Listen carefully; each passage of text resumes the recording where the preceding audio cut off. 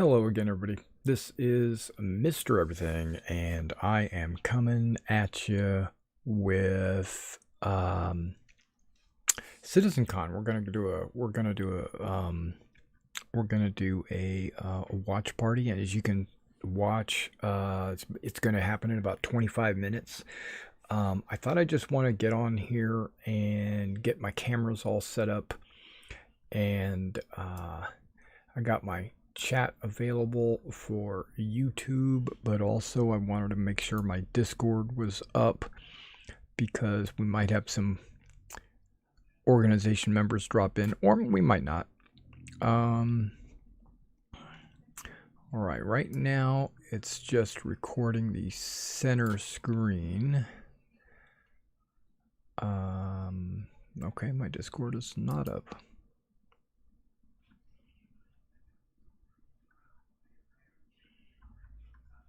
Alrighty. Let's break that off to the side.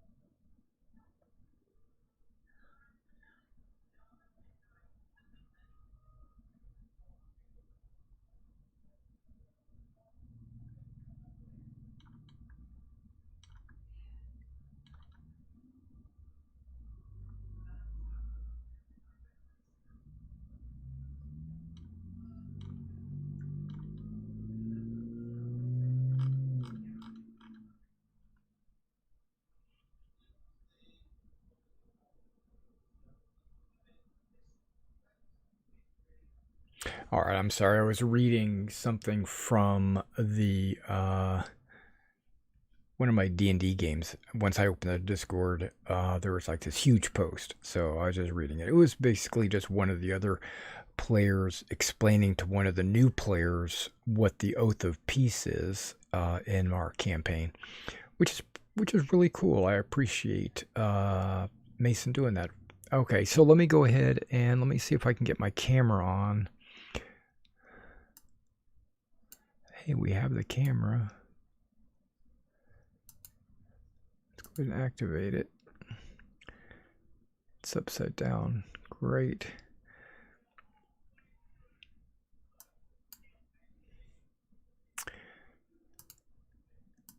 Yeah, I had that up there when I was showing off my... I gotta fix this. I had that up there when I was showing off my keyboard. Okay.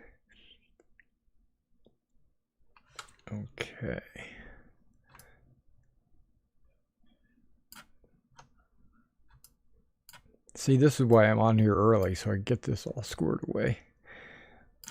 Okay.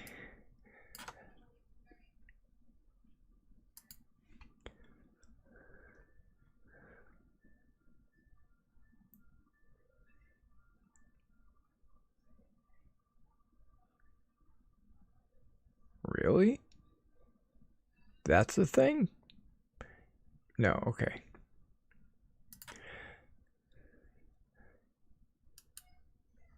Here we go. I think it's under transform. Boop. There we go. Good to go. All right. I'm trying to get most of me out of the picture because I know you're all going to want to see what's on camera.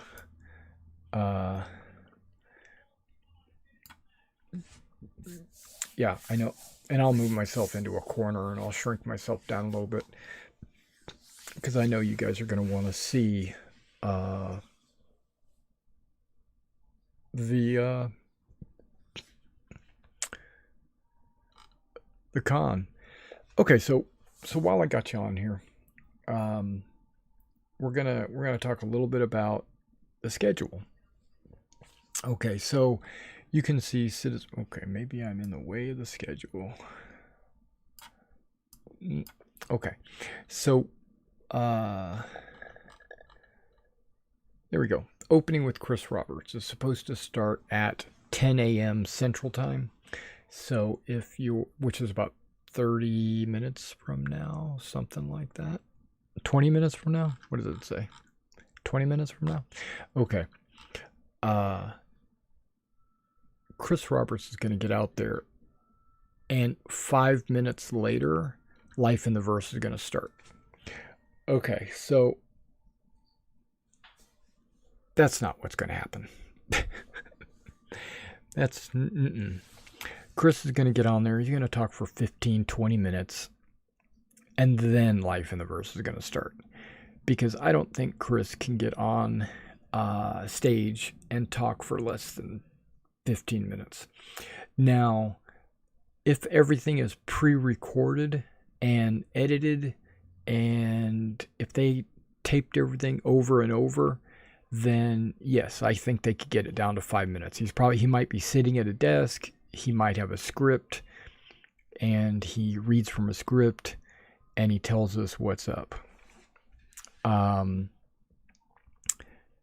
That's entirely possible. There's a lot of people saying that everything is pre-recorded and they're just going to be uploading these videos for us to watch, and nothing's going to be live. But I know Chris doesn't like to do that. Chris likes to show mistakes and errors, and to give you the, he wants to give you the an honest depiction of where the game sits. So I expect him to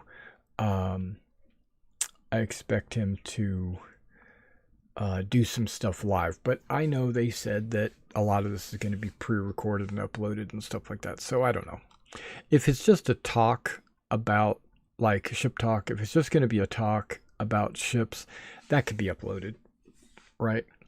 But this is the one I'm really looking forward to, the Life in the Verse. It's 2 hours and 10 minutes. It's got Ian, it's got Todd Pappy, it's got Dave Haddock. This is going to be the keynote address. Yeah, so that's okay.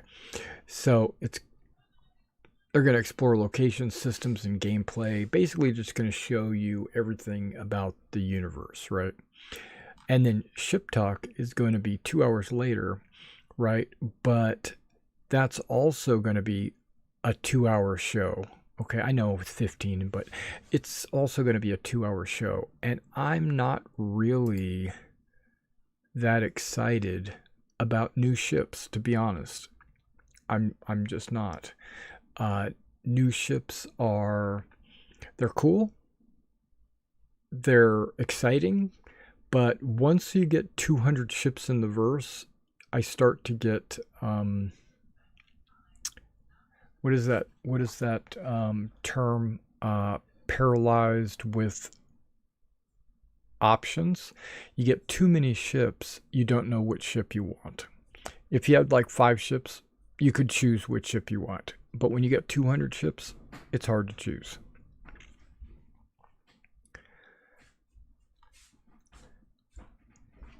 All right, and then 2 hours after that, they're going to be talking about programming. Yeah, so 2 hours of ships, and then 40 minutes of talking about Vulkan graphics APIs, multi-core CPUs, basically just hardware and software integration in the multi-core. So I'm kind of excited about that because I've got quite a few cores, but I don't know how excited I am about that. And then, but they want to put it out, and then 40 minutes later, or an hour, or however long it takes them, They're going to talk about crafting worlds. Right? Crafting worlds. Well, the world team, hopefully this is... I don't recognize these names. Tools programmers, engine programmers. Okay, these are all programmers, engine programmers. So they're going to be talking about the tools to bring worlds to life. Yep, tools and tech. Okay, so that's not necessarily showing worlds, but it's showing how the worlds are built. And that is kind of cool. All right, so how much longer? That's a really short one. That's only 20 minutes, so that's going to be pretty quick. Then they're going to go show us server meshing, and I know everybody's excited about this. Everybody wants server meshing. And of course persistence. And we're going to be talking about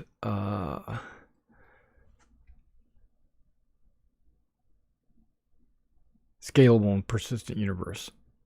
Paul Rundell's going to be talking. Benoit.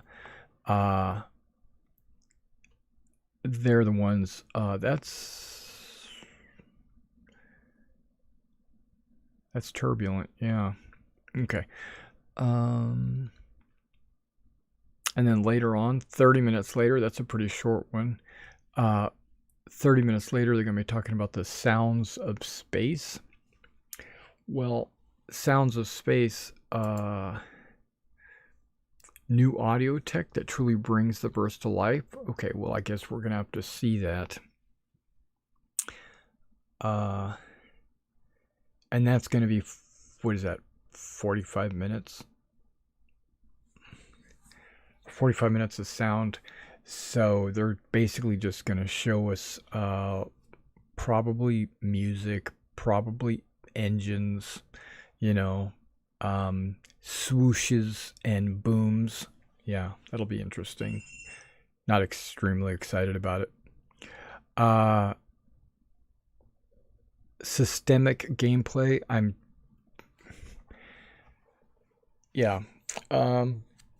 Unfortunately, I don't like games, and you, if you've been watching my stream, you know this, you know my take on this. I think my camera might be out of focus. I might have to fix that, but I don't buy a game to be the game creator, right? I don't buy a game to be the one that has to make the missions. If I'm gonna buy a game, I want to be able to play a game. I want now I understand that this is a MMO. I get that.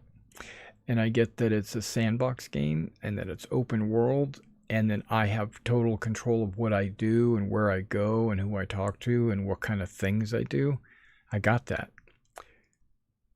But there should be things for me to do. I should not have to be the one to make the things. Not 100%. Some things, sure. Like, hey, you and me, let's get together and go do this thing that is in the game. Not, hey, you and me, let's get together and what do you want to do now? Let's make something up. Let's get our team together and let's get another team together and let's make up a mission. And no, I shouldn't have to do that work. I paid for a game. The game should provide me with missions. It should provide me with content. I should not have to be the one to create my own content. Now, give me the opportunity to create my own content. Absolutely. Allow me to create my own content for sure. But don't make it the top priority. You need to make content the top priority. If that's what they're talking about, we'll find out. Now, selling used items, local inventory, convergence of the reputation and mission systems. Physicalized cargo is important. Dynamic events. Okay, so this sounds like it's not necessarily... Okay, so it's systemic and not... I thought systemic meant that I created it. Maybe not. Okay, if they're creating it, then I apologize. I went out on a tangent. And then closing with Chris Roberts, he's also going to have another recording where he just sits there and says for 5 minutes goodbye. That's what I understand. So it should be getting ready to get started here. 10 minutes maybe? 9 minutes? Okay. Let's get to Twitch so we don't miss anything.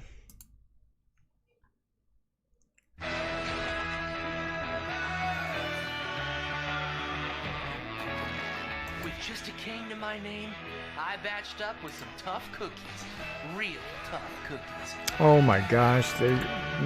United together, we were more than ready to kick molasses all over Cookie Run Kingdom. So I guess I'm not going to chat on the stream, so it doesn't matter if I'm logged in or not.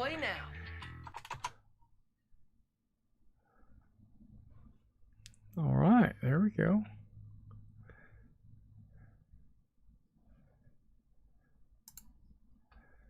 Look at that. Okay, let me get myself out of the way. That's pretty sexy. I love it. Is that small enough for you guys? No, I don't know. How about that? How about this? How about that? How about this? I don't know. This looks good right here. If I need to move around, just let me know. I'll do that.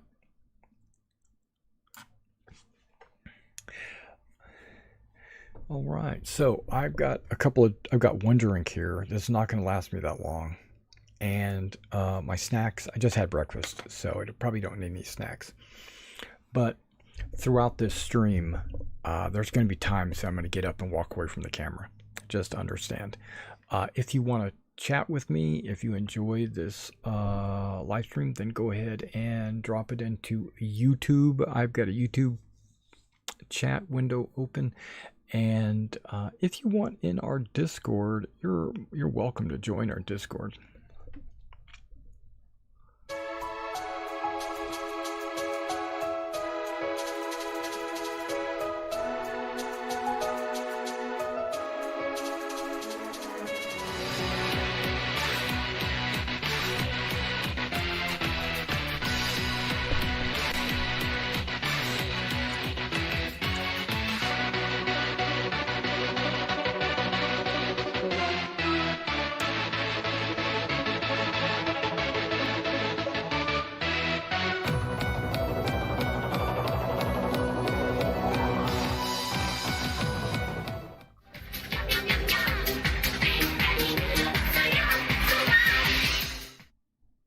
Oh my lord, that was like the most ridiculous.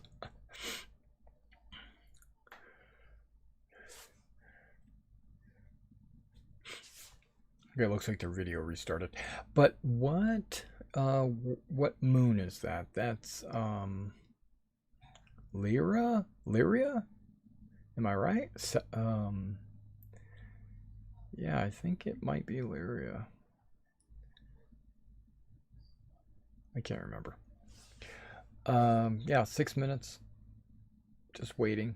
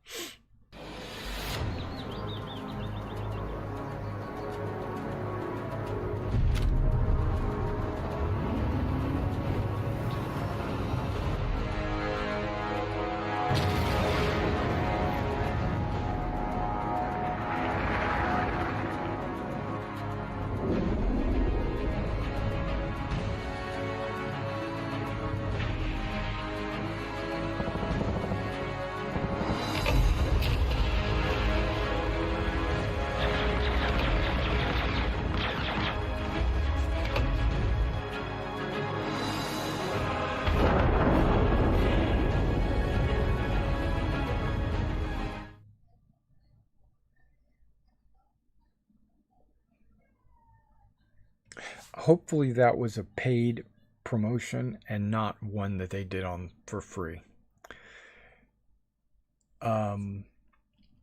Or hopefully that was an organization that is being run by one of the developers in the company. If I'm gonna have to, I don't believe in promoting organizations by the company, mainly because there's thousands of organizations out there, and do you give them all the same amount of airtime? No. So what is that called? That's called showing favoritism. Now, if it's owned by a developer in their organization, like at the company, that's cool. They're supporting one of their employees, and that's cool. If they paid to get that promotion on there, then that's cool too, because you're not showing favoritism, you're just selling a time slot. What a time to be a citizen! Dumpers Depot's having a galaxy-wide fire sale. Forget about that Olympus Principal Health Insurance when you can get this Basilisk Rampart Shield Jenny for only $25,999. You'll feel so safe you could go for a family vacation in the Pyro system. And who needs jump points when you can get these WaitTech XL1 Quantum Drives for only $49,999? Only at Dumpers Depot. Hell, these deals are so good, the Nine Tails will stop blockading stations and start some honest trading. So get on over to your nearest Dumpers Depot before it's too late. Okay, that was cool.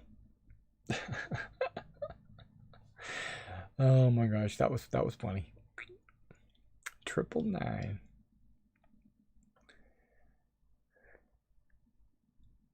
Okay, so let me get into my Discord.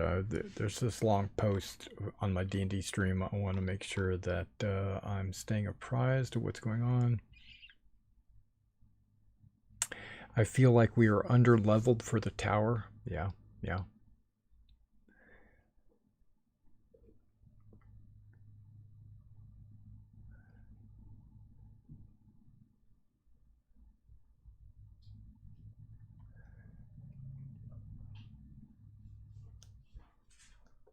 Okay, every battle.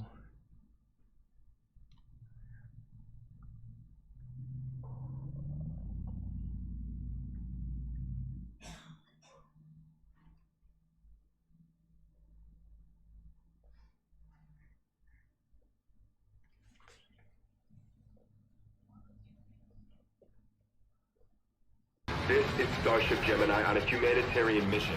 We've been engaged by Ninetales pirates. Assistance is needed. Red alert. Battle stations. Vital up, warriors. Power down, and we'll let you leave with your lives. Give us what we want, and we'll leave you alone. Captain, we have support inbound. Big Daddy is here. Hello, Gemini. Looks like you could use a little help. We'll handle these pirate scum. I can't get enough, man. Son of a bitch. Locked on. Last one.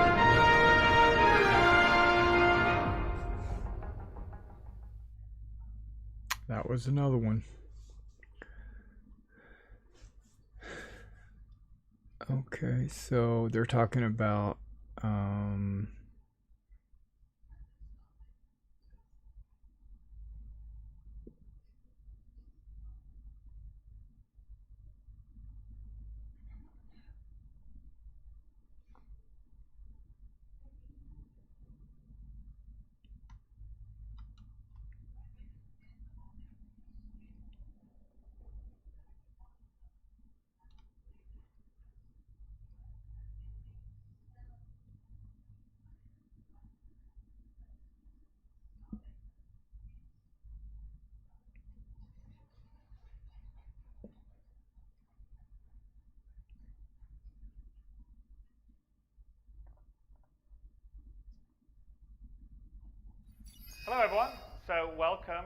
to Oh, here we are. CitizenCon 2951. All right, So we're on. it's really, really good to be back in front of the camera and talking to all of you out there.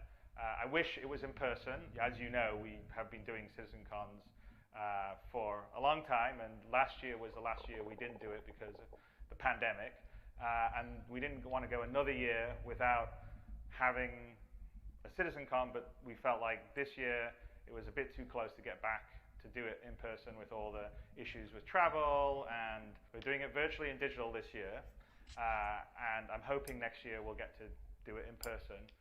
So it's been very challenging for all of us. There's about 720 of us have all been working from home, but you know, a silver lining to that cloud, which is 720 a lot more of you have had more time to play Star Citizen and give us feedback and get engaged. I mean, we, compared to where we were in the last time we had a physical CitizenCon in 2019, the number of daily players that we have in Star Citizen is on average 2 to 3 times more than we had back in 2019, which is fantastic. 2020 was a big year of expansion for us.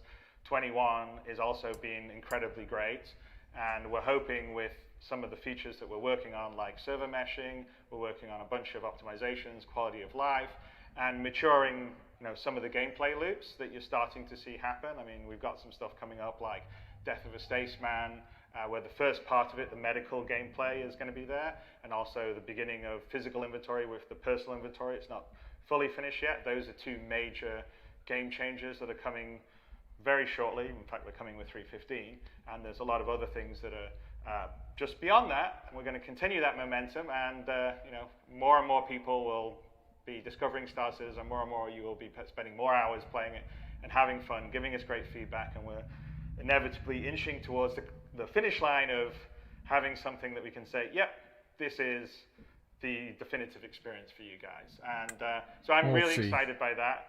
But let's get back to today.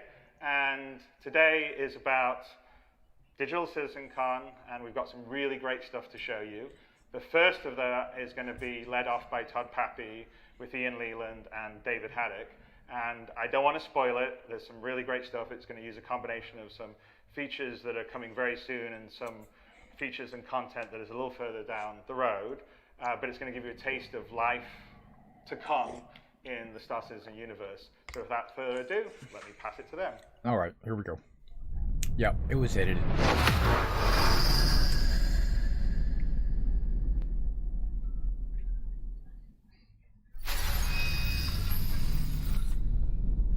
Life in the verse.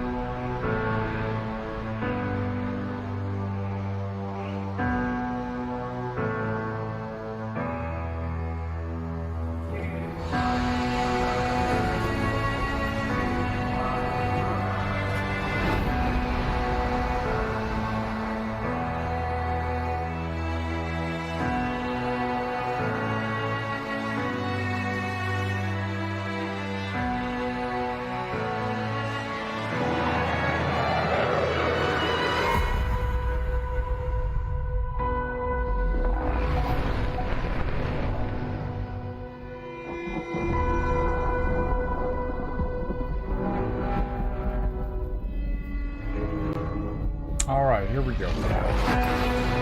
What are we looking at?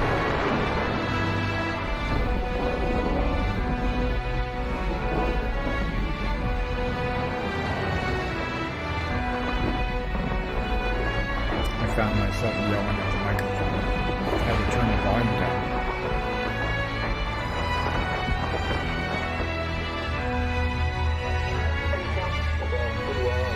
It's got to be the jump point.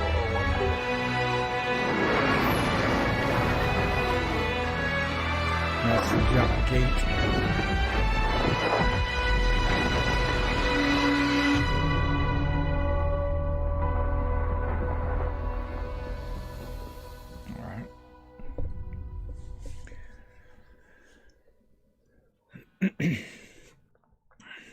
Todd Pappy, Star Citizen Live Game Director. Hi, I'm Ian. I'm the art director for Star Citizen. Hi, I'm Dave. I'm the narrative director at Star Citizen. So finally, we're saying goodbye to Stanton. It's quite precious to us. We've been talking about it. We've been looking at it. We've been living there for quite a long time. Now it's time to, move the conversation on, start to look at something new. Now it's changed slightly, the jump point side is from what we saw a little while ago. One of the things that was quite important for Chris is he wanted that feeling of something that was quite wondrous, something that was quite amazing. It's not dark, it's not mysterious, it's not hostile, but it's more, like I said, wondrous. So when we started looking at Pyro, and we had to start looking at how the jump points work when we're traveling from Stanton to Pyro or Pyro to Stanton, and thinking about border security with the infrastructure that's needed there. What's the lore? Just because on one side it's very lawless versus the other side is dealing with the UEE. So we needed to go through and really think about how this was working, and then also with the jump points, how smugglers would work with the secondary and tertiary routes that would lead into the main jump point and then funnel out. Yeah, we kind of call it, internally we kind of call it the Swiss cheese approach of the, there's sort of the main entrance that you would go through on Stanton, which would be the sort of guarded, have the infrastructure that you had mentioned, the security and stuff like that, but the possibility that there would be alternate ways to kind of get in to bypass that, so which would be beneficial knowledge for smugglers or criminals who are trying to get in under the radar. And also it was if there's a lot of infrastructure around it, it sort of created this impression that that infrastructure was responsible for the jump point, when in reality it's a naturally occurring thing. An interesting balance of make it seem like this is a checkpoint, but at the same time it's something that the ships are creating, not the structures. So before we go too much further into the Pyro system, let's take a deep dive into the op process with Jake Dunlap, and he's going to be taking us through the authoring process for the Stanton and Pyro jump points. This has got to be cool.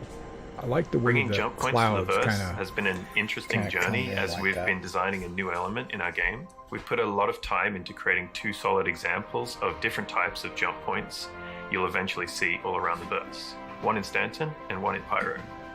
We've been continuing to use Houdini as the tool to create these gas clouds. The setup we have for them is a parent gas cloud and a child gas cloud. The parent is mainly used as an establishing shot when you arrive in your ship from quantum travel, while the child is used as the main gameplay environment and is placed inside the parent. The child also has a reasonable scale which keeps your average ship speed in mind. These things aren't nearly the size of real Nebula, if you're curious. But by no means are the jump points small. Here's an example of a Pyro jump point next to Microtech.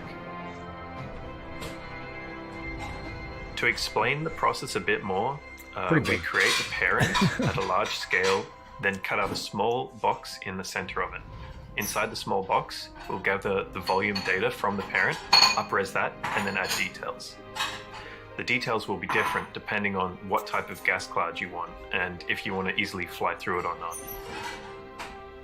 We usually spend time investigating different designs for the gas clouds, but with the Stanton jump point, the work had already been started and used in the 2019 CitizenCon demo.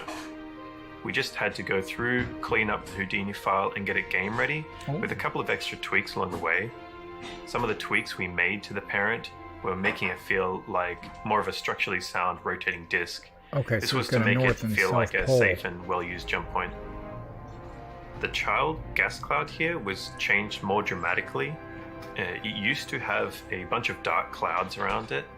We felt that it was feeling a little bit too closed in, so we spent time morphing the magnetic lines in the center to create a really interesting horizontal, flowing, relaxing composition to visually show you that Stanton itself is generally a safe place at first glance.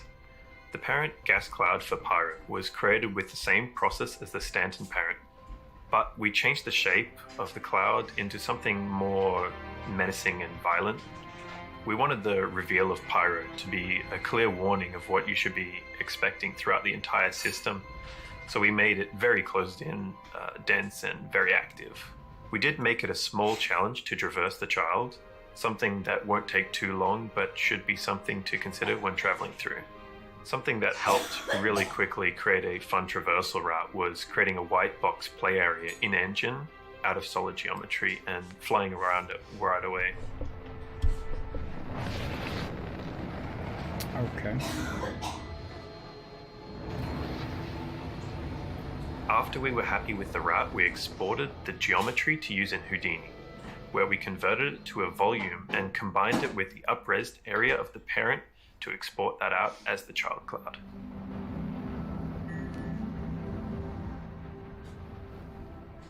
We wanted to make sure that these systems feel very different from each other. Some ways in which we did this was by the shape of the jump points.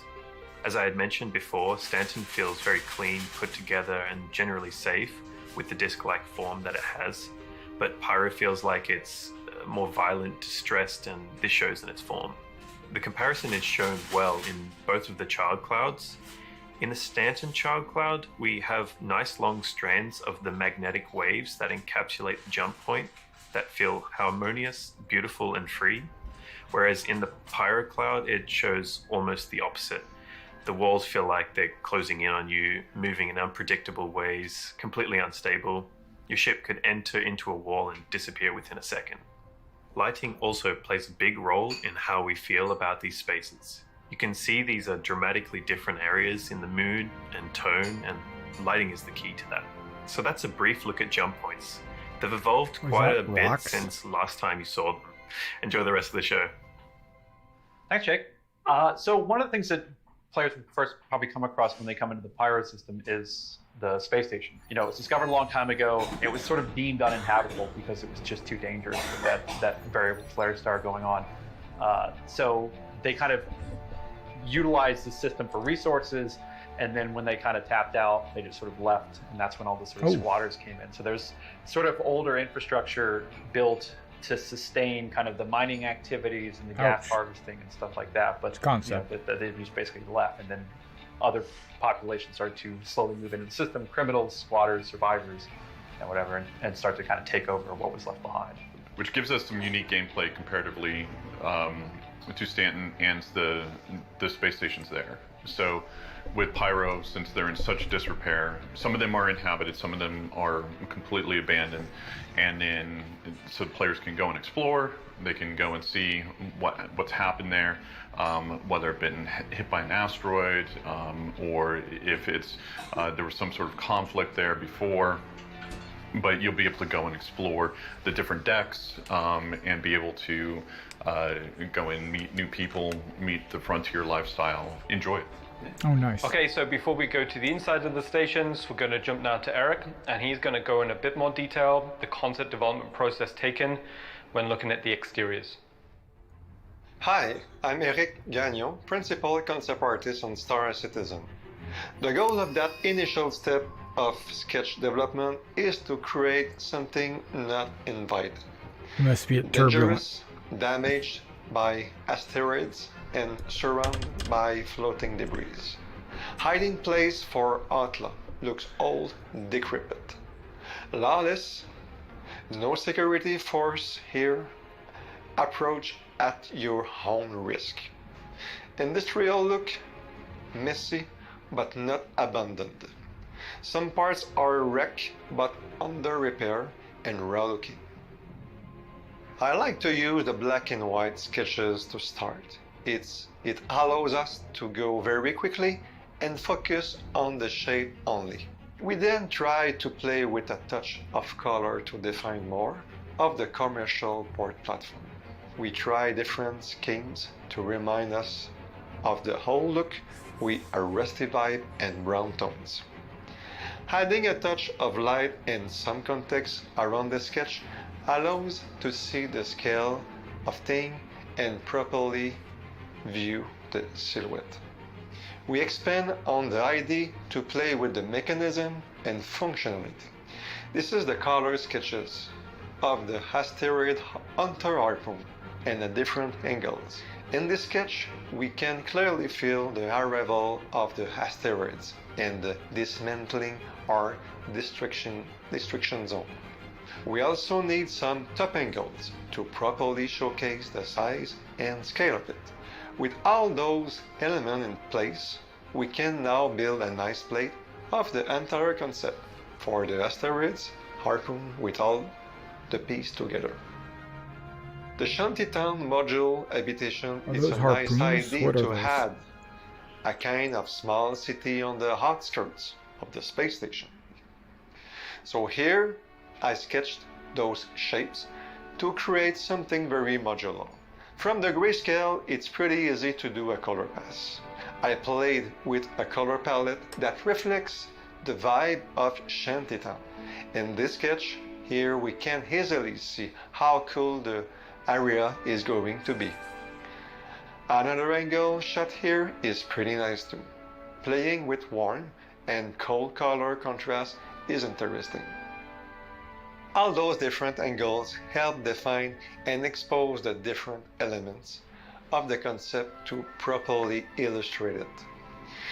Now we have a nice board of this sketch phase. We apply the same process here for the commercial port platform. The black and white sketches are a good way to go. In this image, we see the silhouette shape sketches for the front of the port platform structure. A quick side view plan here is necessary to well build this design. We fill the form and the ratio and the size of what we want to achieve. And of course, we create a color sketch to see what it could be.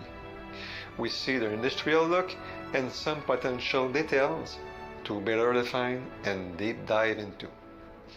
For those, we have a deeper design exploration of this industrial area. Pipes, tanks, angular shapes, and a color touch. Combining 2D and 3D sketches really help properly communicate the design intent. It's a common technique now, but it's really efficient to highlight areas of the concept. Using 3D is also very useful for level designers to validate the size and shape getting ready to make of a things joke when creating about the his environment accent and the way Let's he pronounces talk words. about the big But then repair I machinery thought second idea. about that This because machine could be used he's to doing repair very well surfaces for someone that damaged by English is not asteroids. his primary language. Inspired from the heavy You know, machinery if that you we asked me to see speak in French, mining. I would be like Nice to see worse the than him. overall add-on ideas brought So, I together decided not to on make a a joke. single board. It gives a great look and makes you want to see the next design step.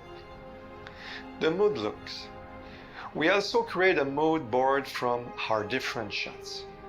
This shows how lighting is used to set the The tone habs are like of the floating, environment by giving different options and color disconnected. palettes. Finally, we provide some options for paint of the exterior surfaces. John Orr, We work from a list of brands and factions that we Rough. need to incorporate to the design. ready. We started from the narrative things, worked to build the visual identity of the different brands, exploring different ways to represent them in the environment, stickers, flat surfaces, graffiti, or official paint job. This really brings the sketches alive and set in the universe of Star Citizen. The Outlaw Station are a staple of the Pyro system, and we hope this first exterior concept phase excites you as much as we had fun to create it. Thank you. Thank you, Eric. Looks great. That's the exterior. So right now we're going to go from the outside and we're going to jump to the interior. All right, this should be good.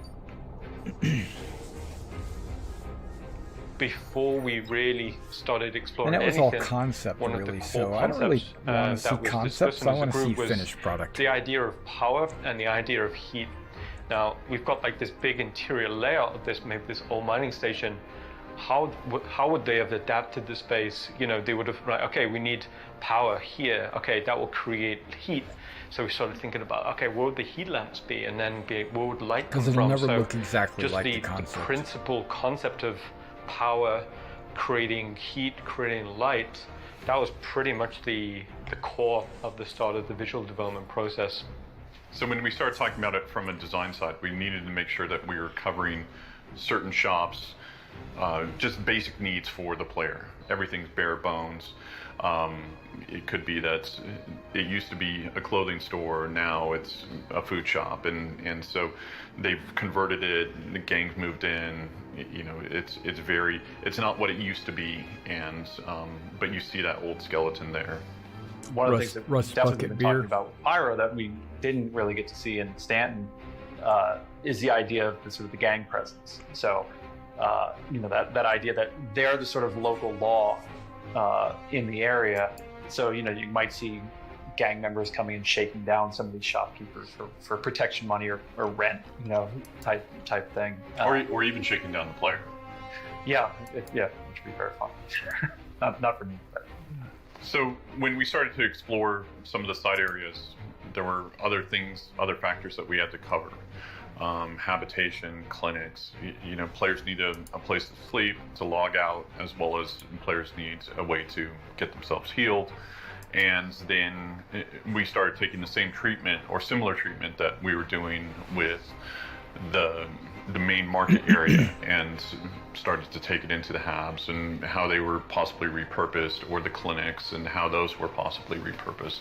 So, and just make sure that everything felt cohesive in its raw, natural form. In the way that we have the station structured, we haven't let players go into like living quarters of where the people that lived at the station would be, or even into the lower decks where the power, where the gravity generators are. Hey, welcome to the stream. This is where we're going to start introducing these areas, and it opens up new opportunities for the players to go explore and do new things.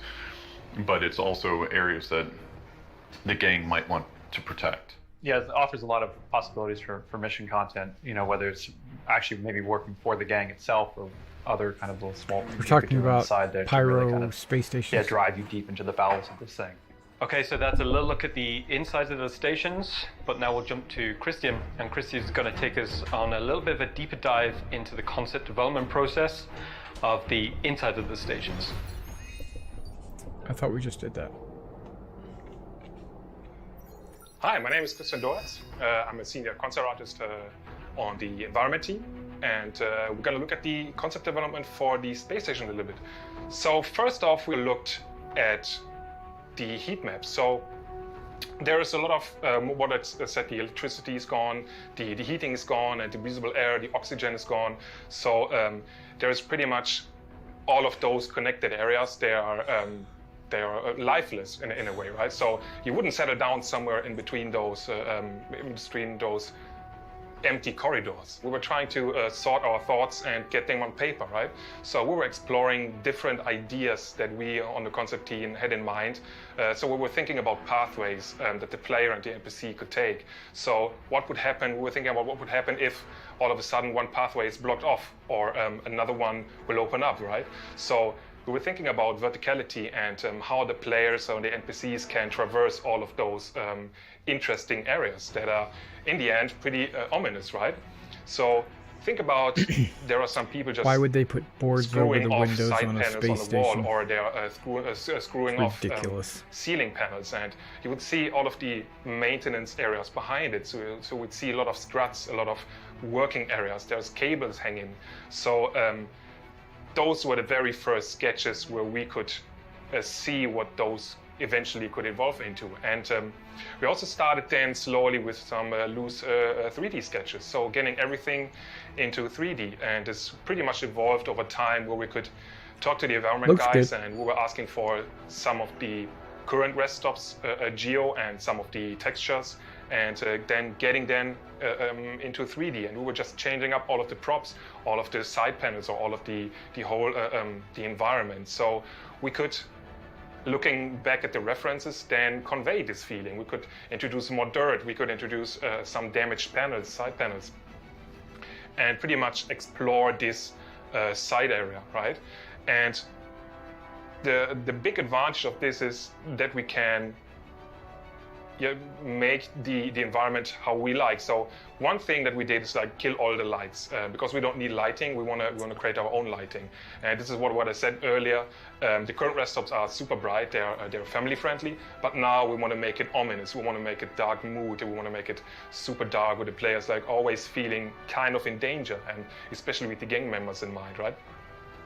So this would allow us to create one of the very early, or one of the earlier 3D explorations, which then lead to one of the final concept art, or the final implementation of this. So when we were at the point where we were kind of okay, or where we thought like, okay, this is an environment that we want to see, then we took care about the last 20%. So the last 20% in this case means having a final render and painting over. So we were just painting over in Photoshop and doing some more refinements for the mood and the lighting. We were painting in some of the decaling and some of the graffitis, because it is ultimately easier to do all these things in 2D than in 3D and caring about the materials. So we were able to just refine the final concept in this regard. And this wasn't a straight process from A to B.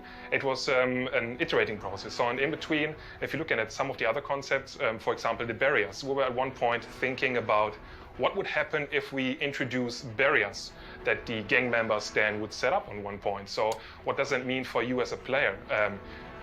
What is the player doing, or what is the player doing at this point? So will he encounter these gang members? Will he try to find a way around? Is he going to use some of the ladders or the underground vents, for example? So we were changing the concepts here and there, more or less. And this leads to, in the end, having a nice variety of concepts, or different types of concepts, that we then could cherry pick the best parts of it, or in other teams, the environment team, the design team could cherry pick the best ideas from those concepts. And this was pretty much a rundown of the concept development for the Pyro space station's interior. Thanks, Christiana. That looked appropriately scummy. So we've been talking a lot about the insides of the stations. We've been looking at a lot of the concept art. But now we can jump to Josh, and Josh is going to talk about one of my favorite parts of the process, and it's when we take some concepts and we start to do some ideation, some visual development in the engine. Hi, my name's Josh Van Zorlen. I'm the principal environment artist here at Cloud Imperium Games. Today we're going to be going through the Pyro space station's visual target and pre-production sort of things that we're going to be doing for these rundown / outlaw space stations. So what I have here right in front of me now is obviously the food court from our Stanton space stations. We've just dragged the wear up on all of them. So now we're getting all of this really nice grime on all of these surfaces, right? So if I turn off my working lights, which hopefully are going to, produce that mood that we're after. So I'll turn on that right now. So a number of things have happened right in front of us, right? You can instantly see where we've got lots of heavy fog coming in. Don't pay too much attention to the particles now. I'll go into them a little bit later. We've got some light panels up here shooting through the rafters, and we've got another one over here as well, right? So we're going to do a quick little thing here. It's adding in some cables, right? And now this is really important, not only to achieve the art direction, but it gives us a really nice level of parallax within the scene, right? We have a couple of design constraints within this space as well. One of those being we have a gang and then a general civilian population, right? Now, one of the things that we wanted to do in terms of that design in this particular space was separate it out in like a kind of class type system, right?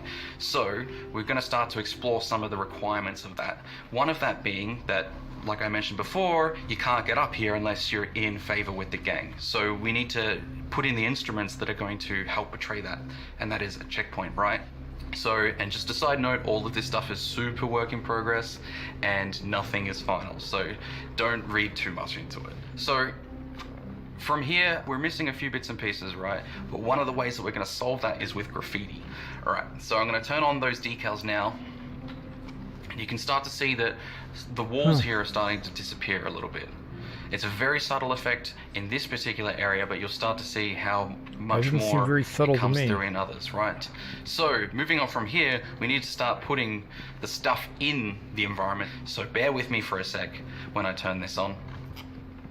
All right, so we've got here is a lot of stalls, right? We really want to get that cramped vibe in, like that was kind of similar in the concept, and start seeing how far we can push the limitations of what we can do in the engine, but also what we can do with our technical systems as well, right? One of the things that was immediately apparent to us is that AI is really tricky to deal with when in tight and enclosed spaces, right? So we need to look at areas like this here and this here to make sure that it's wide enough that a few AI can pass each other or a player and not, you know, look completely gross, right? Now, I mentioned lighting before. So I'm gonna turn off the working lights that we've got so far, and you'll start to see what I mean. So we've got a whole bunch of stalls here at the moment. The entire scene is being lit by the stalls itself. This has already come a long way, and the stalls themselves have had a bit of a lighting pass, so this is already starting to look quite nice, but we're not getting, you know, that thickness that we were getting up on the top level, right? We're not getting that little bit of life to a certain extent. And we're also getting these areas here where they just fall completely into darkness, which is not fun. So obviously, like I said before, we'd be doing lighting as we go through this process, but just to see how much of an impact that pass can do on an environment like this, we'll just turn it on for you. So you start to instantly see we've now got a lot more thickness within the environment. And if I just double check just to make sure that our lights are generating correctly, cool. So we're getting a lot more voluminous lighting now. We're getting all of these heaters coming in now, the heat shimmering off them. We've got these little portable ones lighting up the place. We've got some ones that are hanging from the roof, ones that are over in the corners and stuff like this, right? So we're starting to get a lot more mood in this. This is starting to feel really nice now. Now, what I was mentioning in terms of the rain, right? So yes, we're talking about the rain now. Why is there rain inside, right? That's right. So this is generally a really cold station. And when people are in this area that's in the center, that's why because I was there's so why did much they stuff have happening here, tarps it's over starting their to get warmer, right? You've got the stuff heaters here, you've got the gang that is kind of maintaining a lot of this stuff and producing a lot of the heat themselves. Everyone, this is prime real estate for where everyone wants to be, right? So what happens when you have this many people cooking food in this one small area, you know, breathing hot air, that sort of thing, it all starts to rise in this environment, and it starts to get that massive cavern, right, that we've got up here, all the way up to the roof there. As it goes up, it starts to cool down, right? And we start to get precipitation inside, where it starts to rain. And even in many instances, we start to get a little bit of ice coming through as well. So that means once it's all fallen down here, it's actually quite wet and damp. It's still cold and a little bit warm around heaters, but it's generally quite damp because of that weird kind of event. Now, the rain as it currently sits is just a placeholder asset that we're borrowing from Squadron, and that will have to obviously be remade to suit the amount of rain that we want to have within this environment, which won't be, you know, crazy, but it serves as a proof of concept for what we're trying to achieve, right? So that is pretty much Pyro Stations.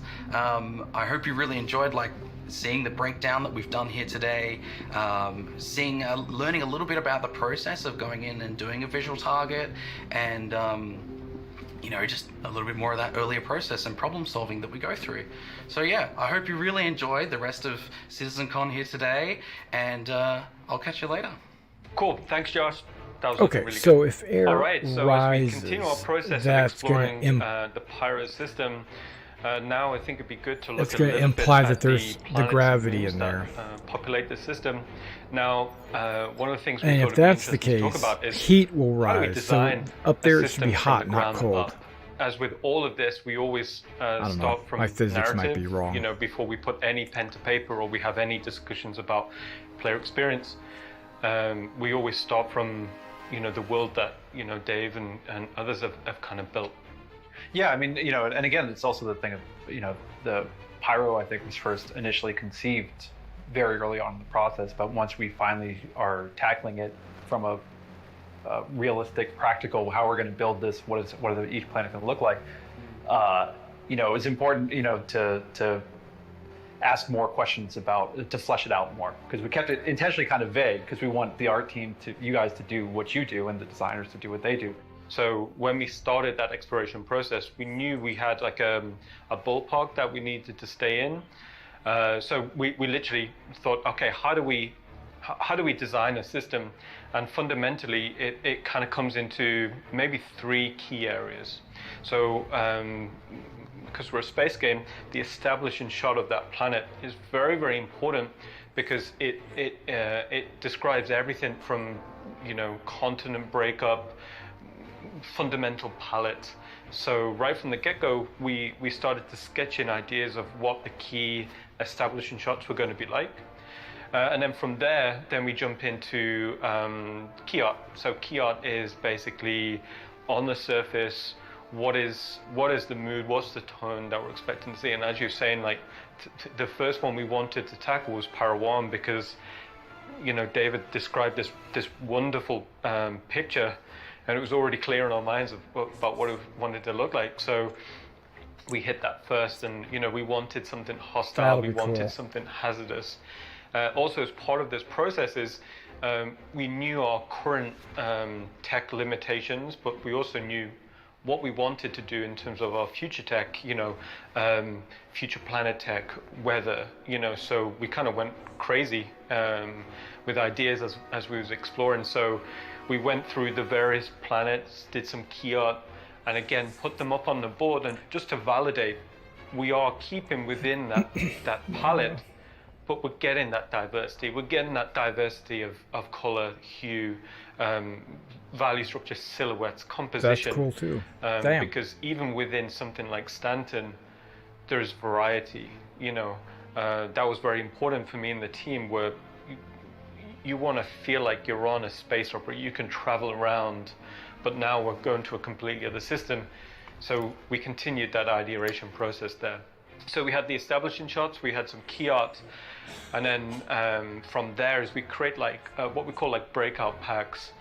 This is where, when we're talking through with design about, what are the interactables that the player maybe will come across, what are the minables, what are the harvestables, and then from there we start to build out literal breakouts or almost asset packs that will go to the team. Now from there, like we did a first pass exploration, and what we did is we put it all together on a single board for Chris to have almost like a commander's view of a new system. We showed it to yourself, Dave, we showed it to Chris, we showed it to Todd, and right, on one sheet you've got the establishing shots, you've got the key art, you've got the breakout. And for me personally, that's how I like to work. I like to see that, like I said, a commander's view of an entire system, and then from there you just so you guys know, I'm getting people dropping into the stream. Mold things into they're watching what play experience we want to and put forward. So that was a snapshot of the visual exploration process we use when designing a system from the ground up. 26 people now we can dropped in. Take a break from us talking and go to an art video, a sizzle video created by the art team. And what this will show is it will show a kaleidoscope of planets and moons from Pyro, and it will also showcase some of the latest and greatest art techniques and processes and tools that the art team have.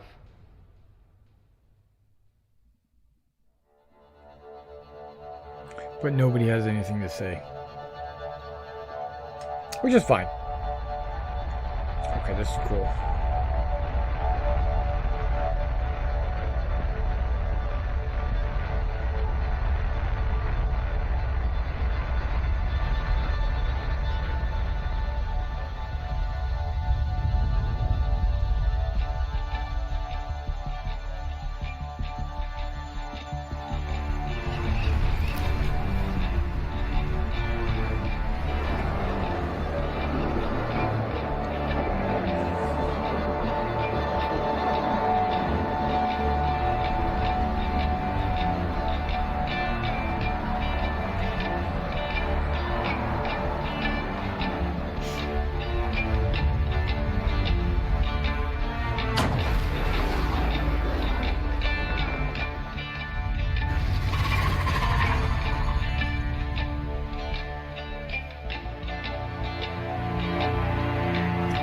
cloud tech into use.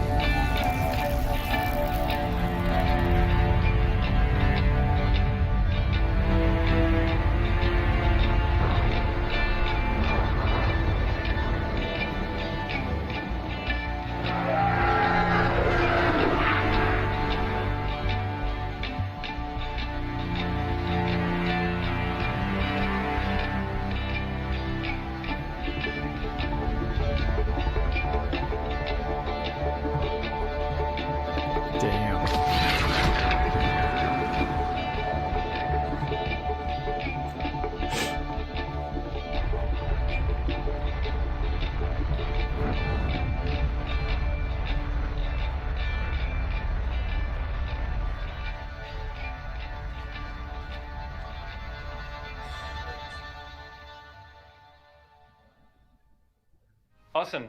I'm fully in love with Pyro, and hopefully from seeing that video, hopefully you guys are too. So as a continuation now, we can jump to Sebastian, and Sebastian will talk to you a little bit more about the cloud authoring process and some of our latest cloud tech. Then we can jump to Maximilian. Maximilian will talk a little bit about geology creation, how we create that type of biome. And then lastly, we can go to Özlem, and Özlem will go into a lot more detail about how we take some of the concept art that we've been showing of the botanicals and how we interpret that to in-game artwork. Okay. Hi, my name is Sebastian, and I'm a principal environment artist on the planet Content. Let this keep playing. I'll be talking a bit about the data that's defining the visuals of the volumetric clouds and how we create it. Crusader was our first astronomical object that made use of the volumetric cloud tech that's being built by Carsten Wenzel and others. While working on Crusader, we learned a lot on what kind of data gives us which results, and what is better to be avoided. With the tech being new, we also needed all new workflows for it. We are currently building more tools for producing the data, so we expect to get better, more complex results in less time in the future. We are evaluating everything from a very manual process that involves painting every pixel to a fully procedural one with little to no artist input, and we will probably end up somewhere between the two. This essentially means that what you are about to see is very likely subject to change. Due to the way the shader works, we can either throw random data at it and hope for happy accidents, or we can be very specific with the data and what kind of cloud formations come out of it in certain areas of the planet. For most use cases, there are two types of textures that need to be created. The first of which is the global property map, which determines what type of cloud is being used at any point on the planet's surface. It is also used for controlling the color placement of non-water-based clouds, but I'll get to that later. The other map is for defining the types of clouds and is named accordingly. The cloud type map allows us to control the cloud density and the impact of the two separately tiling 3D noises, which add detail and definition to what would otherwise be fairly low resolution shapes. The way the two textures interact is maybe best compared to forming a vase out of clay on a pottery wheel, and that's kind of what we're going to do now. In this video, we are revolving half the silhouette of a vase around a circular pattern, which gives us a vase-like shape in 3D space. The big difference to a pottery wheel though is that we can not only feed it data in the shape of a circle, but ultimately whatever shape we want. With the density channel, we can control how thick the clouds appear. White pixels represent very dense clouds, black pixels produce no clouds at all, and then we also have everything in between. There's always a tiny bit of impact from the tiling noises, which you can see to have an effect on the lower density regions. The shaping noise and its control texture are the most impactful in terms of turning a nicely shaded volume into something we can clearly identify as clouds. How much it gets to affect the shape of the clouds depends on the brightness in the corresponding channel of the cloud type map. By combining density and shaping noise, we can model everything from dense clouds to soft, more ethereal shapes, and everything in between. The last of the cloud type map channels controls the erosion noise. It is lower resolution than the shaping noise, since its main purpose is to add an extra layer of small detail. We usually just add it everywhere, unless we specifically want soft clouds with less definition. Black values add details in the way the tiling noise is authored, while white values invert the noise and medium gray values mean that the noise has no impact. Maybe you can already get a feeling for the complexity of the system and how every pixel in every channel can have a dramatic effect on the end result. Another thing we can change are the tiling 3D noises themselves. By default, a cauliflower-like noise is used for the shaping to Now I gotta model wait for those my fluffy water to heat sheep-like up. cumulus clouds. But by changing it to a different 3D noise, we can produce some more abstract cloud shapes that wouldn't normally occur on Earth. This is an area, in combination with different global data, we keep investigating to produce more alien cloud formations in the future. We've been advancing this approach with Pyro 5, another gas giant, which brings me to the other use of the global property map. It has a second channel, which, in combination with a color gradient, is used to control the global color of the clouds for not so physically correct coloring of the gas giants. We sometimes have to restrain ourselves to not make brightly colored balls of cotton candy. There are a lot more settings that allow us to tweak everything from how the clouds are shaded and shadowed, over the global impact and frequency of the detail noises, to parameters that drastically change what results the textures I've shown you today produce. You'll have to bear with us as we'll figure out if there's a best combination of settings and how those might change once all the features that are still planned eventually get added. By now you've probably seen a fair amount of volumetric clouds as part of this year's CitizenCon, and are quite likely to see a bunch more. Because of that, and since I'm still an artist at heart, I leave you with this bad drawing of a cat instead of more epic cloudscapes. Thank you for your time. Hi, my name is Max and I'm a senior environment artist at CIG. I am part of the planet team where my focus is on planet and asset creation. I want to give you some insight into how we transform simple terrain shapes to a final biome, plus a little preview of what you can expect in the future. When creating a new biome, we start by assigning ground textures to the terrain geometry. For this research and development desert biome, we chose a selection of different types of sand and soil. For additional depth and detail, we have the option to use displacement mapping. The next step is adding our first layer of ground cover assets. In our game, ground cover is any low-cost asset up to knee height, which does not require collision and allows us to use a lot of these assets to create a nice level of density. Here we use a mix of gravel, patches of moss, and dry grass. After that, we add slightly bigger assets in the form of clusters of desert bushes to give context to the smaller assets and add variety. We finish the object scattering pass by adding individual larger rocks and arrangements of small rocks, which give the player a better understanding of how far away something is when walking, driving, or flying over a planet. For performance reasons, we use a range of settings like randomized rotation and scale values to get as much variety as possible out of the number of assets we created, to mimic a level of complexity that feels organic and comparable to what you find on Earth.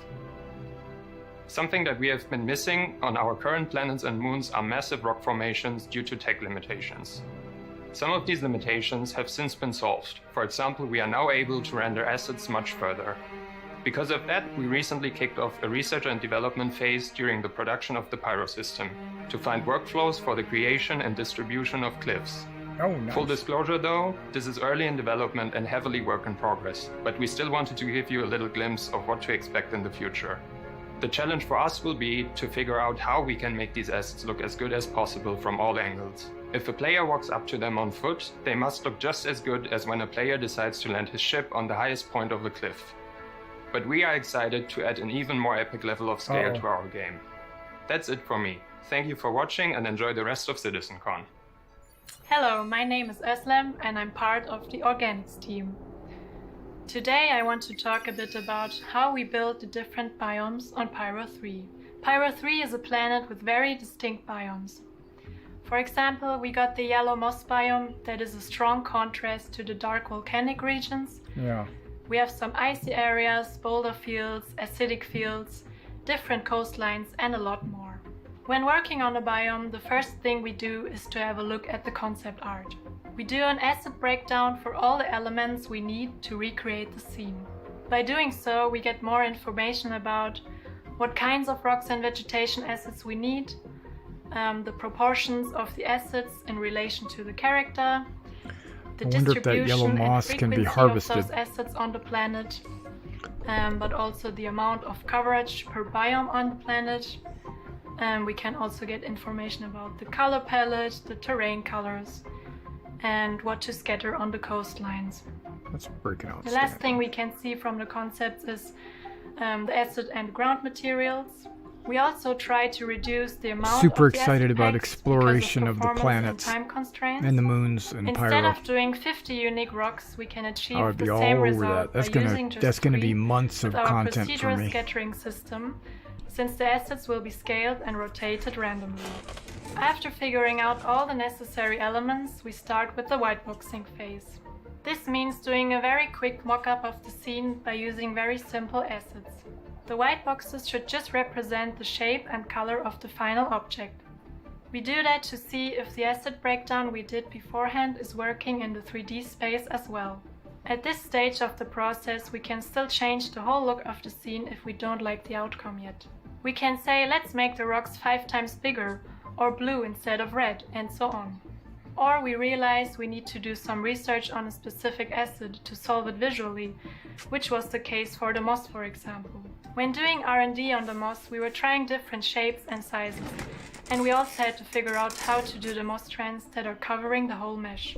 To make the workflow for the moss strands a bit easier, we used Houdini to procedurally scatter them.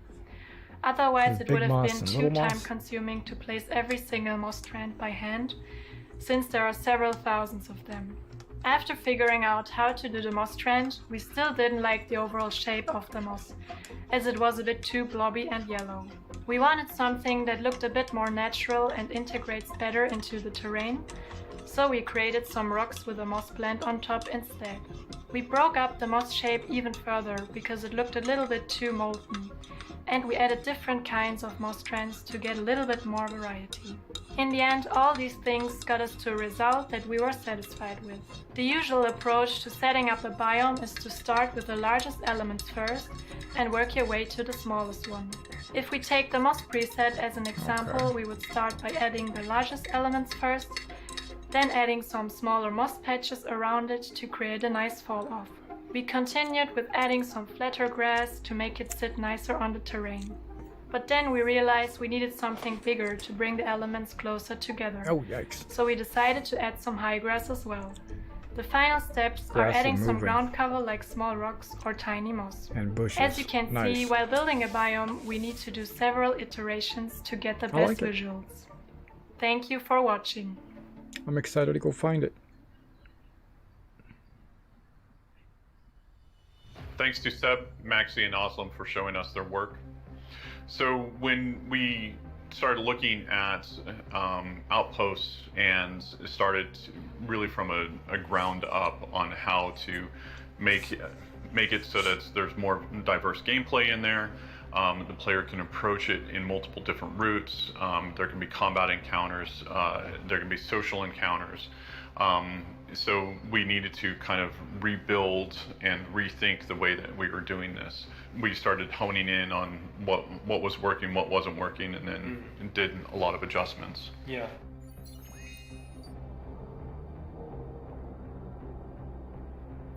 We've had outposts in our game for some time. You know, when we started to hear from an art side of what their design requirements were going to be, fundamentally thinking about these as modules, thinking about them as thematic modules and, you know, very specific, then, you know, already like the mind was going of like, okay, we're going to need a kind of like a paradigm shift in terms of how we visually present these. You know, what could these settlements kind of feel like? And, you know, as with everything with outposts, it's you know, it's a gameplay or it's a location archetype. It's the smallest, probably one of the smallest location archetypes that we have.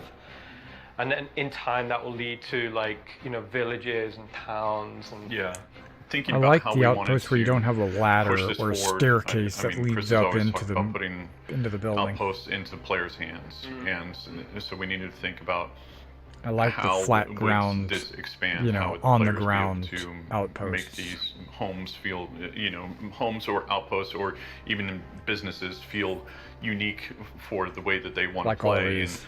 And then there were even tools that we had to create in order to actually be able to embed these into the ground and make sure that it. I'm not sure about the works, round ones, but like those look better cool. than what we did in Stanton, because with those we had to have them kind of on stilts and you know, just the points of contact were very limited for the ground. Right. If I connect these modules together, how do we get something that doesn't feel like Well, I know that design, we came up, in particular, Andreas and Dan came up with a long list of things, okay, well, here's what we'll need in HABs, here's what we'll need, for utilitarian, here's what we'll need for defenses, here's what we'll need for power, we've seen all this before. Oxygen, life support, so on and so forth. So there was a very long list, and then it's how can we take those and make them feel unified and visually unified. This is probably together. hot. Yeah. Fundamentally, Yep, the thing I that haven't even got probably my mouth got lips us on the it yet. most excited is finally we're starting to think yeah, it's about way these too hot. as like I just put some boiling unified water in there, settlements, base building. So as you can see on some of the concepts, we deliberately presented early exploration shots looks good. in this kind of like semi-isometric view to see Looks kind of how like, does it feel if I'm laying out looks my kind of base, Star how these Wars modules like. kind of tie together, and it kind of Mos Eisley. got the team excited, and finally we were thinking, all right, these settlements are going to be more than just like a single outpost, but more like a collection of modules. So just to continue on with the module building and the module creation, we can jump to Christian, and Christian can talk in a bit more detail about the visual development process we did for creating the exteriors of these new outposts. I think we already had a video about this. Okay, so we've talked a little bit about the colonialism, and now I'm going to show you a little bit more about the modules. So the very first thing that we did was creating all the primitives and all the primitive shapes into 3D. So as you can see here, we have a lot of variety, right? There's the cubic coming in, there's the cylinder coming in, the spheres coming in. For example, if I take this building over here and I duplicate it and move it around, I could just simply grab some of the other ones and combine them together, and you will see later on that this is one of our archetypes, or one that we pretty much liked, right? So you can see here already there's a lot of variety of entrances, maybe some garages, maybe some smaller entrances for those NPCs or for the players, right? And if I zoom in, all of a sudden you can already see like how they react to the environment or the overall scale, right? So if I pan over here and you see these buildings on the back in the background, so you're always having a first-person standpoint or first-person view. So we were not only creating those entrances but also smaller details, and very briefly looking into the modules. So what you can see here is the very first looks like some concepts junk lying on the for ground. the solar panels, for example, or the top-mounted, the roof-mounted solar panels.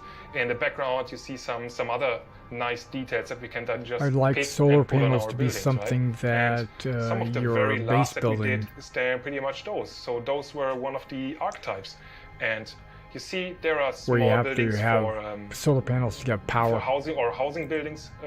There are some building types that are more communal. We have some secondary and tertiary buildings, like those radio towers. If you imagine you're a colonist on a planet, right? There are multiple settlements like on a the cell planet. tower. How would they communicate with each other? So we have a kind of a radio tower, or some of those cooling devices. So if you imagine maybe there's something underground, there's an even bigger facility underground, because you're on a very hostile planet environment. So you want to store your very sensitive data underground, and we were looking at those hints of life. Maybe you're a kind of a farmer. So you see already this is the first archetype. This is more cylindrical. Oh, you can there walk are some into those storage things. spaces coming in here and there. So where would you store your oxygen or your water, gases, for example? All of this is just Well, you can walk into them, but you can't really get to the outer edges without getting on your belly. Going over to the next one, this is more pyramidical. So we were looking at also again the same materials, or changing up the materials. So now it is again more concrete, and the color palette is changing. There are some of the storage coming in, and going then over to the next one, it is again looking at different materials. There's some storage buildings that are not in one big storage facility, but it's divided into smaller parts. So you have to walk around your settlement and see like, okay, I can put some stuff in here, but if I need something else, then I need to walk over there. And there is some playing around. How do with they get some, those boxes up there? more entrances and windows. How do they react to the environment, right?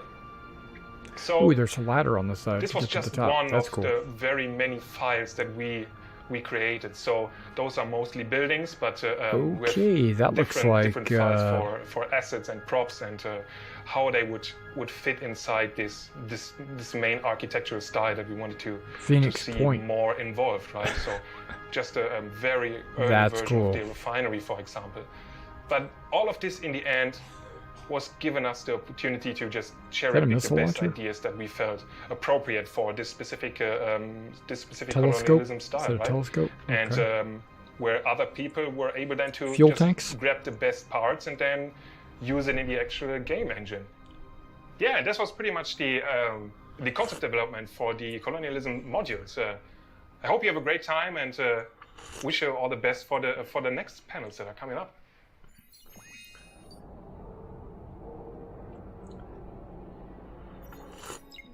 Awesome, thanks Cristiano. So that pretty much covers They should use some of the same tech in Stanton so as now well. let's jump to the interiors. So we pretty much had Share to follow tech. that same ideation process that we did for the exterior, but now for the interior. Now, slightly more simple, we knew there was a few key areas that we needed to design. First, it was the social space. You know, this is basically these kind of communal hubs. We knew we wanted like that open kitchen, seating areas, windows, an area where That is people very could cool. kind of hang out and, you know, relax. So is that. And then second to that was habitation. You know, we knew these are going to need to be abodes. We knew we needed bathrooms, hab units. But again, nothing in here would be, you know, pre-manufactured.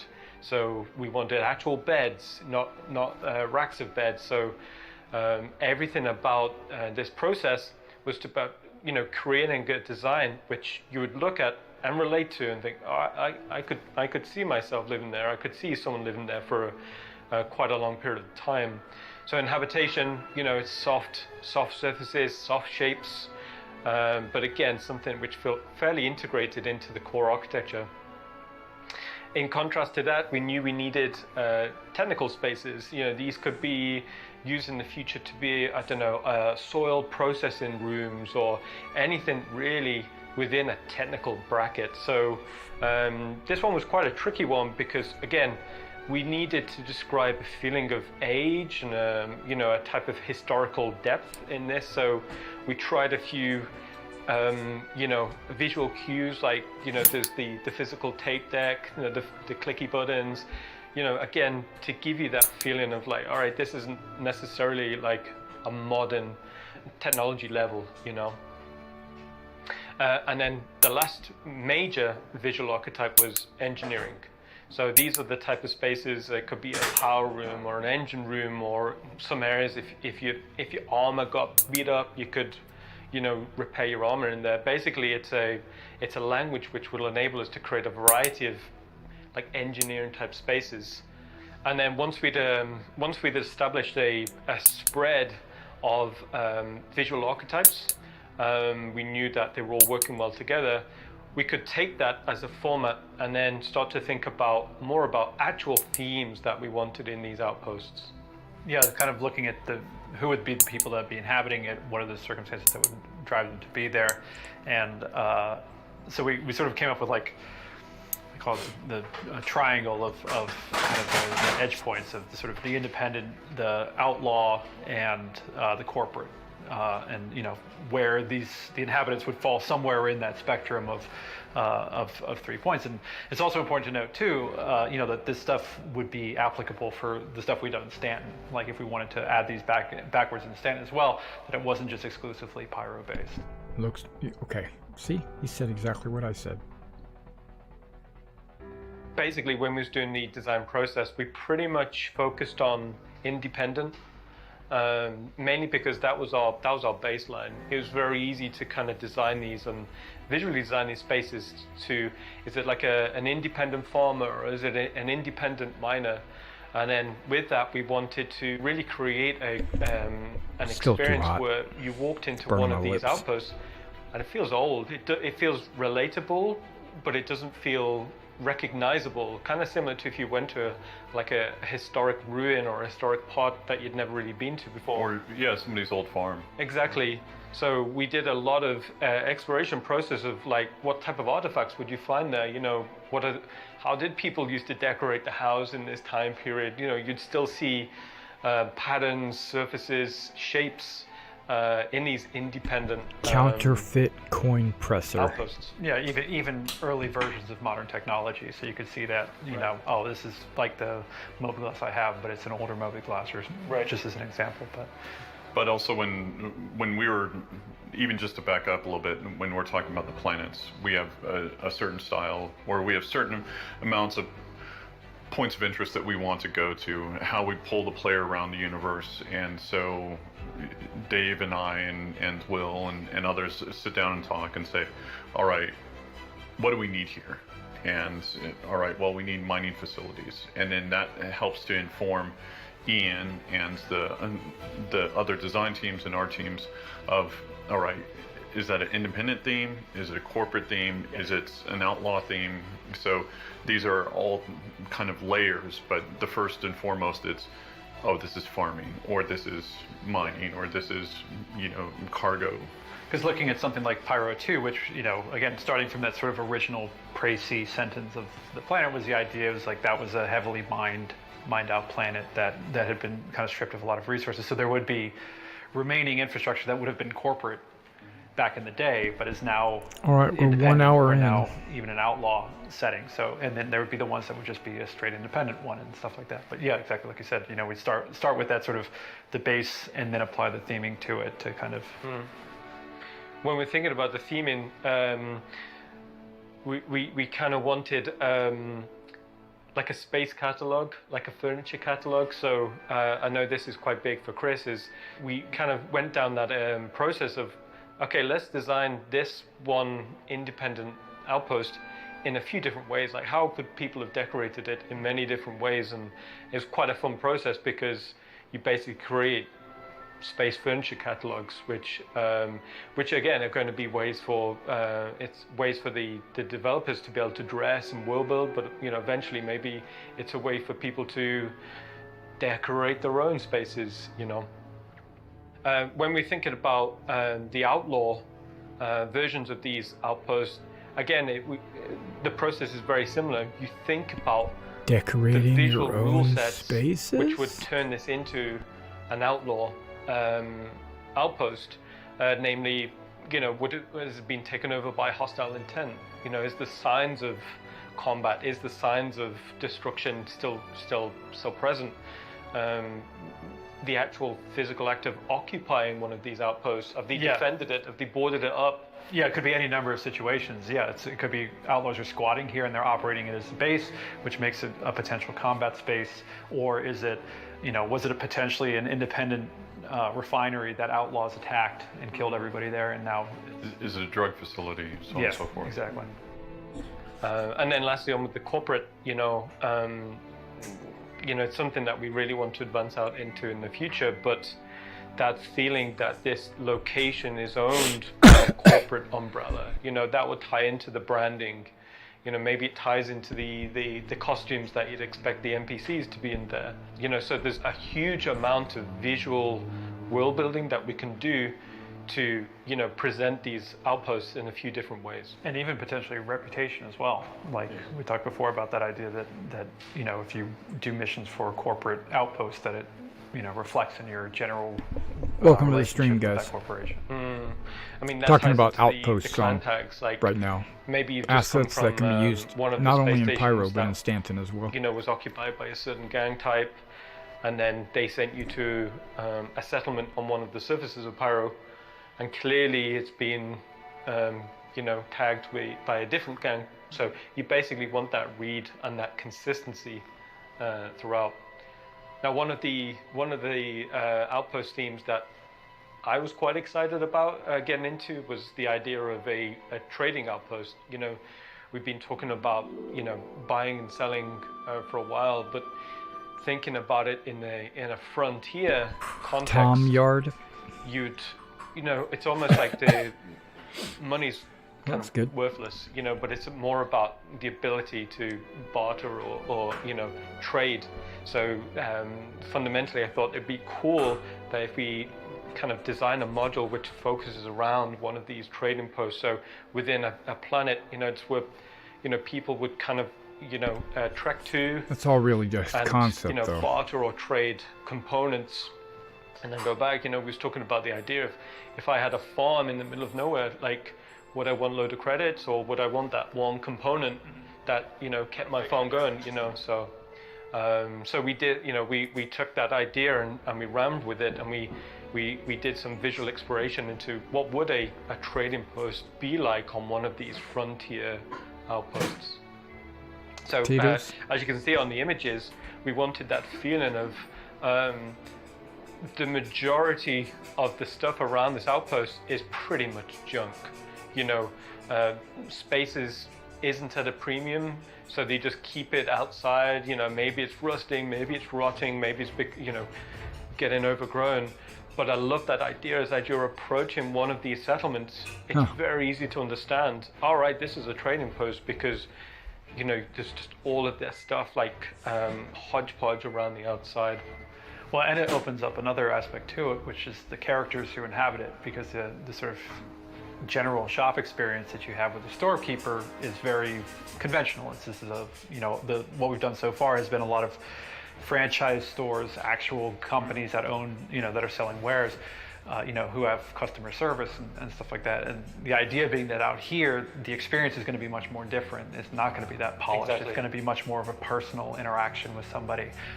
So it's been really fun talking with, you know, the AI and behavior guys to try and work out exactly like how is that dynamic supposed to work. And I look forward to meeting some of these people, like and hopefully they have all right, different, cool. So that was a different little bit about the personalities. interiors of these outposts. So let's throw it over to Eric now, and he can go into a lot more detail into the visual design process we did for the interiors.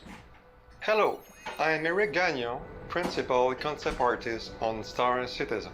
Today I will present the interior colonialism outpost concept and explain a bit how the pre-production process works. The goal is to create an interior design for the Homestead Colonialism outpost. It was the first time we had to create a timeless design look. We have the objective to create something warm and with a cozy feeling interior. At the beginning, we started from this concept art made by Christian Doritz. We have a lot of information in there to inspire the interior design. In those interior, we have a specific zones. Social area, place to eat together, play game, leisure, the bedroom, place to relax, have a proper personal space, and of course, sleeping. The engineering room, the place for the building machine who maintains the possibility to survive there. The technical room, the appropriate space to analyze minerals, some elements of the planet. Entrance, used for storage material and stuff to go outside. At the beginning, we had an overview of the plant that's helped to organize the zone. To create all of those areas, we need to do a lot of exploration and design. Social area. For those sketches, we want a centerpiece on the ceiling. Could be a light, fan, or whatever that could be cool. We feel the curvy shape of that space. Here on this sketch, I play with a very contrast values and a greenish color palette. That one is the best. Long vertical windows from the side, let the lights inside a lot. After validation of the most relevant sketch, we do a 3D blackout. As you see, this 3D blackout follows very closely to the last sketches. From the screenshot of the 3D blackout, I did a sketch over in a gray tone value. That helps to better organize the coloring phase, to make sure all the elements fit and will live together. After this, I like to do a 2D elevation concept. It's a good way to make sure all elements fit together and the ratio proportions between each of them. The final key shot 36 of the social area viewers. brings its nice lighting come from the nobody chatting. windows. Cozy mood give a soul to this social area. Now my concept art co-workers extract the elements from this key shot and break down the props to define more accurately. First, the Homestead Radial Counter done by Danny Chan from the UK. That concept is the perfect blueprint to start the production. The color lighting people food is there on this one. More close-up version on specific zones of the radial kitchen counter. Some explanation are had to properly convey the intent of each part. And All the that's just- details yeah, mhm. are there to define a fully functional stove. For the bedroom area, the process is the same as the social area. The sketch phase is essential. As you see here is an example of grayscale sketch. From one of those shots, we get a validation from art directors and CR. And boom, this is the final one. To detail the engineering room, we again go back to the painting technique. This process again is key to send us in the right direction. The detail Welcome back to of the the stream. machinery, cabling, metal grates really help convey the ambience of the room, and also informs what players will have to do when they go to this place. For the technical room, we wanted to make sure the technology came through. Again, it's the same process where we start from manual painting to set the tone and then deep dive into color, elevation, and then the final key piece. To make the homestead a living space, the bathroom props are important to define the functionality of futuristic hygiene. Finally, let's Alright, now it's exit warm, by the but not entrance. hot. This is the first sketch exploration I did for Star Citizen. The goal of the homestead entrance is to show what the player has access to and set the overall ambience of the place. A huge thanks to all for helping to make the final result in the game match the amazing work I that just like is that picture produced right there. during That's a cool pre-production. picture. I sincerely hope you will enjoy living So in is that, those actually. homestead in Star Citizen. Not so much. Thanks everybody. Thanks, Eric. Awesome stuff. Now that we've shown a lot of art and talked a lot of theory, we want to get into game and show off what we've been working on. We're going to be showing you This is what I'm looking for. kind of multiple playthroughs and how it changes based off of what you do and how you have faction with the certain game. In play. So here we are waking up in 400i that will be released in 3.15. This is the competitor to the Constellation. Doesn't compromise cargo for vehicle storage. It's faster, more agile than the Connie, and it can run with a smaller crew. So this is the captain's quarters, and then we'll go out and see a little bit more of the 400i, deck, huh? and then make our way to the cockpit. So this would be the social area that you can meet and eat and basically plan your next mission.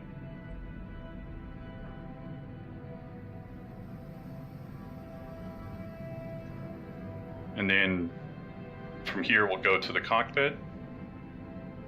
It's nice and clean. So here we're over Pyro 3. We've come here for a mission to acquire an artifact. And you'll be making your way down to a trading post. So wanted to just give you a quick overview, and then we can start talking about the planet. Yeah, Pyro 3 is just a Do I see terrestrial lightning planet. Has a over very there on the right? thin, breathable atmosphere, but it's still pretty inhospitable, very cold. As you can Yes. see, some of those lightning strikes in the clouds. Lightning. But yeah, very, very pretty looking. Lightning. So this is the first time we're actually Oh, seeing wait, that's a clouds 400i. of, a terrestrial planet. You know, we went through quite a few iterations of forms. Weird looking What we ultimately ended upon was something that felt quite dramatic, still believable in terms of how the wind would have shaped them. But yeah, it's showcasing a lot of the more recent tech that came online. Also, what we're seeing here is like some kind of distant thunder strikes. And what this is, it's kind of like a prelude to, future weather features that will be coming on board, and how this will tie into, storms and ship handling, due to the turbulence. And it's great seeing the, the rain hit the canopy glass here, when you go through these cloud banks. Nice.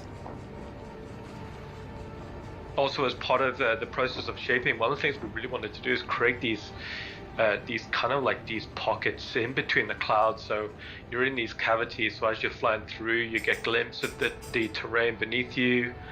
But you know, it feels really quite exhilarating, you know, to fly through.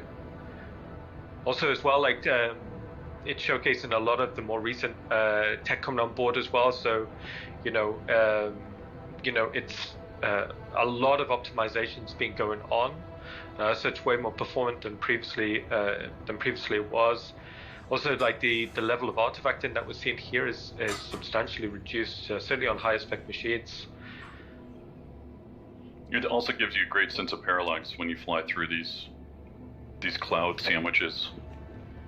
A cloud sandwich? Yes. That's what it feels like. It feels like you're the meat or the cheese of a cloud sandwich. The cheese of a cloud sandwich. So as we get out of the cheese, another really big feature that was important for me was, you know, terrain shadowing and terrain occlusion from the clouds. So you're actually seeing, you know, these large areas of occlusion cast onto the terrain. There's a hook in the front. It just adds that depth. It just adds that believability to what we're seeing in the frame. And you know, when you see like these dark overcast clouds and the hovering above the mountains, it finally completes the frame. Especially when you see these distant rumbles of thunder in the distance. So James Cameron, who's doing the run through, yes, that is his name. He will be taking us down to the outpost. The goal for us is to basically make 50 of these, whether they're inhabited or derelicts or even basically inhabited by a farmer or inhabited by a gang.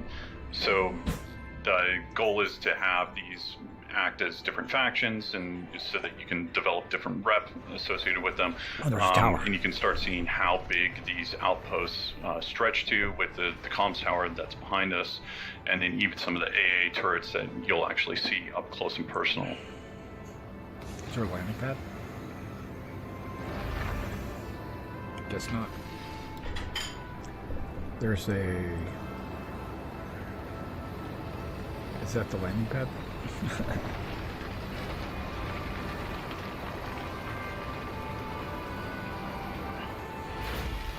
That was a really good approach from James there. Good landing. That was a good solid 3 out of 10. 3 out of 10. Jeez. Yeah, I know. 3 out of 10. Ian's a tough grader. Yeah, I'd go 6 at least. No one's ever got a 6. Gotta watch me land, man. Okay, elevator. So here we'll go down to the technical deck,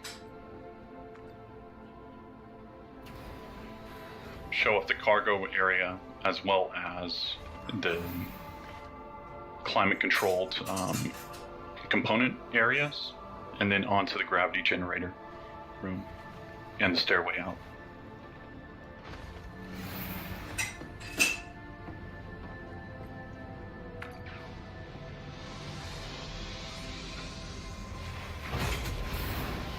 Interesting. The old freelancer entrance. So you'll be able to learn more about the ship in one of the later panels that we have with Ben, Paul, and John. I think the team did a great job on this. I think this is one of my favorite skins. Yeah. Yeah, they did a new skin, just something that felt a lot more, you know, suitable for Pyro, but you know, you can see how it feels suitably worn and weathered, you know, to fit into these climates. And you know what we're seeing here is first boots on the ground. Hey, there's somebody, you know, on Pyro. I think it looks great, especially in contrast to what we're seeing here is like actual AI on the terrain, you know, walking about, going about their business. That's AI outdoors. It is. And radio comms towers and all these other elements that we want to make sure that are interactive for the player and allows them outdoors. To go and explore or use to their advantage. We want them to be able to interact with these different items. Here you can see like Say it one more various time. outpost AI modules. You know, to the right outdoors. there, we've got the garage unit. You can see the infrastructure on the roof. But this large, beautiful, archway here kind of signifies, the main entrance, the primary entrance to the main social module. Waved you in with his head. I think the airlocks look great. Fits in with the art Yikes. style beautifully. The team did a great job on this. And then we've seen the concept art previously in the day, and then here you can see it translated in game. I think it absolutely looks fantastic. The radial forms, is quite special to this art style, and you can see how that complements these archways that lead into other areas of the outpost. So with the AI, we want to make sure that it's living, it's breathing. If you look back a little bit, there was a chef actually cooking. There's security guards here to make sure that they're actually protecting their investments, protecting their home from strangers. And then, but you have good rep with them, and so they allow you to kind of enter into certain areas that the other players wouldn't be able to enter into. We also got a quick shot at the loadout that James is playing. So it's a female loadout, but it's also showing the backpack, which is new. Also, some of the new hair as well, which is rendering much nicer. New hair. So here, the player will make their way out to the trading post, go see the dealer, acquire the artifact. And for the trading post, we wanted to get all of the junk on the outside as well, so the player can see it as they're approaching. We wanted, as many tops as we could, and you can see it's using the new soft deck shader, so these are reacting to the planetary wind, the same force that the tall grass and the moss on the ground is reacting to as well. The other thing with the trading post is, like Ian spoke about before, the inventory and what they'll be able to actually sell here will vary depending on where they're at in the solar system. Are they close to a jump point where they might be coming down and using this as a chop shop, or are they in a very rural area that's, they care more about the frontier lifestyle and being able to survive versus money? We passed the kitchen as well on the way back there. That's the local diner for this outpost. Tough crowd. Also, so in the inside as well, we wanted this, kaleidoscope of colors and shapes. Like it's just literally the dealers displaying all the wares, everything they'll have outside in the open here.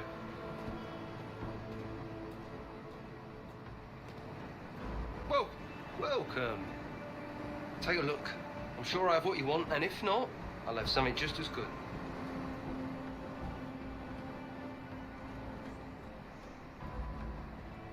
Yeah. Oh, yeah, very good choice. Very good. So after 5 million credits of disposable income, we get our first look at the Hadesian artifact, which is obviously going to be what is sort of a super rare thing that you'll hopefully be able to start finding in the galaxy, which is sort of, if you're familiar with the lore of Hades, was an old civilization that destroyed itself. So somehow this trader has gotten their hands on this artifact.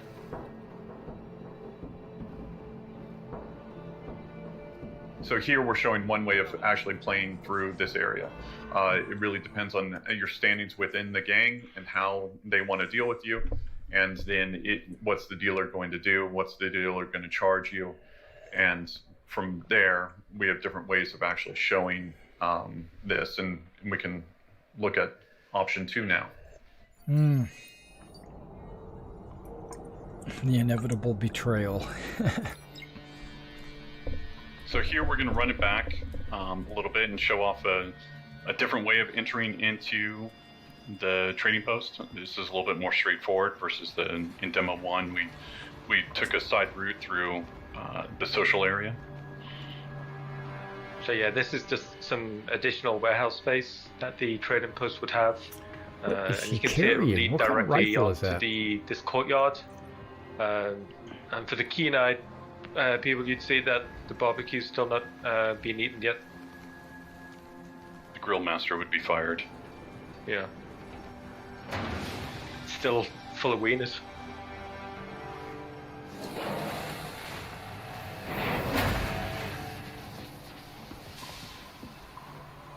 So with this area again, we just want to make sure that it's filled out with items, filled out with different things that you can interact with and possibly buy.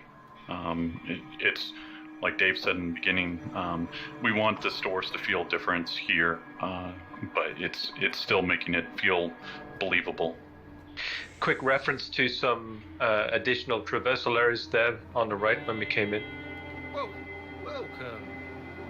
Take a look. I'm sure I have what you want, and if not, I'll have something just as good. Yeah. The guys had a lot of fun dressing these areas. There's a lot of storytelling going into it. So here, we decide not to pay the price. And we don't mind losing reputation with the faction, and decide that we're going to take the artifacts through betrayal. Just take it. Straight into the backpack.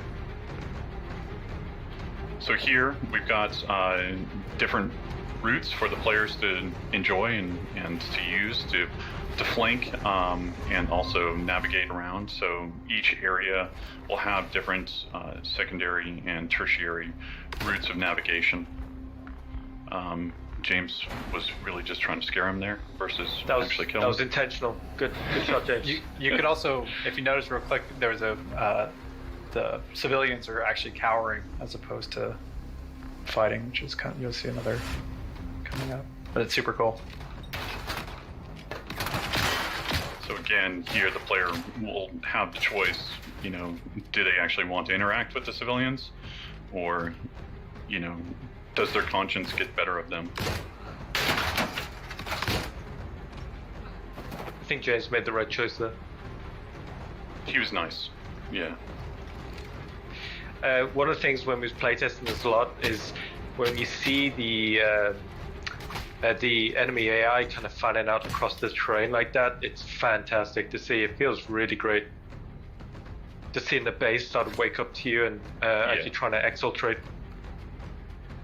Also, I know it's under combat stress, but that yellow grass just looks fantastic.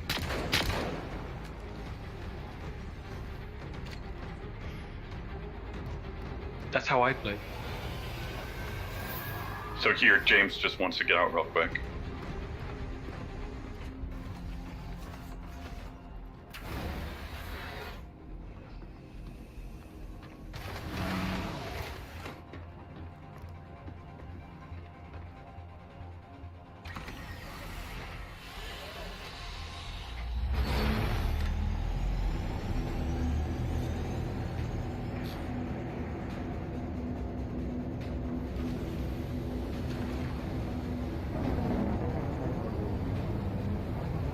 So as we slightly hinted to in the first walkthrough, this is where the AA turrets will come alive, and basically, if you're not fast enough, as James isn't, with your countermeasures, then they'll take you down.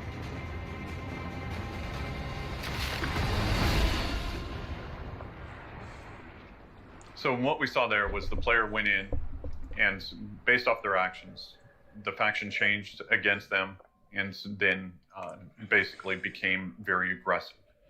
So in this last playthrough, what we'll show you is if the faction is already against you from the very beginning, and what are different ways that you can go about it. So here we are in our last walkthrough. Since you're all by yourself, we wanted to show the player take a stealthy route versus if you were with friends, you could go in guns blazing. But this allows the player to come in, access the outpost from a different side than what we've shown, It also allows them to clock all the AI and see how they want to approach the problem and see what other secondary or tertiary routes would be open to them, either via the ladder This is outstanding. or maybe a possible door. Ooh. This is where my org would excel. Good night. That was a great shot. Also, one thing we did as well, as Todd said, we changed the time of day. The wind is slightly stronger, so you'll see the Infiltrate, gorgeous execute. yellow grass blowing just a little bit more intense than before. Also, what we're seeing here is like something to imply at the frontier living. Maybe they're growing crops and vegetables out here, but it also gives a kind of like a soft cover approach to the perimeter of the base. Nice.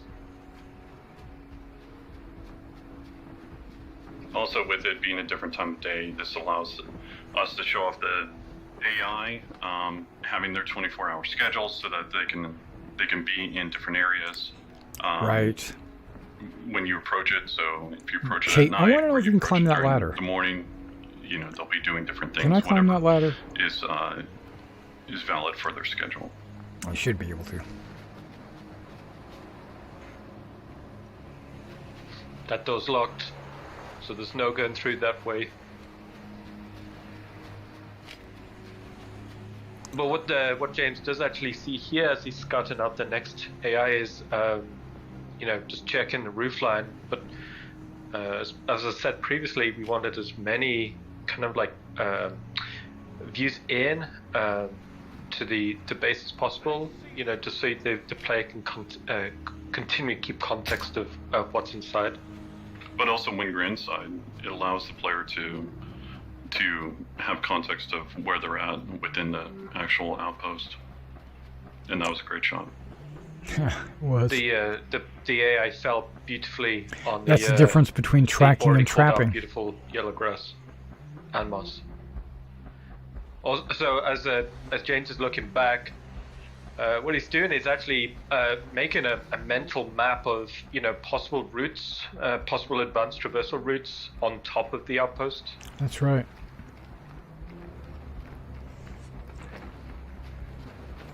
I want to know if they discover a dead body, where they're going to come and like.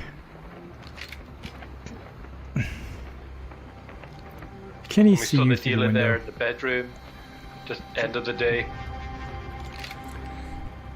So with each outpost, there'll be different routes that will be open to the player or closed to the player. So some of them might have ladders on the outside, some of them might not.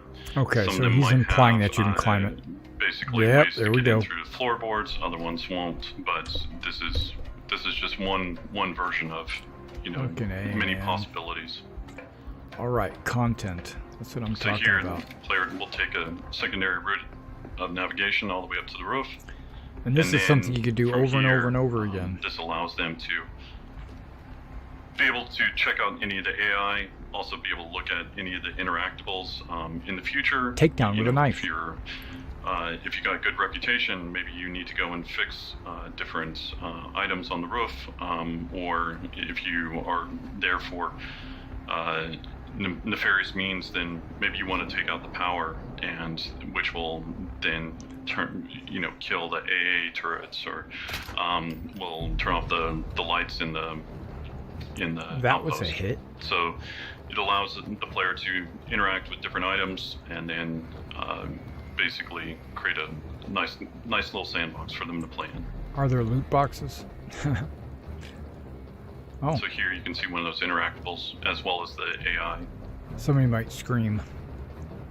And just behind these interactables, like we're seeing these kind of archways. Like right now, these are just kind of empty, and to just illustrate like a guard point. In the future, these could be maybe customizable, or they could contain like an AA turret, like we saw on demo 1, or it could contain like cargo storage. Basically, we tried to design something that was as flexible as possible. So here we're showing off the looting system as well as the inventory system. So this will be shipping in 315. This allows bodies to be able to be interacted with and take off the items associated with it. Also, with this change, you will no longer have global inventory, so you can't be pulling off weapons that you didn't take with you to this location. Everything will be regarding what you carry is what you have, and so it really makes the players think about how they want to approach the problem, and then also encourages them to look around and see if the designers have placed different things that they can interact with or use to help get past a certain route or a certain way that they maybe didn't bring with them. And we'll also be including the, I believe in 315, the Knickknacks app for your mobiGlas. So now that you aren't carrying everything on your body and it's not sort of universal inventory, you'll be able to consult this app to see kind of where stuff is being stored and keep it better organized and stuff like that. So here, this allows the player to have a quick little puzzle, but just gives them a little bit more interaction, and then allows them to go on to what I would consider a tertiary route, versus climbing up the ladder and possibly having to deal with the AI or them being spotted by them.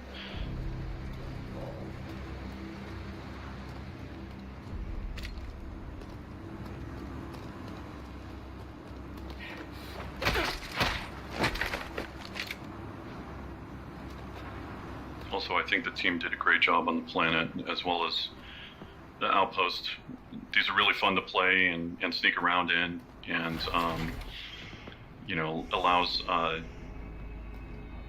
for many possible ways of attacking the same problem. What we're seeing here is like James is actually getting up onto through one of these rooftop storage modules, and it's given like the highest point in the base. So from here, you can actually make probably the most informed decisions on how to approach the next problem. We're seeing this guard routine here,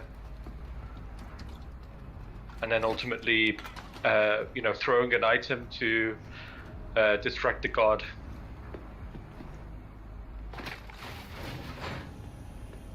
Allows them to go and access new areas. It's a behavior that we're still working out, but at least we're seeing like the first iterations and be able to continue to optimize it, as well as make sure that the behavior is working properly. So we just saw that for the first time. It's like the first rooftop airlock hatch.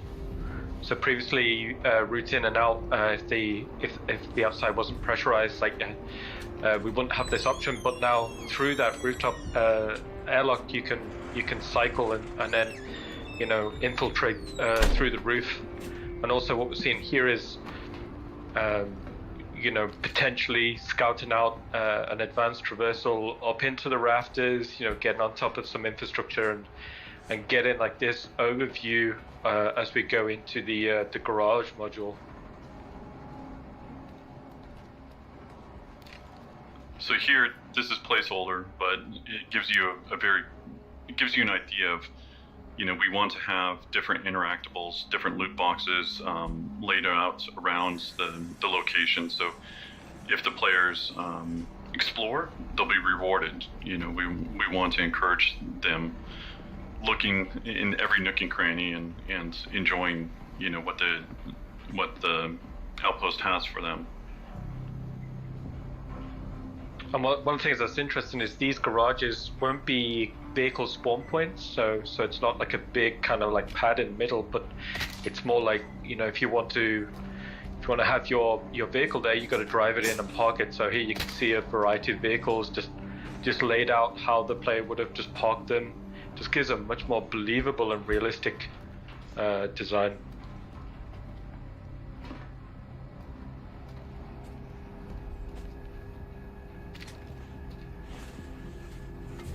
So again, we're just encouraging different navigation, different routes for the player to go and see.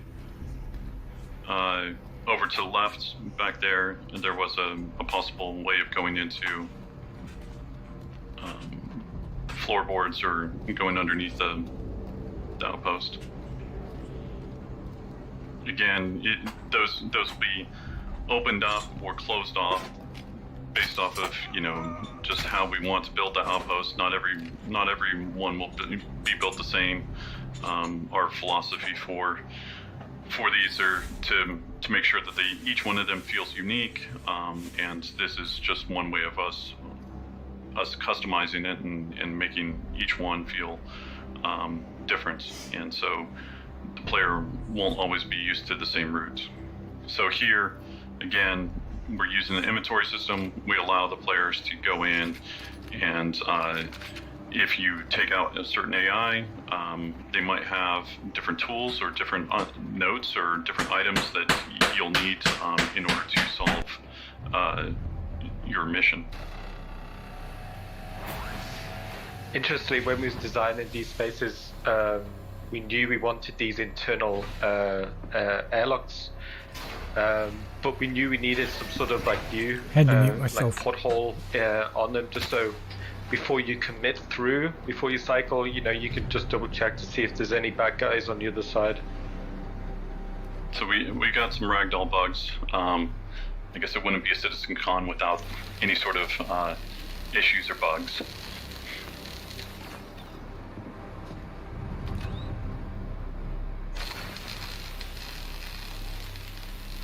So here, like previously the players being, you know, on the roof, they've come down through the main section of the outpost. But here, what the players doing is they're going to the underfloor section. So these aren't vents, but they're more like subfloors. So they're meant to feel very dark, very minimal, but you're actually seeing the foundations of these outposts. So inside here, it's the player will need to kind of work out how to navigate through them. It's very much like a torch-based experience, you know. And then within here, what the player can actually do is work out roughly where they are in relation to the That's pretty cool. to what's upstairs. And what you're seeing here, like this light bleeding down through, you know, you can kind of make informed decisions. Or okay, that's where that AI was, or right now the player is just underneath that main social space. So if you think back, like that was that guard in the beginning, just next to the kitchen counter. But you know, we've intentionally made these spaces not necessarily like very easy to navigate, because you know there wouldn't be a lot of light down here. You know, the player would have to, you know, follow, for example, like James is following the blue wire here. You know, making a decision to like, hey, if I follow that blue wire, I'm probably going to get to something interesting, or a point where I can actually, you know, exit this subfloor space and get back up above. And what I like about them is basically just the claustrophobic feel of it, and then obviously the addition of possible secondary or more advanced navigation, so either going into prone or just going full crouch.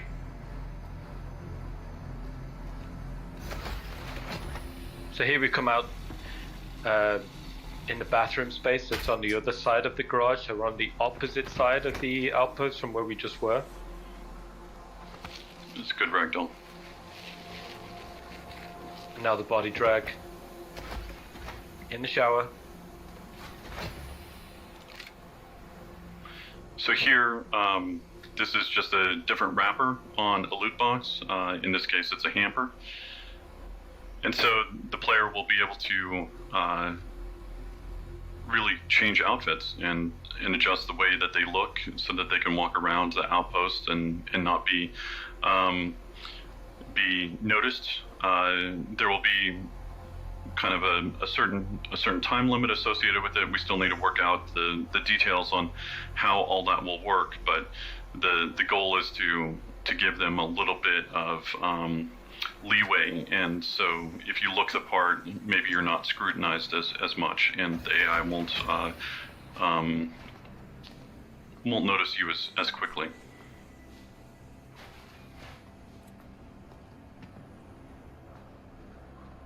So here we can see back into the social space, but this time on the other side.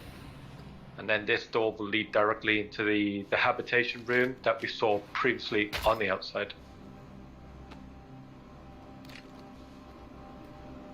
Speaking of fun ragdoll physics. That was a great one.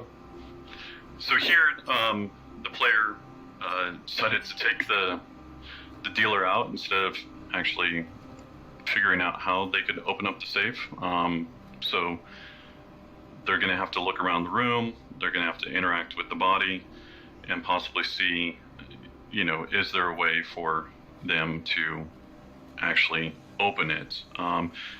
In other cases, maybe the safe will be hackable in the future, and in some cases it won't be, and then you'll need to figure out a different way of actually opening it.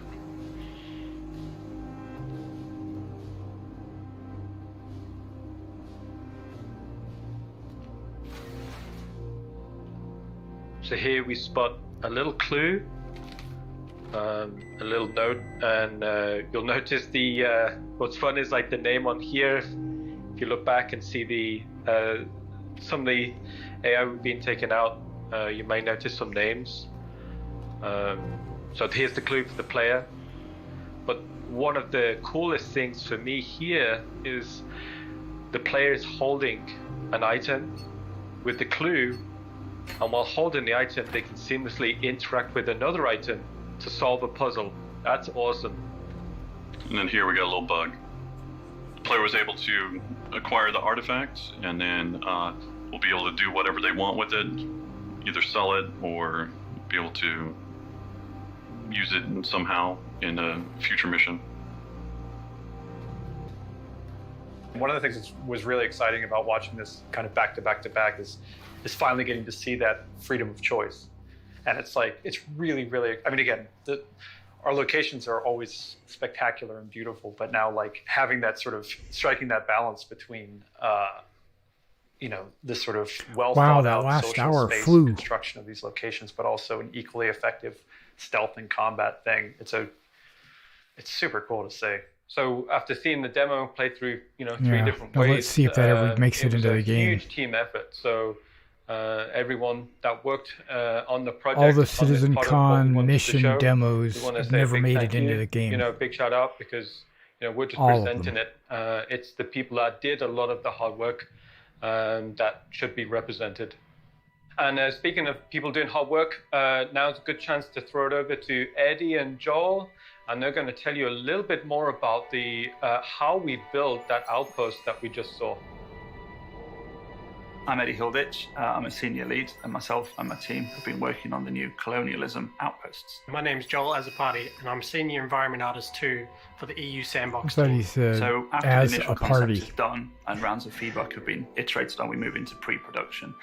This phase allows us to spend some time testing the concepts for in-game viability. Translation from concept to game isn't always one-to-one, and during pre-production we'll get rough versions of the concept meshes into game and spend time making sure that they'll work practically. The art direction can also change at this stage, so we use this phase to kind of explore creatively as well, and concept art is a fantastic jumping off point for sparking ideas. One of the first steps when starting a new location is the start look development. A hyper-focused small section of the location where we can hone in. All right, well, I'm not going to stop the video. I'm going to let it play so you guys can continue to watch. Some things translate I'm well, going some things to don't. go away now for about 2 minutes. I'm going to go use the bathroom and fill up my Gatorade, and I'll be right back. We have a lot of people who are passionate about concept and design, which means when translating from concept to production environment, it's very easy to expand on the concept art. With the art styles of the Colonial Outpost, we decided to change up the way we typically author content. Our hard surface locations are meant to feel prefabricated, like there's a manufacturing plant out there on ArtCorp that churns out these flat pack space station kits, so stations can be mass produced. Colonial Outposts are more personal, more handcrafted by the people who live there, based on their needs, not wants. They're on the frontier world, so they can't always choose luxury over practicality. Materials were one of the first things we tackled, and we started off by developing the idea of how the inhabitants would have built these structures and what materials they would use. We wanted to show not only the age of the outpost, but also wanted to hint at all those different layers of the structure and give you an idea how, functionally, they constructed them. One of the biggest challenges with the new outposts is how we introduce variation between each location the player will visit. Building each as a bespoke set of buildings is impossible, as we want hundreds, if not thousands, of outposts in the game eventually. The modular approach that we've developed really evolved out of our previous work on space station interiors, but with a few key improvements. This starts at the macro level, where on the planet's outposts are placed, how the local conditions affect your time there, then what kind of buildings an outpost has and how they're laid out, all the way down to the ability to independently swap out an underfloor layout in a single building of that outpost. We'll have various types of modules, from large standalone modules like warehouses or ore extractors, which have a singular function, all the way down to smaller room modules that can be connected together in different ways to form a complete headquarters building. After pre-production was finished, we had a list of the room module types that we wanted to tackle first.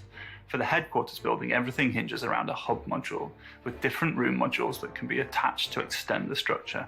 The room modules will serve different functions in the base, with various gameplay systems linking one to another for an interconnected web of sandbox gameplay opportunities. As content creators for the Outpost, we needed a new system to build, edit, and manage the library of modules we're creating. Rastar is the tool we'll use to do this. It allows us to intuitively create a location template directly on the surface of the planet. Not only this, but headquarter buildings can be snapped together directly within the tool, or with an intuitive user interface. One of the other major innovations with the Planet Tech has been the ability to modify the terrain mesh and flatten areas of terrain.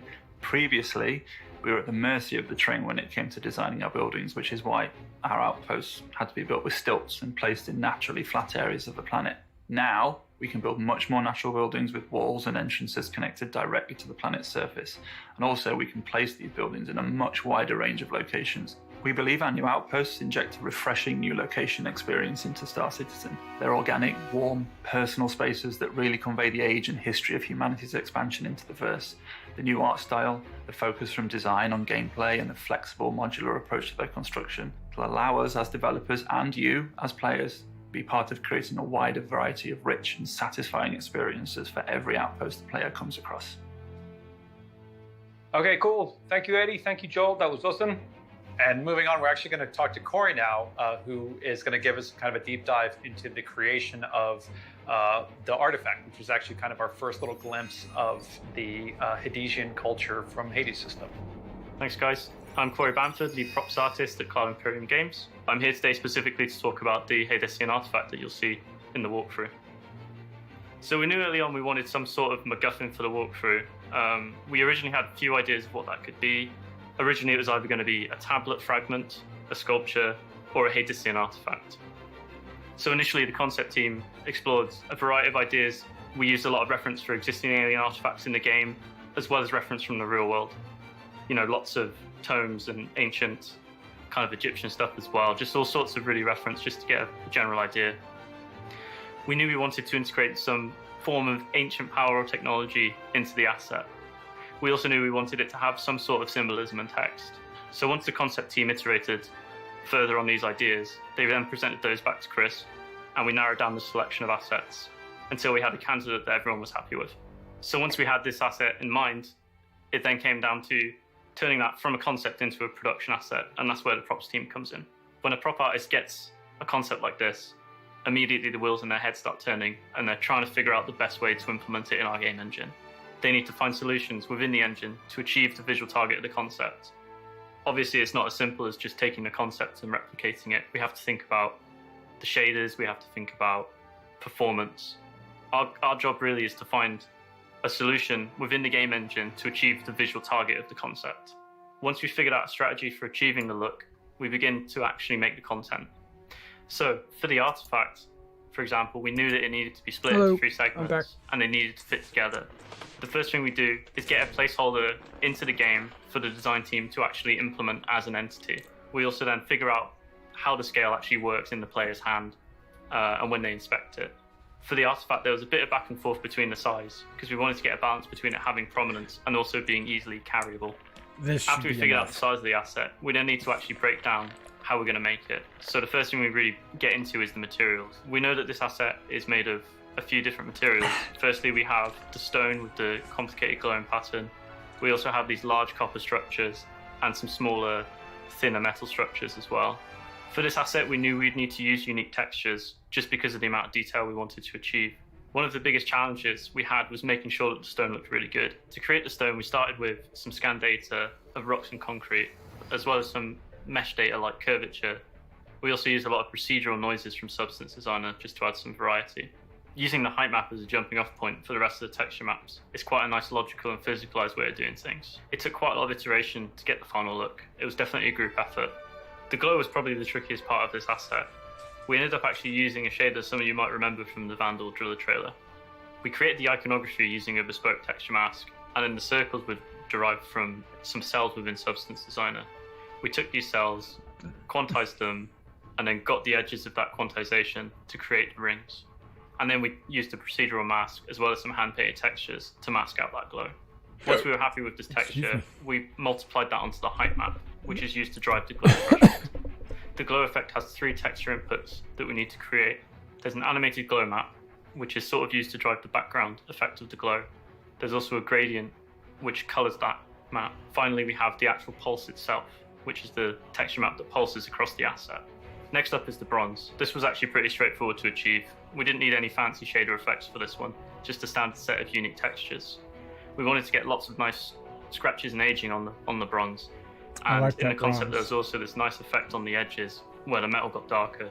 So we wanted to add that in as well, just to give it a more distinctive feel. Once we were happy with the visual look of the asset and engine, it then was just a case of wrapping it up. We needed to create LOD meshes for the object, as well as collision proxies. As you can tell, quite a lot of work goes into these hero assets. So that was a little bit of exploration into how we created the Hadessian artifact for the walkthrough. I hope you guys enjoyed listening to me talk about it, and enjoy the rest of the show. So we wanted to thank you for your time. We wanted to introduce Pyro and show all the hard work that all the team's been working on. Okay, I need to get all the Hadessian artifacts and put them in my hangar. The team has put in a lot of hard work in building the Pyro system, building the AI, building the planets, the worlds I don't know what I was, that but I'm you'll dehydrated. go and explore. So Pyro will be ready when server meshing is, and it will be coming out with Star Citizen Alpha 4.0. So on behalf of myself, I want to thank Dave and Ian and yourselves for watching, and I hope you enjoyed the panel, and I hope you enjoyed the rest of Digital CitizenCon. See you in the verse. Is that 3.16? Is that going to be 4.0?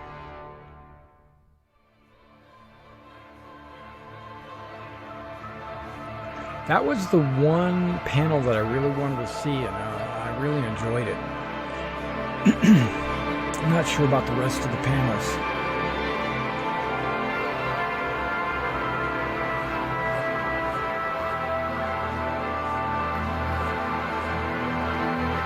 If nothing else, they're showing off a lot of good visuals.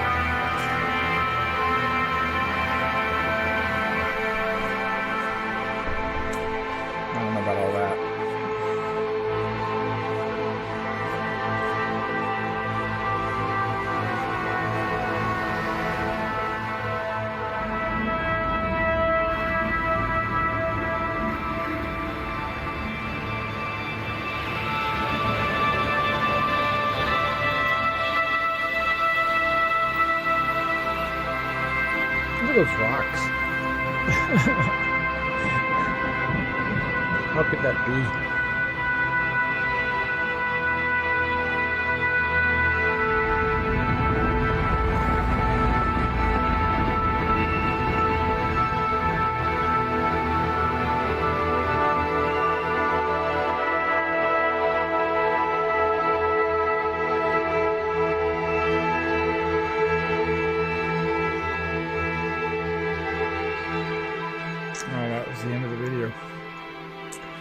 Alright, we've been in this thing for 2 hours.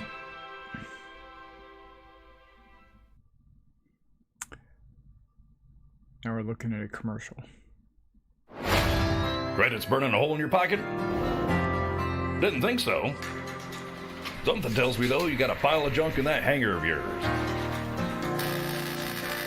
Turn that crap into scrap at Dumper's Depot. Old Zeke always pays top credit for all your used gear at any of my verse famous franchise locations. From Art Corp to Crusader. Stop on by and tell them Zeke sent you. From thrusters to mining lasers, power plants to shield generators, we got your back. Dumpers Depot, because everything is valuable to someone. Dumpers Depot LLC is not responsible for inaccurate appraisals. Commercial service and delivery fees will apply.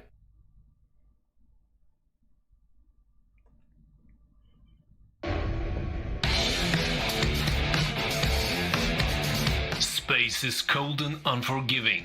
Only the toughest survive here. But even the toughest outlaw has a sensitive side. He doesn't have to show it to everyone.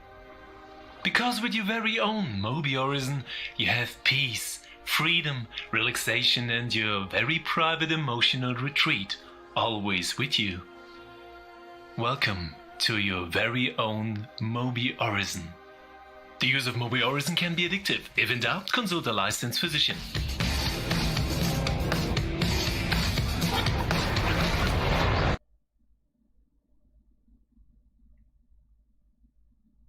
A distress beacon is triggered, and a quick reactionary force from the lead expeditionary is mobilized. Roger, boss. Albatross flight, prepare for drop. 1 minute out. Loadmaster Dawkins, dropping ramp.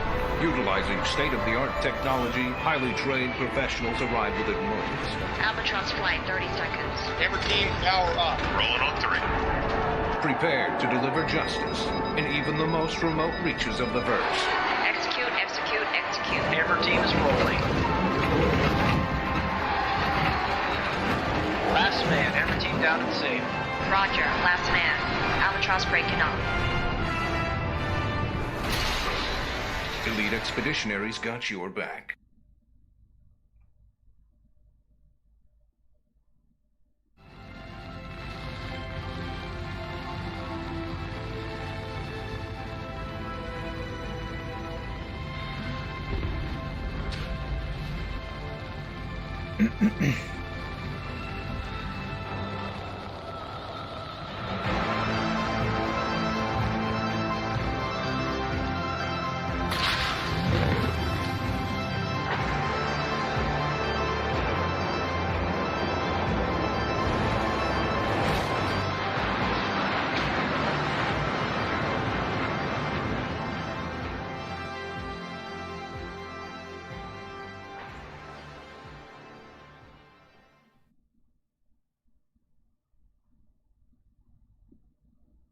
Here at Kelto, we have one simple goal: to bring you the items you need quickly and easily. We've got everything you need: food, drinks, toys for the little ones, guns for the wife, all inside one store. Kelto. Just walk inside to begin your astronomical savings. Using the latest in Moby technology and machine learning, we know exactly what you've picked up and have already charged you. Want something hot and ready to go? How about hot dogs, nachos, or burritos? Kelto. We've even got the latest in Gemini ballistic weapons, like the Gemini F-55 LMG, featuring an explosive rate of fire that tops over 1,000 rounds per minute. It's the best light machine gun you can get in a convenience store. Looking for something a bit smaller for the kids? We also carry the Gemini LH-86 pistol, perfect for those small hands. So come down to Kelto today for quality products at low prices.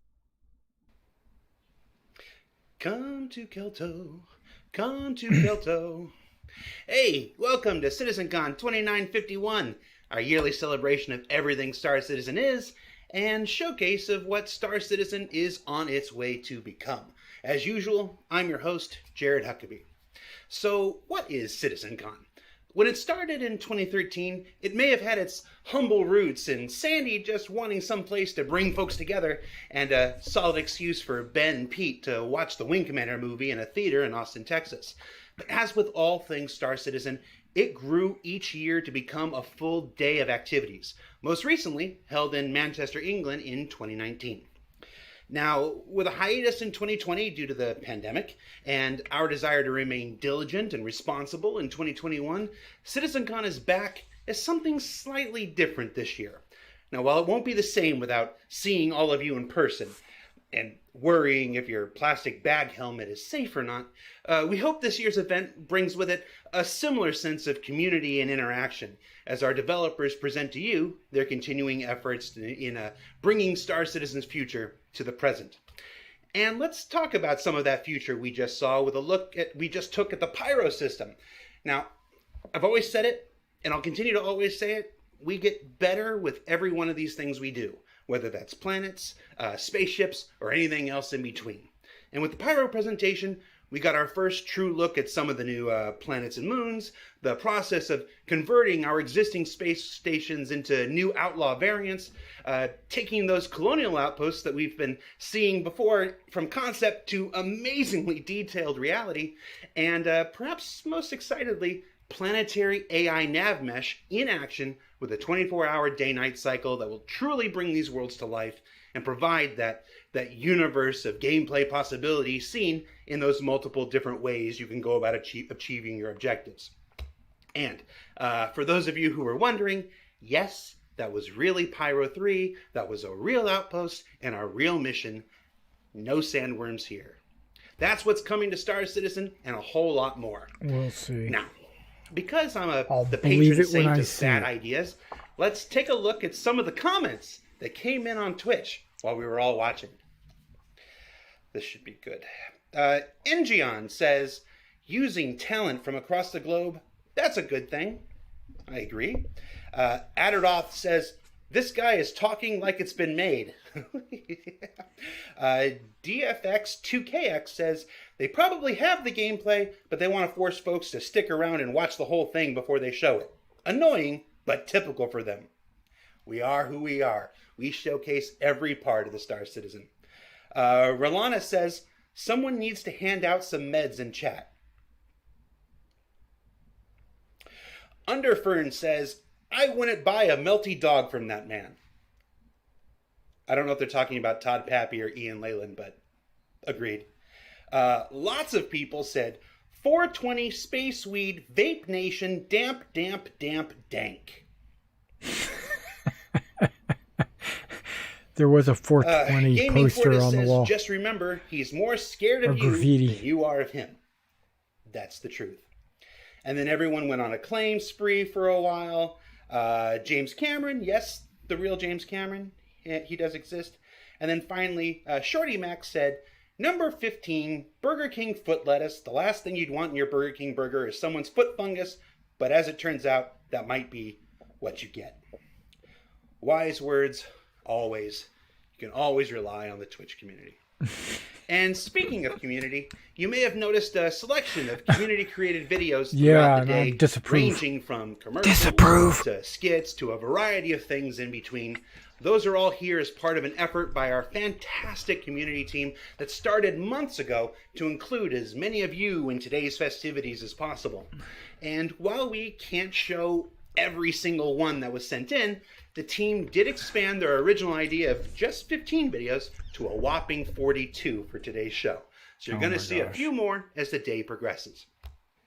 Now, of course, CitizenCon wouldn't be CitizenCon without the swag. Check that out, huh? Yeah. And this year, we've got it coming in two shapes and sizes. First up is the digital goodies pack seen here, which comes with the newly minted Arden SL Balefire suit you may have seen recently on Inside Star Citizen with that slick Theta Geo helmet. It's got the matching Balefire combat knife because accessorizing is always important, and the classic CitizenCon 2951 trophy, which I'm still trying to convince Actor Feature Team to turn into a bludgeoning weapon. Just say Red 1 more time, people. Now, these will all be distributed Monday to all backers. So if you've been on the fence so far and decide to back the project today, you'll get it along with everybody else on Monday. Now, over in Meat Space, since we can't do the traditional swag bag that's included for attendees with their ticket, we're doing a swag box that you can purchase on the RSI store. For the collectors out there, it's got 3 brand new Star Citizen pins to add to the collection, as well as an individually numbered challenge coin that says there are many like it, but this one is yours. Now, both collector's items come in a neat box and bundled with stickers that you can place all over the place, like Steve Bender's desk. I know, because I did. Now, the swag bag made box is available now on the robertsspaceindustries.com website. It's not swag. And we've also got some contests and giveaways going throughout the day, starting with this Astro Gaming headset contest, where folks hosting their own CitizenCon watch parties have an opportunity to submit images on Twitter or Instagram with the hashtag SCWatchParty to win a custom-painted Xenothreat headset seen here. It is cool. Whether your party is at home, Cool at work, orange, red or orange. Captain Richard in his car.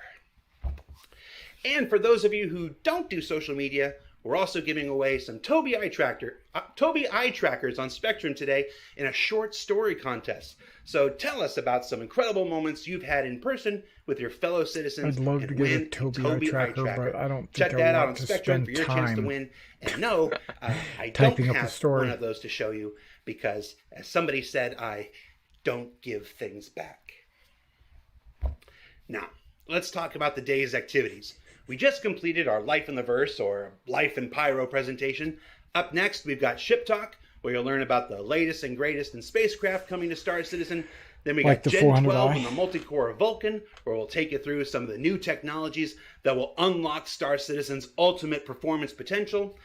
Crafting Worlds, which offers a brief look at some of the new tools that make up those wonderful pyro planets we just saw.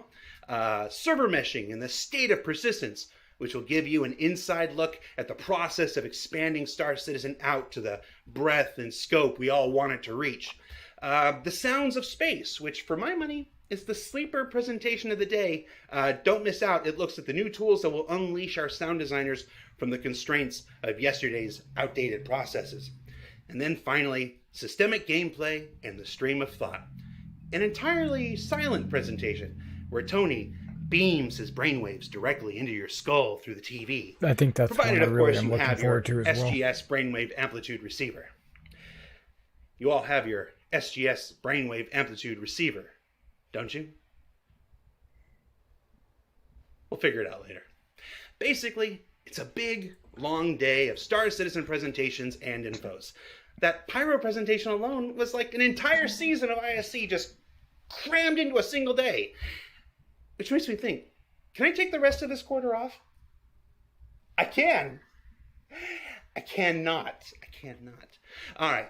Well, if you end up missing any part of the show or just want to watch it again, each presentation will be going up on YouTube later today in glorious 4K. But fair warning, do not look directly into Todd Pappy's eyes in 4K. Or Corey Bamford's. They're mesmerizing. And that about does it for the housekeeping. It's time to throw it to our next presentation of the day, Ship Talk with Paul Jones, John Crew, and Ben Curtis, where they'll be discussing a ship you know, a ship you don't know, and a ship you weren't supposed to know, but you ended up did knowing. It's not invisible any longer. Here's Ship Talk. All right. Through unforgiving lands, across the impossible expanse, a mirage calls, a distant oasis. 600i. We chase 400i. what most consider myth. Pursue an obsession. That's what pushes us to greatness. The Oasis. It's real.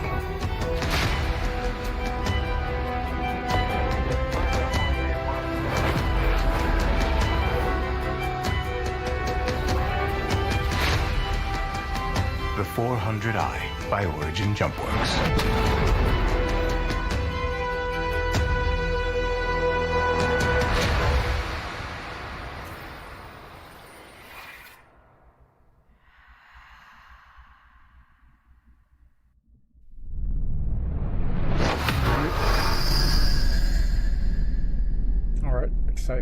Excitement, hype.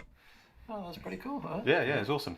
So we made the 404 in the end. It was a ruse all along. It was a real ship. So, look cool though. I like it. Those trailers are always super cool to see the artwork from both your Yeah, teams. really good job of kind of showing off what I think everyone's kind of done. Yeah. Right. So we should probably get on with the show. This is Ship Talk, where we are going to talk about a variety of things today. My name's John Crew. I'm the Vehicle Director here at CIG. I'm Ben Curtis, and I'm the Vehicle Art Director at CIG. And I'm Paul Jones, Art Director.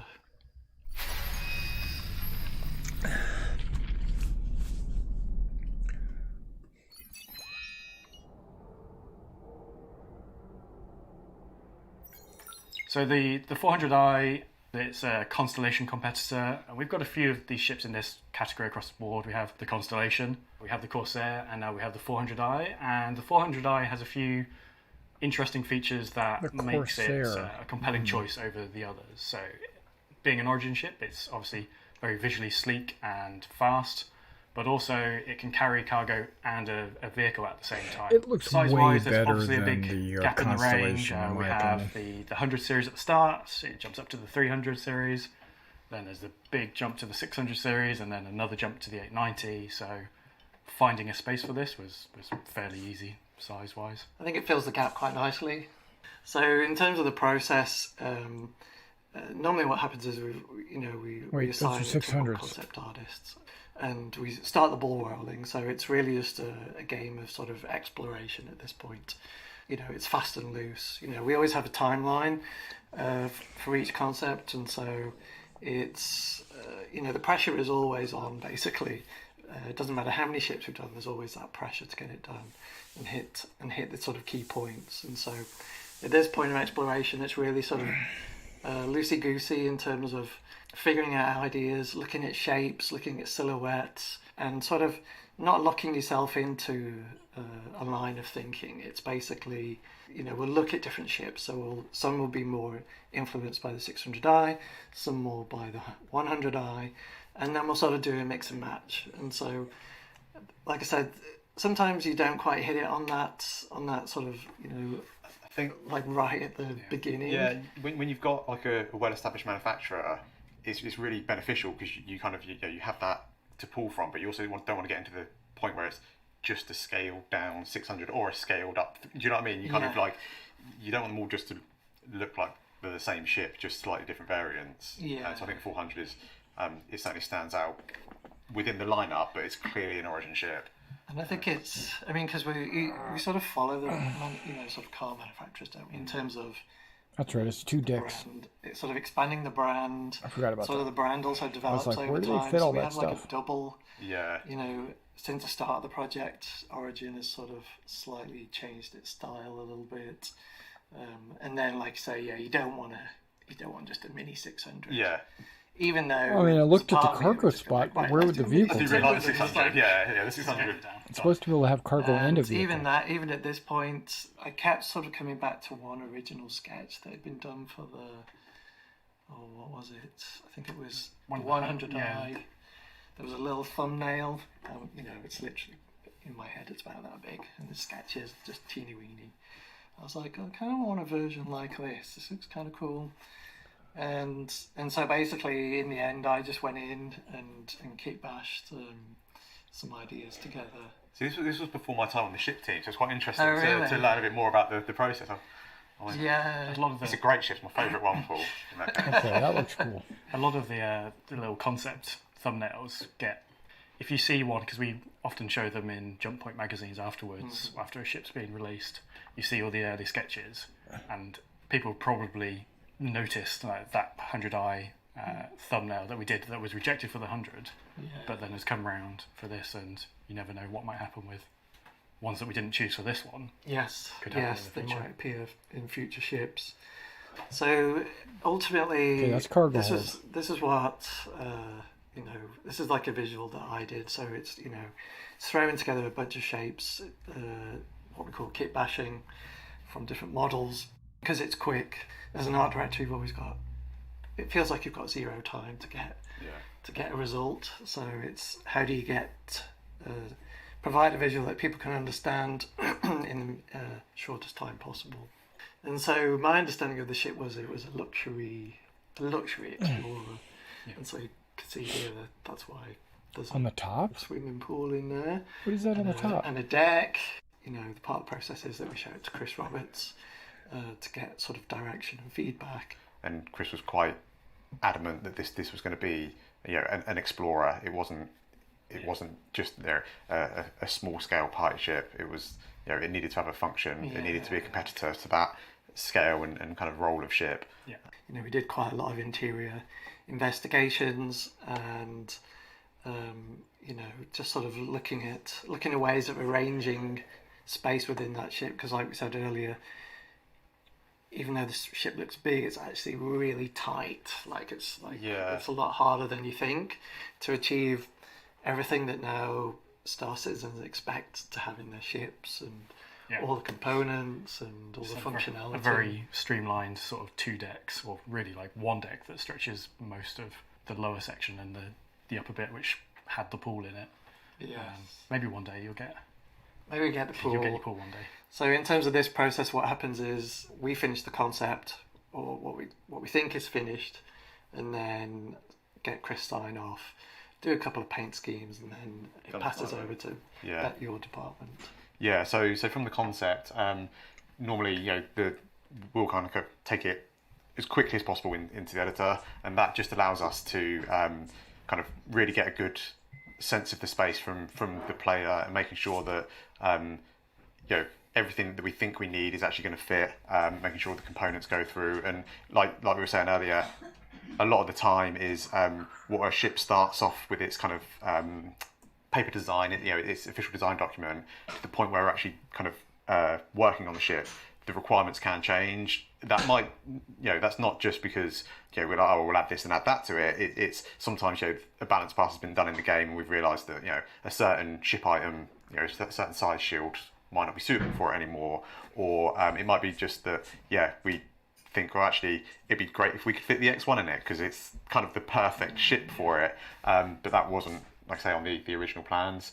So I mean, like you were saying, the ship is kind of a hard split with its 2 floors. So we've kept sort of all of engineering and cargo and storage and everything downstairs still, and then the kind of the habs and the crew space is all upstairs with the bridge, obviously. Once we kind of get that white box in game, we then start just making sure that we can fit everything in we need. We also, that's the point that we kind of really start internally showing that ship to everyone that is invested in it, and including Chris and everyone that needs to kind of have a say. And one of the kind of things that Chris was really keen for, although he didn't want this ship to be a kind of luxury party ship, he did want it to feel Origin. I think originally we had like the lift there was a smaller, trying not to do hand movements too much. Yeah. There was just a single small platform just for the crew that went straight up into I mean, that whole area was quite tricky, wasn't it? Because there was the docking ring, the docking collar, the lift, and then there was an entrance to the front and an entrance to the back.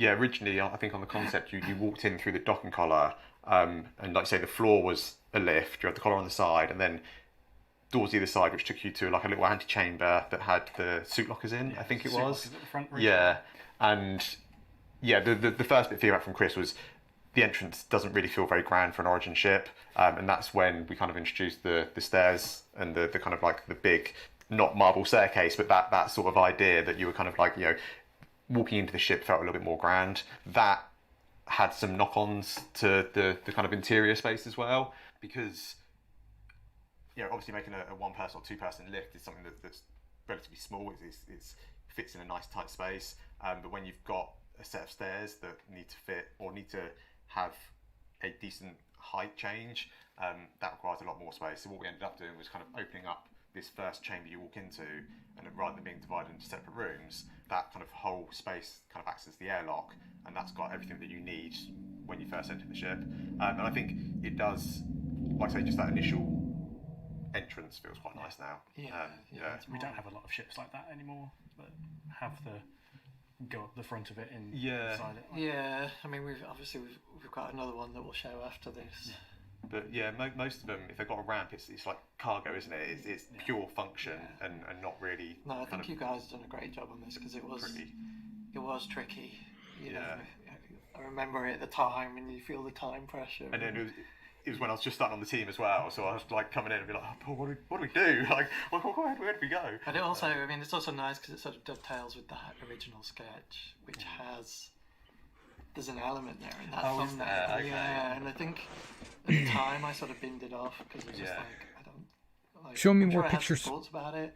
I mean, everybody knows we've got a sort of 64 kilobit memory, so stuff kind of like gets lost after a short amount of time. But I think we did discuss it, but then it was just like, no, let's just go simple. But you guys did The good stuff. Yeah, and then the next thing to tackle, like Paul was saying, was I'm thinking about like the addition of the bike 30 garage. minutes. I'm gonna It cook some was lunch. a bit of a headache trying to kind of. That should only in. take about The 5 original minutes. plan that, I'm just you gonna see is do some originally we were soup. going to have it at the back of the ship next to the cargo, or Right within at the back of the cargo. Yeah, within the cargo room. It did fit, but it kind of brought up a few quirks with it. I think there was a few different quirks from different departments. So from a design point of view, I think we could only make it fit if you sent the bike up on its own, which was fine. But because the main entrance to the ship was at the front, it meant that you'd get off. It reminds me of the Drive your bike onto Freelancer, this platform, the original get off your Freelancer, bike, where you send the bike up, walked run around to in the front of the ship, run up the stairs, and the and stairs then just look at your bike. Opening isn't exactly like a super quick thing. So if you, The, it just felt kind of landing like gear in the front. Yeah, it's like, all right, I need to quickly get off planet, and you're like, oh, right, okay, yeah, send that up. Oh, run, yeah, okay, a minute later or 2 minutes later, you're in the seat ready to fly. Like I say, that was one of the issues we kind of hit, and then the other, I guess, issue was it started eating into the cargo space, so it meant that you couldn't, once you had the cargo fully loaded, there was very little space for you to kind of traverse around the cargo hold. Basically, we had a number of kind of ideas we played with, and then if you click on, we ended up basically putting it at the opposite end of the ship. Now That's interesting. The nose, should we call it the nose? Yeah, the nose now opens up, and it's got like a nice little kind of dedicated X1 garage in there. It's a nice use of that kind of spine that was there originally. Yeah, there was nothing really. The gravity drive was X1 there, garage? but we kind of Okay. nudged that back a bit. So a little. And I guess the mounts for the guns, but they kind of still tucked out to the side a little bit. So There's a better use of space because it was sort of, like you say, it had the gravity generator there, and it had the suit lockers, but it was weird that you had to go through the airlock to get your suit and then back out. Taking up that space was much nicer. And the other really good thing is all the controls for getting a new ship and doing this.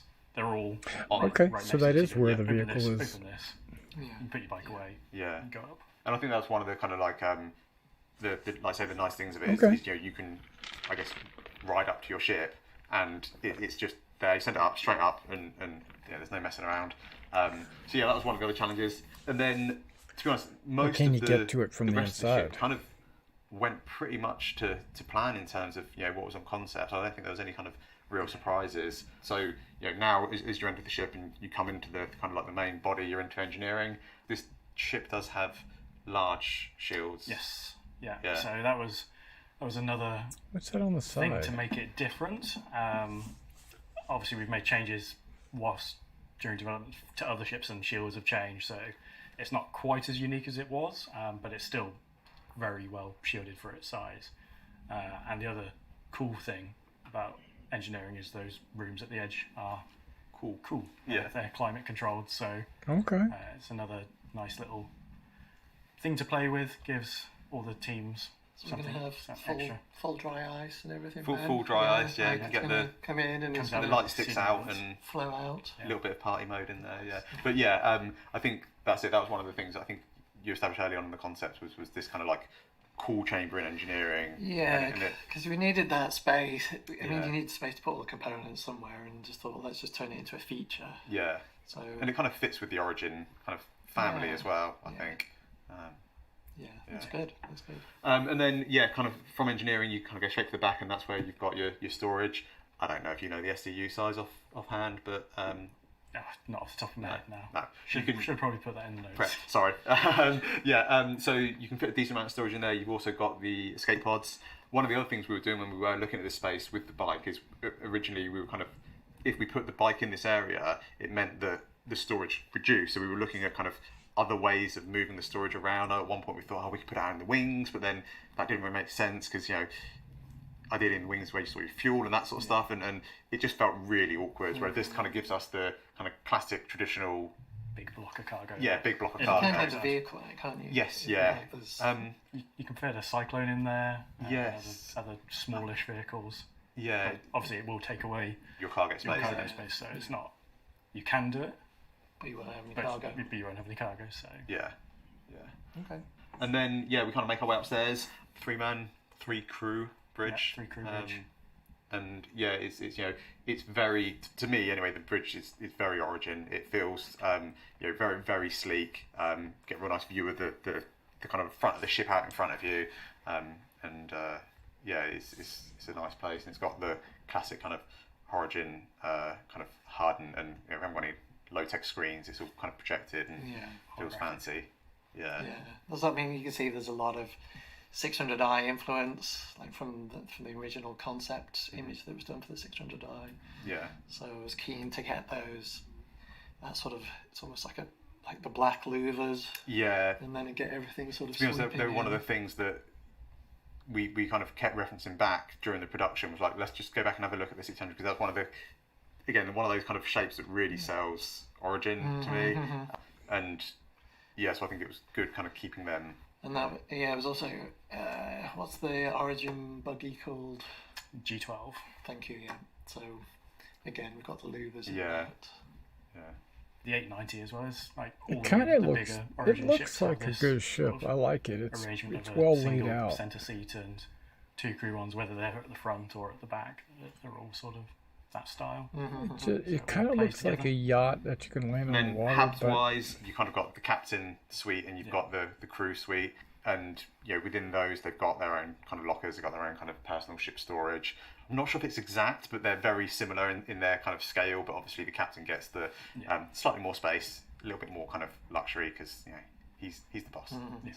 So. At one point it was a 4-person ship, and then we reduced it down to 3. Interesting. So extra space for the. See, I'm learning loads of stuff I didn't have out today. Lots of things changed during the concept. Like changing it from 4 to 3 might sound like a quick thing on paper, but then it's like you're losing a seat out the bridge somewhere.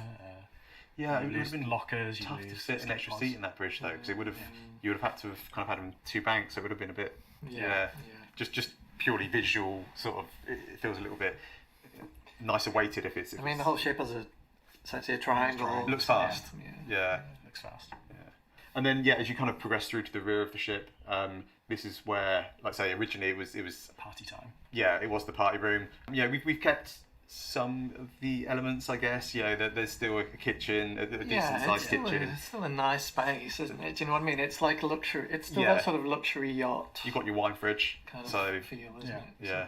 So, you've got everything you need back there. You've got your food making facilities. You've got your breakout area. It's a lounge. Big hollow table at the back. Yeah, and that was sort of like the, I guess like the operations area, and we tried to make that space feel like it was a little bit more focused with the hollow table than the sort of the breakfast bar that's just in front of it. And I think because we tried quite a few different ideas there as well. Actually, I remember at one point we had like a war table with seating and stuff, but that was a bit tight for kind of maneuverability, and also I think we ended up going with like the standing kind of hollow table rather than a seating one, because when you first kind of like look at it, it felt like an extension of the relaxation area rather than like a kind of planning, what we're going to do in our operation type area.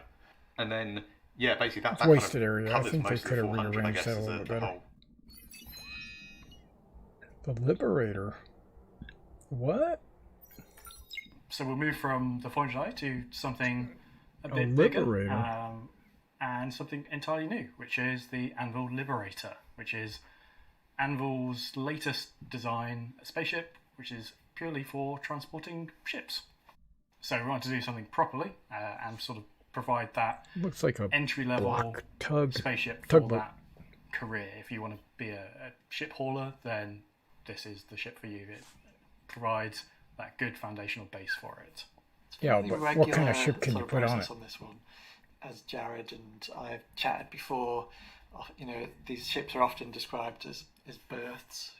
Easy berths, hard berths, difficult berths. I think this one was a fast berth.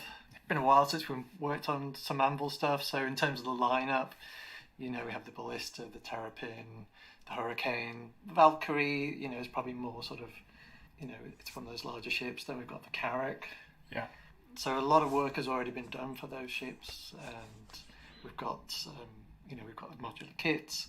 So in terms of a concept process, theoretically, it's smoother sailing. And in terms of our process again, it's that The Liberator sounds like a warship to me. Each manufacturer has sort of a loose set of rules. I'll say it's loose because there's always space for us to sort of slightly veer and slightly tweak the manufacturer. Well, I think, like you were saying earlier, like manufacturers change with time as well as they evolve. Yeah, it's not like every ship came out with the exact same date with the exact same manufacturing processes. It kind of all. Yes, yeah. And I think, I mean, that's kind of what I like about Star Citizen, is we've got this sort of, it's this sort of rolling kind of like design, it's sort of, design everything is being updated, and it's nice that, when we work narrative and they're like, oh, well, actually it's based on this old design, or whether it's some new stuff. So, one of the early requirements from John, which you can see here in this fabulous designer art. Top quality design block. Yeah, I'm liking it. I'm not sure about that shade of green, but not quite anvil. But basically, this is super easy for us, and also, because we're working with a contractor, about sort of laying out the limits of, because we always, we like to make ships big, so it's always, okay, we've got our metrics, it has to fit within this, like, whatever you do, make it cool, but it has to fit within these bounds. Yeah, it was quite strict on the landing pad size, but you need to fit a number of ships in it, but also make sure that it really kind of stayed within its. Otherwise, John will give us big slap wrists. I'll come after you. Yeah, because on that image there, you can see there's the red box, which is the maximum bounds that the ship can be. If you go outside that, it literally won't fit through the hangar doors and ceiling. So obviously, it has to be in there, and that's a max, not a goal to hit, because we've ended up in the past with ships that have a centimetre or two's clearance right at the edge. So when you're coming in and out of the hangar, you just clip as soon as you clip one side of it, then it throws it into the other one. It makes it difficult. And you can see there for the extra small landing pads, the green size. So once you've got 3 of them, so at this point in the design brief, it was just 3 extra small ships. By the time you've got these 3 green, and they have some Z height to them, which I didn't put in here. By the time you've got these green blocks, so like you've got to have space for these, and also got to fit in this. Then you sort of start funneling yourself into. Yeah, and I think, I mean, you provided a reference image right at the start, which is of military hovercraft. Yeah, the American. I can't remember if it's the Navy or the Army. Yeah, and so that was like. I mean, people will see straight away the correlation between the two and the sort of influence. Okay, so it's pretty big. But it also makes sense, right? It's a very functional. I'd say it's a very functional ship, isn't it? So, and it feels like say, obviously, the real life version has been made for that function, and this kind of follows suit. Yeah, definitely. And so, we'll basically be looking at some of our exterior options, and again, it's always, it's quite difficult when you have something like that reference image of the military hovercraft, because instantly it sits in your mind, and you sort of get, sort of stuck in that thinking, and so part of my job is also to sort of push the concept artists and say, right, okay, well, what about this? What about that? I think it's always it's always a sort of dual role. We sort of you work together, and kind of 2 minds is always better than one, right? So in this case, we're sort of looking at this is a sort of first stab at it. So there's a lot of similarity with the Valkyrie. So there's the Valkyrie engines. It's pretty standard. It's just one floor plate, and it's symmetrical. Then we look at some cleaner stuff. It's not, it's a nice design, but doesn't really speak of anvil to me. I mean, but it's cool. I like it. There's some interesting things. Certainly very hovercrafty. Yeah. I think just too simple for too wedgy. Yeah. This one was asymmetrical version. Got that massive tank on the side. What it does, I'm not quite sure at this point, but it's it's just visual exploration. We've got the asymmetrical wings. Again, sort of interesting stuff. At this point, we're starting to push into like terrapin territory. So we've got sort of essentially like the bridge, and it's kind of like got a cowl. It's like a sort of it's kind of like the little turtle head from Terrapin. Oh. And sort of mixing and matching, and so it's kind of interesting. Again, we're doing these things rapidly, so has some pros and cons design wise, well, because obviously we have the XY metric, but you also have the Z. So a lot of our hangar metrics are quite tall. So the problem with this one was it was just to the height of the ship. The actual height it would have needed to be would have been double that. So then you end up with this really tall gangly thing because we've also shortened it by a third. So I like you trying to get yourself into like the shape of a ship. Yeah, really tall. Yeah. And then here is like where we sort of start hitting upon something that I don't know where the decision was made, but it made sense to have the garages on that lower deck. Here, you've got 2 tanks lying side by side, which it's cool. It looks good, but it isn't actually like an official feature. Yeah. It was around this point where we were looking at the double layer thing and trying to get these 2 layers to work, or 2 floors to work with the 3 larger ships. So we changed it from the 3 extra small pads to 2 extra small pads, which basically take any single seat fighter in the game and some around. So I think a Prospector also fits on there. Yeah. And then we scaled the front one down to an extra small. So that's things like the Argo MPUV, Origin 85X, and smaller flying ships like that. But also, interestingly, that extra small metric is sort of the same as the medium vehicle metric. There's like a meter difference in height, which is the Ballista and Nova. So we went from these 3 extra smalls to 2 extra smalls on top, 1 extra small at the front, and then these 2 garage slots, which can also, if you're willing to try and fly your small ship in there. You were playing around. You could fit quite a few combinations of ships I mean, in there. I had a shot. I treated it like I was a fan and basically filled that whole carriage. There was no sort of like door opening space at all. It was it was Cyclones and we know what Rock the players DSs. are like. I mean, it looked good. I mean, it looked like it looked like a ferry. When they're just full of the vehicles all just stacked up. Just increases like the risk value of flying it, doesn't it? Like if you've got 3 ships on it, all right. Got 15. You need a big insurance payout. So once we have the an exterior that we were happy with, and it's then we move on to the interior, and it's only 2 crew. Yep. So it's 2 crew. You have obviously the person flying the thing, and then the second person who can either sort of a flexible role. There is a turret that they can control. They can go sit in it and shoot anything that comes at you, but it's not really a ship that's a combat ship. It's a transporter ship. If you want protection, you need to bring protection with you, or rely on the ships that you're carrying to provide that protection, which is another benefit of this open-topped ship. You come under attack, everyone can launch that through, where you're not having to fly your ships out one by one out of a tube. They can get off pretty quickly. Launch tubes, yeah. One day we do launch tubes. Yeah. Maybe, I'll think about that. So basically we've moved on to interiors. Again, it's just investigation of, we've got our function and what it needs to achieve, but in the last 2-4 years, definitely the last 2 years, like our process has just been a lot stronger in terms of player flow. So there's no more of the Starfarer, higgledy-piggledy mystery tour. I mean, that was our first multi-crew ship, so the pipeline wasn't in place. I mean, spaceships interiors was like, I don't know. So I mean, there's been a lot of learning going on, and so now it's like, okay, if I'm a player, what experience do I want? Like, how do I get from A to B? I don't want to do A to G to H to get to B. None of that business. So as we look at these interiors, we just sort of looked at sort of different flow, basically, different ideas. So it feels quite good, and we sort of worked on, again, just flow. So if you're in the garage, you can easily get from the garage into the living quarters.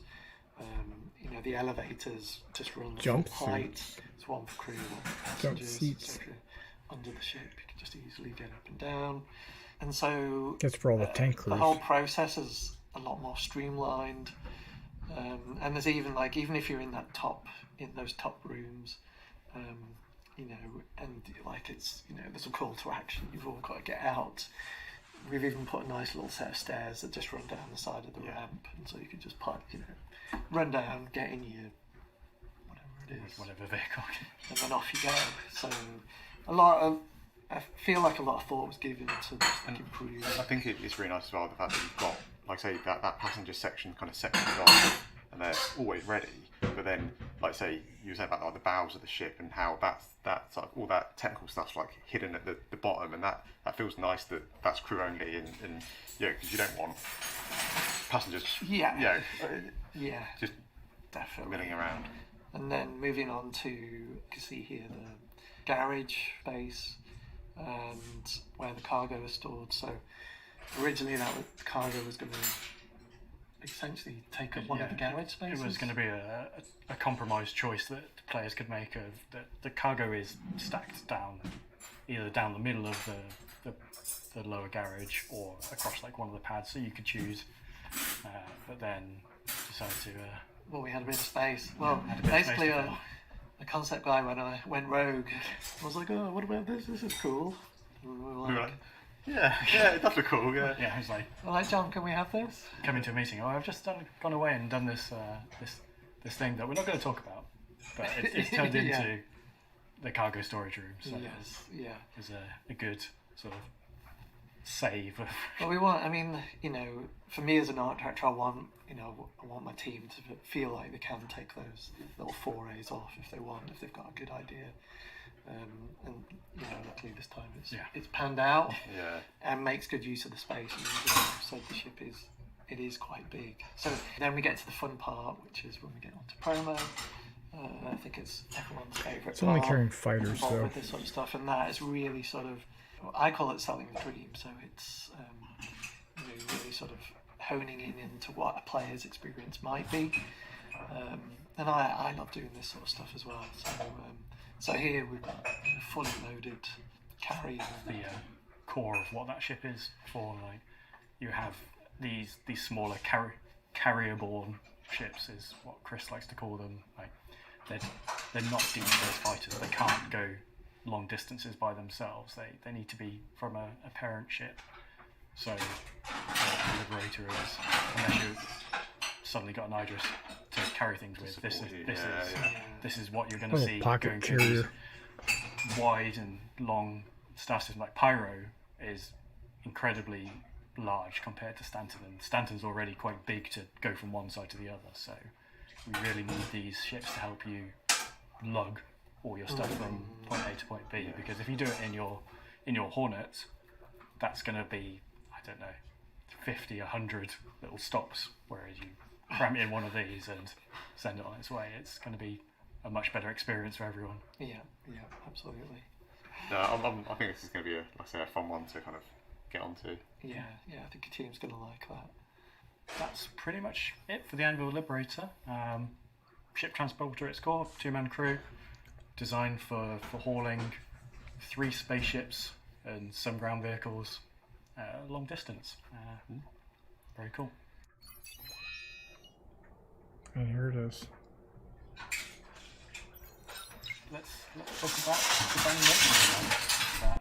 That ship that's been around for a long time. For a long time now. I think fans have been waiting quite a while for this. Yeah, we haven't really shown a huge amount of it beyond those original concept images. So no, and I think this is my second round on this. So I think maybe like 3 years ago we did an initial concept round.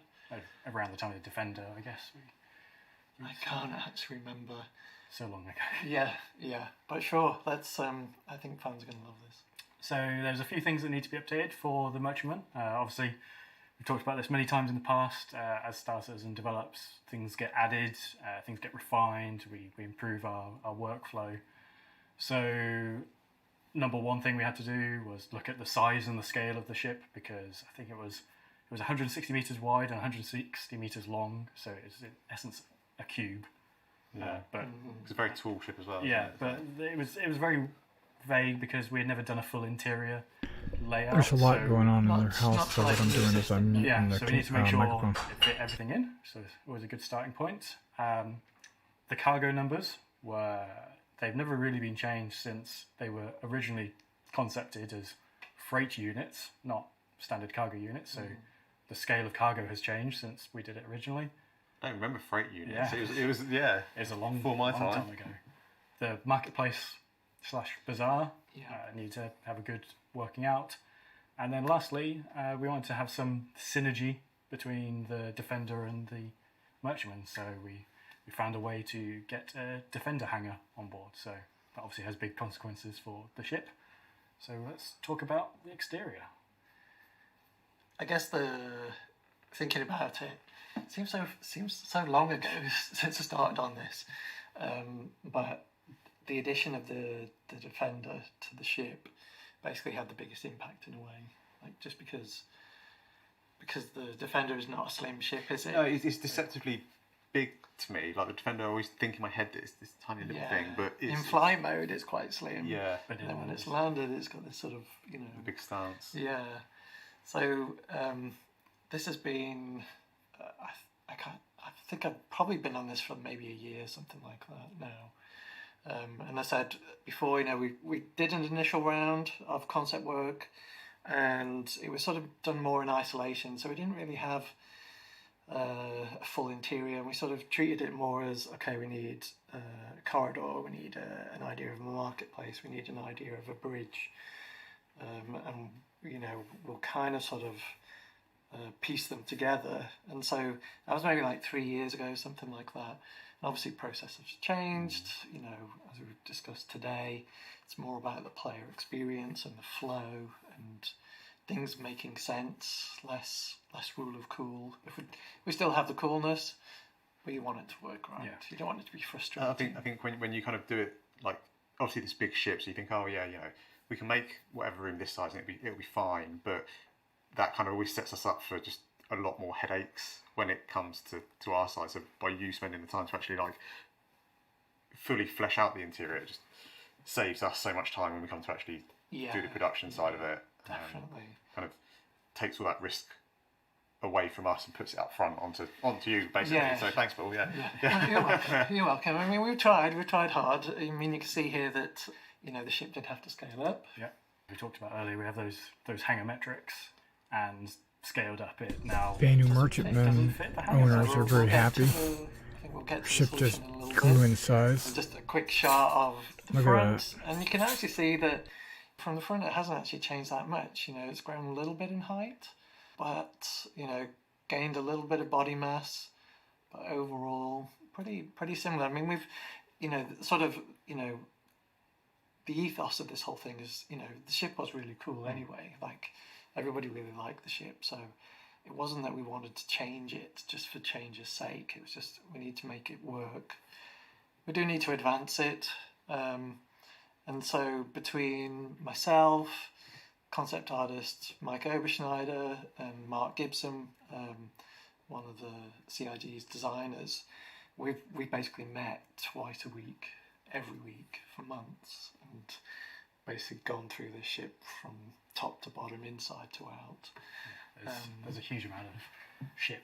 Yeah, and hands down, this has been the most difficult and hardest ship to date. Like, I've not had a nervous breakdown. Actually, the whole process has been quite nice in a way, but it's just been long.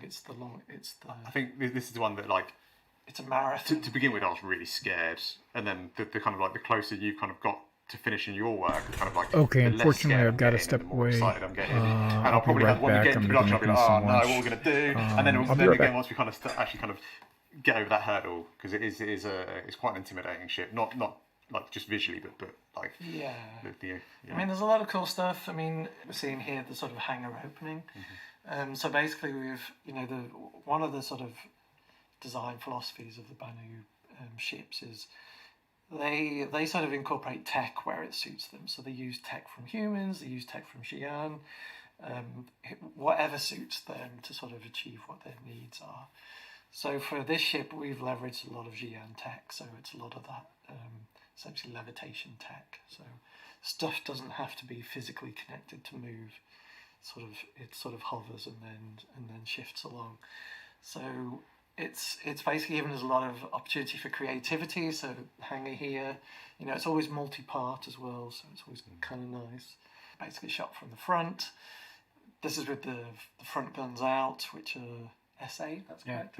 Big size 8 guns. One of the original cool things of the Merchant was all its weapons are sort of tucked away and hidden, so it gives you that non-threatening aura to start with, and when it needs to, then everything. I was going to say, it's going to be quite a powerhouse, really, isn't it? Like, with its guns and its turrets. It's a proper transformer. This ship. Yeah. Do you know what I mean? There's probably no area that doesn't transform almost, especially on the exterior. And again, like John said, it's just to keep with that kind of like, just a friendly trader. Yeah, just a friendly trader. Peaceful. Don't worry about me. Just going on my business, and then suddenly everything just pops out, and it's all business. So again, sort of multi-stage animation for the guns. Again, for the turret. The turret featured in the original. There was a hidden. It was never really fully explained. No. There was a turret, man turret there that you could get in and defend with, and it was in that top fin, I guess. And when the weaponry is unmanned, it's a lot easier. We can get away with a lot smaller spaces. Once you put a person in it, then it's a whole different ball of wax. Yeah. Just the player experience, and it's twin gun. Twin S5, so it's not giving you a little tickle. It's quite a big punch. Yeah. And even though it's only a turret, a gunner, you still got to kind of take all the consideration you're taking in a pilot seat in terms of their visibility and everything else. And yes, you expect to see the big guns and the silhouette and get that kind of like real feel of being in a gunner seat, but like I say, it's quite easy for it to just kind of grow in complexity quite quickly. So basically we've used the GN tech again to help us sort of reveal the turret, also to elevate the turret. Still, we've got multiple ideas for that, so I think we'll just have to figure that out a little further on. And then these guns look tiny in comparison, don't they? They're still sized. So these are guns that most fighters have equipped to them, but they're on these point defense turrets. So obviously the ship was big to start with. It's bigger now. It's more of a target for missiles and torpedoes, and one of the best ways we have in game to counter those is these automated point defense turrets. So Banu again, humans have these phalanx style guns that shoot down incoming threats. We'll take that and we'll use our own guns. So it's got 4 of these on the hull. So there's 2 on top near the bridge, and then I think we see the other 2 underneath. So you've sort of got your 360 degrees protection from missiles from those. And then there's an additional pair of size 4 remote turrets under the wings. These are controlled from the bridge. The bridge crew mentioned them. So yeah, it's not lacking on. The thing is, it can carry a fair amount of cargo, and it's got its own trading floor. It's your livelihood. Yeah, you kind of need to make sure that. Basically, protect that. Yeah. It's a bit of a TARDIS. It's a bit of a There's as people will see, there's a whole bunch of extra stuff that we've squeezed into this compared to the first one. So there's always been this feature on the Banu. It was there on the original, but it never really had a function. Some people called it the paddle, some people called it the flipper, but Chris was like, okay, it needs a reason to be there. It is very dominant. Yeah, I'll always remember that one bit of Defender concept art where it's just there, just destroying a mountain. It flies over, just dragging it through. So we've, it's a multifunction essentially, because one of the difficulties was at the top of that fuel scoop, is basically the entrance to the marketplace for traders and the public. So it was, there's that challenge of what it needs to look. It needs to do its job, but also needs to look visually appealing because it's going to be the entrance. So there was, and we'll see that a little in a second. But it was always a bit of a tricky thing to solve. And so, again, we're seeing here as John mentioned earlier, the ship got wider and didn't actually fit on a landing pad. Which meant we had no hangars that it would officially fit in. We Yeah. could only ever officially land at docking stations with docking ports or on a planet's surface, which is, as a trader, you're missing out on all the places you could land to do trading. So we had to find a solution. I mean, the funny thing is, this is the simplest of the solutions that we came up with. I mean, there's probably like 10 others that we did. Some of them were super crazy, parts just folding back on each other and all sorts of things. So, but in the end, I think, simplicity wins out. I mean, they're not small bits of wing to move. Yeah. It kind of. I mean, there's gaps here, and we haven't got the mesh in there, but there will be. We'll work it out for you, Ben. Yeah. So you can see here, this is basically a shot of what is the fuel scoop, but it transforms again and becomes this pathway to the marketplace. So you'll have this, basically why this experience, again, it's kind of the red carpet treatment. You're walking up into the marketplace. It's not in this image, but we will have, hopefully, we'll have like soft, like awnings basically that will sort of come out as well. And so we'll have that sort of marketplace. I think for me, this is one of the ships that really excites me because it is very different to, not a lot of the ships that we've done, and I think that sort of like initial experience, like you say, of seeing this thing kind of like come and land down, and the traders kind of inviting you in and entering into, it's very otherworldly, kind of entering up that, walking up those steps out of one of our kind of space station, like our human space stations. Oh, absolutely. I think it's going to be kind of really exciting to kind of. I mean, the idea is that as you go up those stairs, you'll have, holographic visuals of products that are in the marketplace, and so they'll sort of pop up and just be spinning. So you'll have like, it's just that sort of shopping experience. And it's like, oh, okay, I can get that and get that, or maybe even artifacts that the traders picked up. I mean, you've got options basically. So. And then also the cargo that changed. Cargo is a big topic. It was one of those things in the original concept, even digging out the original design brief, wasn't particularly clear on, was the cargo bay internal, was it external, was it was it a walkable space? And we kept it external for the first half of this development. And then it's during a meeting where I think a bunch of us were in there with Chris, and we were all like, oh no, it's internal, and then someone else was like, oh no, it's external, and we just decided, like, let's make it enclosed. We'll keep the styling of how it was in the original concept, so you have that sort of, I don't know how you want to call it, shuttering or on the outside. Yeah, I'm struggling to actually remember it now because I'm kind of like locked into this one. But it was more that it was. All right, I got my cargo crates, didn't you? chili mac here. I'm going to be eating, so I'm going to mute so that you don't have to hear me, chomping down on it. Drop down, but that caused huge problems with the entrance case, where if they could all drop down at the same time, then you couldn't get in the ship to start with. So we did have a solution, but this is definitely better. Yeah. So now it's enclosed. You just have one way of dropping at the front. And then we'll see later how it's all managed inside. So you can have the front ramp open and cargo coming up and down. The two systems are not interfering with each other. And your cargo is more protected as well. Yeah, and that's kind of, I guess, a key element of it, isn't it? Is not only having the like footfall into your marketplace, but these big trade items you're going to need to. Is that using the Banu anti-gravity to lower the cargo, so we're going to move on cargo to, panel? So the we're vehicle? looking at sort of functional images of, basically explaining how we've been dealing with design decisions and how that's affected art. And so now we move on to the sort of the sexy stuff of looking at how we've taken the sort of the existing Banu materials, from the early merchantmen, which there was a lot of good stuff on that, and then just progressing it a little bit further.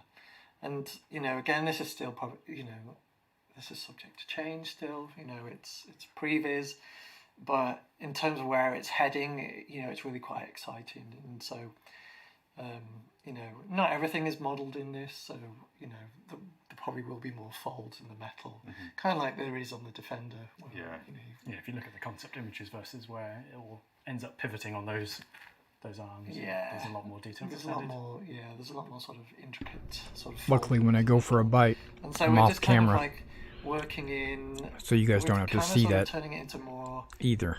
It is Apologize, more ornate, but it's this is more going to be a long day, and sort so of I've got to special eat and drink during, you know, snacks, and whatever. Sort of really trying to sort of get that impression. So, you know, we're layering in the gold, we're layering in the sort of all the sort of Art Nouveau line work, sort of with a sort of Banu influence. You know, we're looking at sort of taking materials like opal or whatever the citizen equivalent is of that, and also integrating that into the ship. So it really is sort of a display of wealth. It's like if you've got this, like you're loaded. Crown jewel of your fleet. It is. So you know, I think it's going to some really nice places, and so you know we're looking at this heavy bruiser of a turret, and this is still work in progress. You know, ideally there would be more work to do with this, and so we'd get more of the sort of curvature in the metalwork and stuff. But because we're on because of time scales. All right, we've had 60 people come into the chat Pass that information on. and watch along for a little while. Not one has dropped a comment. All right, that's fine. You guys can be quiet if you like. How it is. Magical mystery tour. You know, I just thought we would have conversation about it. Yeah. So it was. But if not, it's all right. It's all good. Back in the day, it was pre-metric, so we didn't have all the requirements in place. No components. No components. The marketplace is a lot simpler in here, and so with Banu Merchantmen 2.0, or in my head it's 3.0. You know, we basically moved on to a fully upgraded interior roll drum. And so you can see from this cutaway, and it's kind of hard to show all the pathways in this ship. I feel like I'm banging this drum, but again, we did a lot of work on pathways and navigation. And so you can, you know, as a trader, you're locked off to a certain route. That was a very nice cutaway. You've got access to everything. Showing where everything was. Like, okay, well, you've got these areas you can get to. You can come in from the docking collar, and there's two different docking collars. You know, there's the larger one on one side and the ship to station, and then that funnels you into the marketplace, and then you can go back down through the flipper or vice versa, the fuel scoop. And so, you know, in terms of what's changed, you know, we've had to create space for the cargo. You know, the hangar for the Defender, that was a massive one. So a lot of just shifting the internals around. You know, there's two elevators in this. There's one. Looks like it's got about twice as much room as a Carrack. Again, I think that kind of like builds on the experience of someone coming to buy stuff there, though, and to me that's kind of like part of the lure of the ship is that, you know, like I say, the crew have their own everything stuff, but the kind of like the people that are coming to spend money, that experience is like the kind of like one of the core elements of that ship. That's what makes it kind of so special. Different experience to coming on board it that way versus living on board it and totally working on board. And so we'll see here that these are like previs images. These are straight out of 3D Studio Max with a bit of Photoshop magic, but it's just giving you an idea of that going up the fuel scoop or the market entrance. You know, you'll have the awnings all folded out. It should be a real grand experience. Will we have red carpet? I kind of like, I don't know why in my head it's like Aladdin's cave. Do you know what I mean? That's what it kind of. And we had some reference images as well. Oh, okay. For the marketplace, and so here you've walked up, and you're again. This is always in this concept theory. Has always been this tree of life essentially. So basically, you enter at the base of the tree, and then it forms the spine, and then that tree branches out and basically reaches to the front of the ship. That's the theory. Like, always been this organic theory. The same in the Defender. You come in the Defender up the ramp. Yes. And then you have that big central tree which houses components, and then that stretches out and back around to form. So the line work in this is a little more sort of refined. It has gone less organic compared to the Defender. Kind of gone for slightly less. Welcome to the stream. If you want to just sit and watch, enjoy the show with me, you're welcome. If you want to chat with me, drop it in the chat. I'll have a conversation. And so otherwise, here, just relax, get a snack, get a drink. 3D Studio Max. They're talking about the Band of Just so Merchantmen it's super clear, like this is while I'm eating my lunch. This is the lower floor. So the marketplace is split into 2 floors, 8 shops on each floor. Or is it? No, sorry, 4 shops. Four on shops each on each floor. one, 8 total. And then you have this little walkway that sort of goes over the top. You can kind of see here, obviously, we've got a flying jellyfish. But the theory is that there'll be a holographic display, and hopefully the captain can choose what's on there. Special offer for the day. Could be special offer. Could show a weapon. Could just have like butterflies flying around, whatever. But this really gives you a vibe of the complexity of the Banu sort of folded metal, that organicness, and sort of just that overall experience. The headaches that you're going to cause me. Yes. Yeah. And that Aladdin's cave. Yeah. You've got the little jewels hanging off the. I really like those though. The kind of like the treatment of light in a lot of the concepts. I don't know, I'm stealing your thunder from future thing. Yeah, but the sort of these jewels and stones that are kind of going to be used as light source throughout the ship, and I think that's kind of like really nice. Yeah. Just like a bit different, fluorescent tube. Yeah, LED lights or. Yeah, and so we really sort of pushed on that on this one, and so here is like.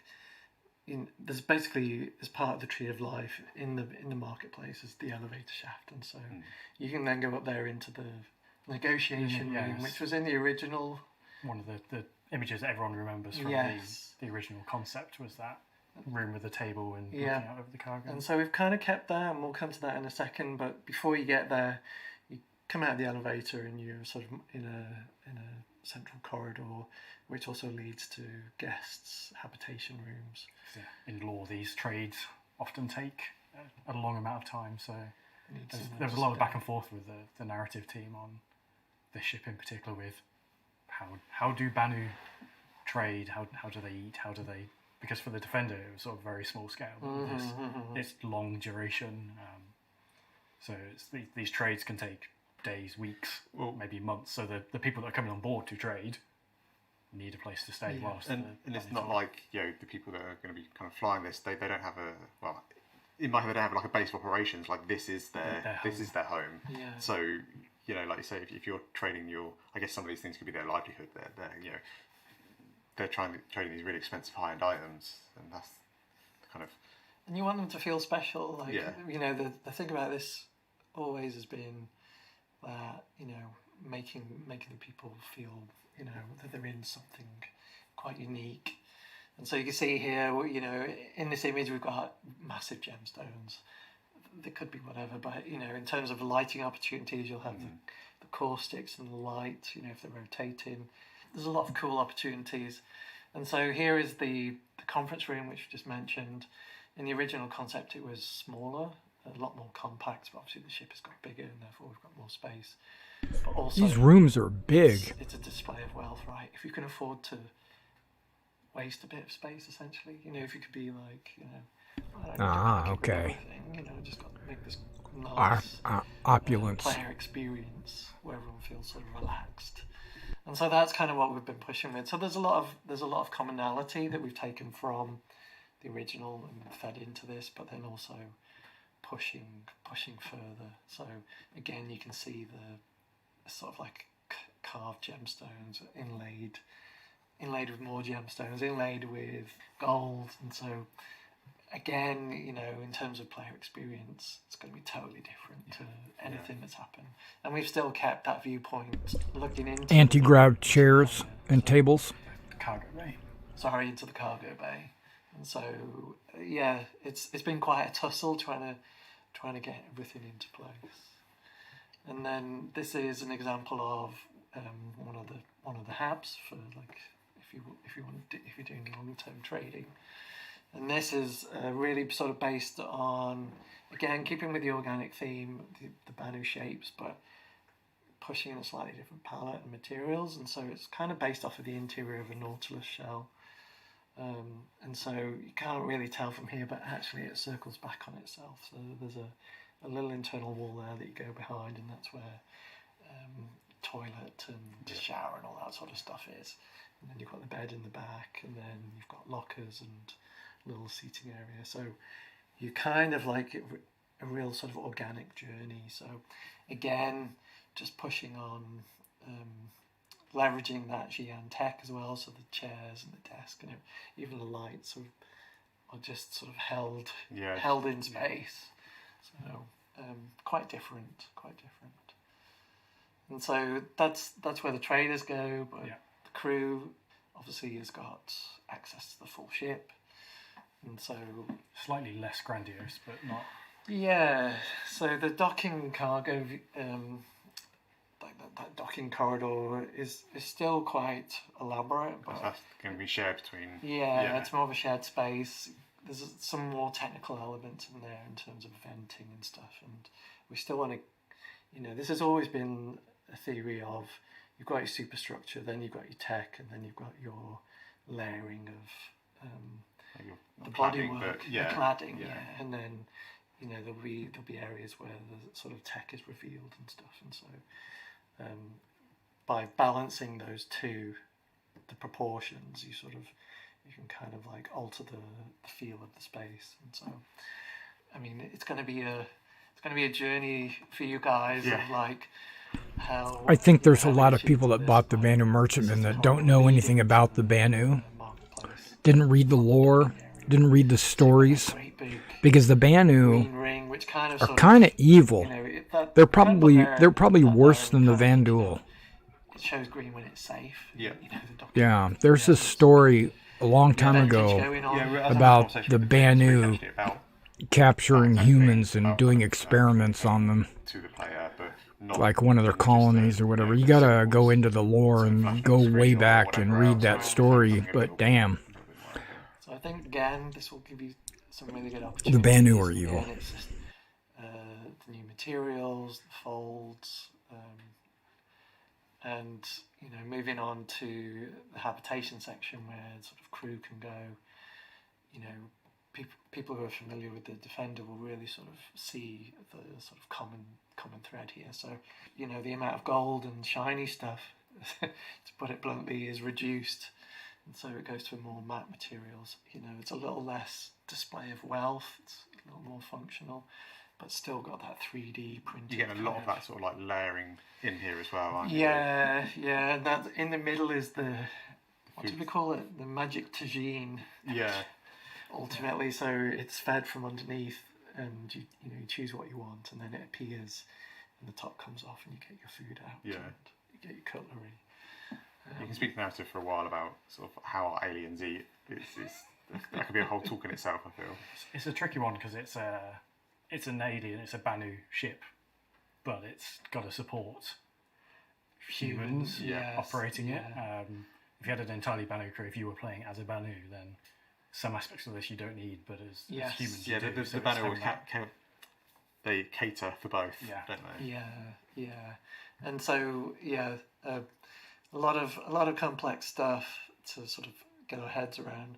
Engineering, this is a work in progress shot. It's one of my favourite bits though. I really like this. And you can't really tell from this shot, but it's essentially set over 3 levels. But you've got that main middle level, and you can sort of get on mini lifts to drop down to components or walk up the stairs to some elevated stuff. But essentially this is leading to the main central engine, and that is like sort of counter-rotating all those elements, and so you get this awesome shadow play basically going on in the room, like really sort of cinematic. Looks extremely cool in motion. And if we can tie it to either were you talking about tying it to damage or the state of the It sounds the like engine. a good idea, so I'm going to say yes. So, you know, if the engine's malfunctioning and it's sort of slowing Yeah. down and stuff, that'd be kind of cool. I'll claim that one.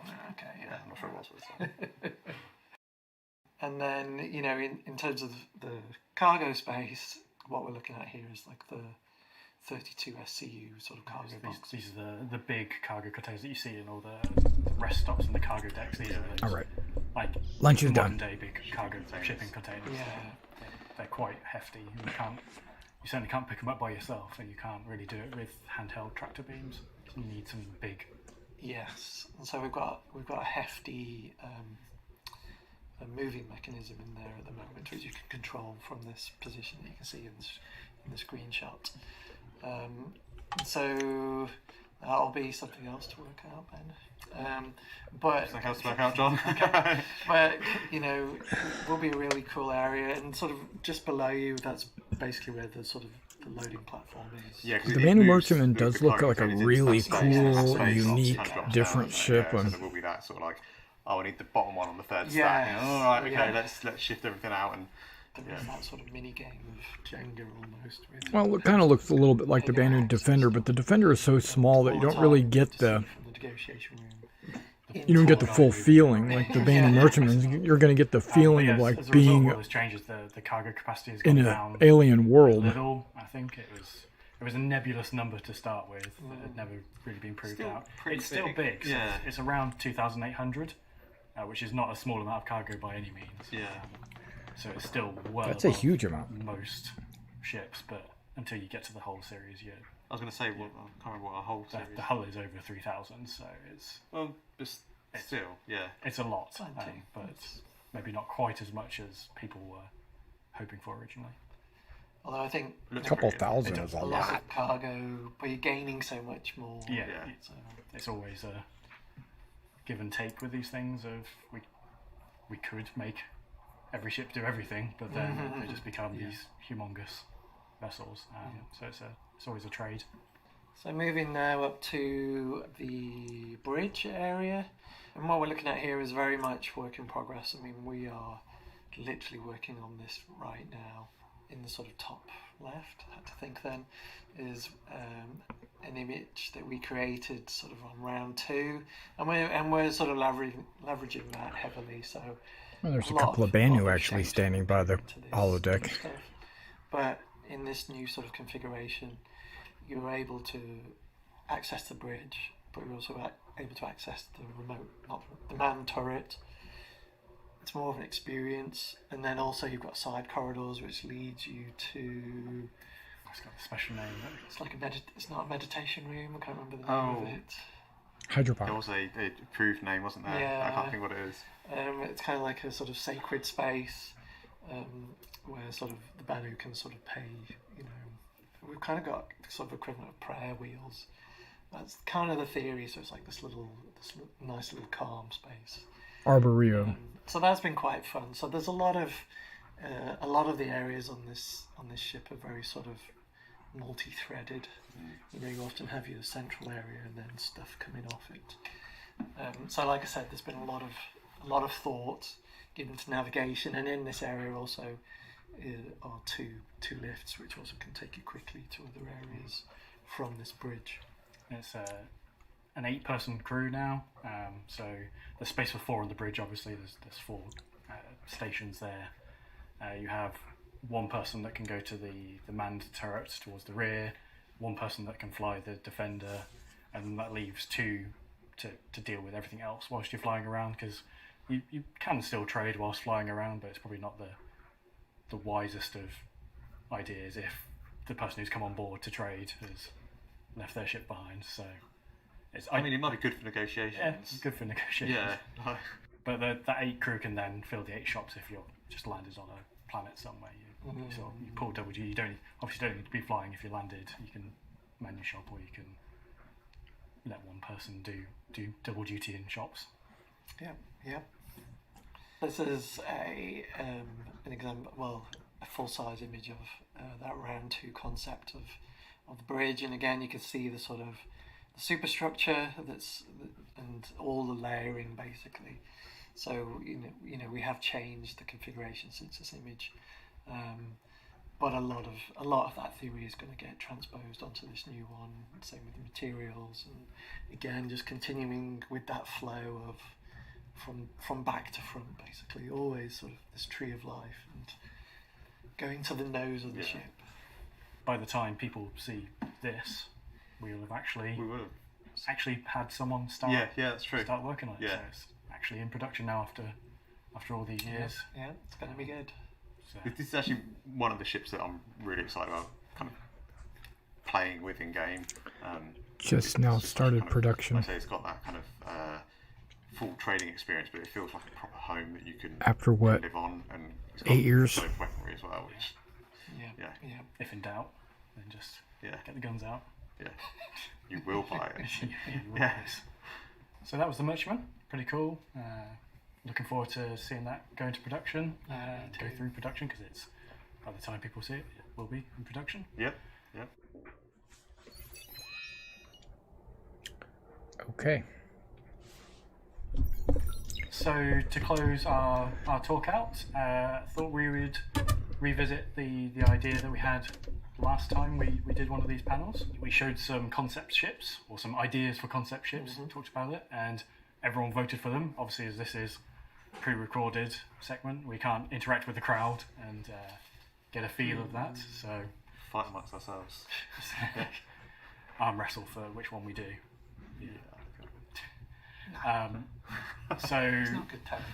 At the end, Jared will explain how you can sort of vote or express your preference for what we show today, and we will see what comes of that. But first, let's go over But you got to show them what to we us. did last time. So we had this ground mining vehicle concept. No. We had the Xi'an small cargo. No. We had the Tavaran light fighter. People may recognise a sort of a pattern emerging here. And then a small refinery ship. I like let's 3 see and 4. What's happened to those over the last few years?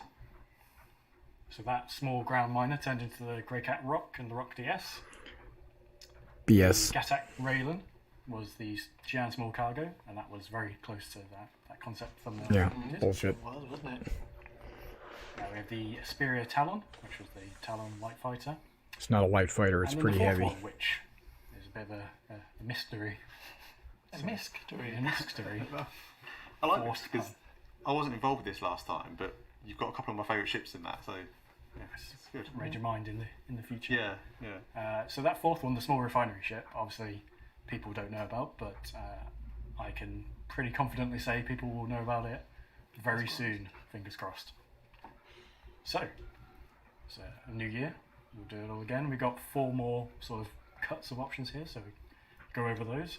Option A is a big explorer ship. So we obviously have the Carrack as the pinnacle of explorer ships, but there can always be more. Yeah, it would be nice to get a bit of competition in for the Carrack, really. Yeah, maybe something Misky. We can go in the Misk line. Yep, I'm down for that.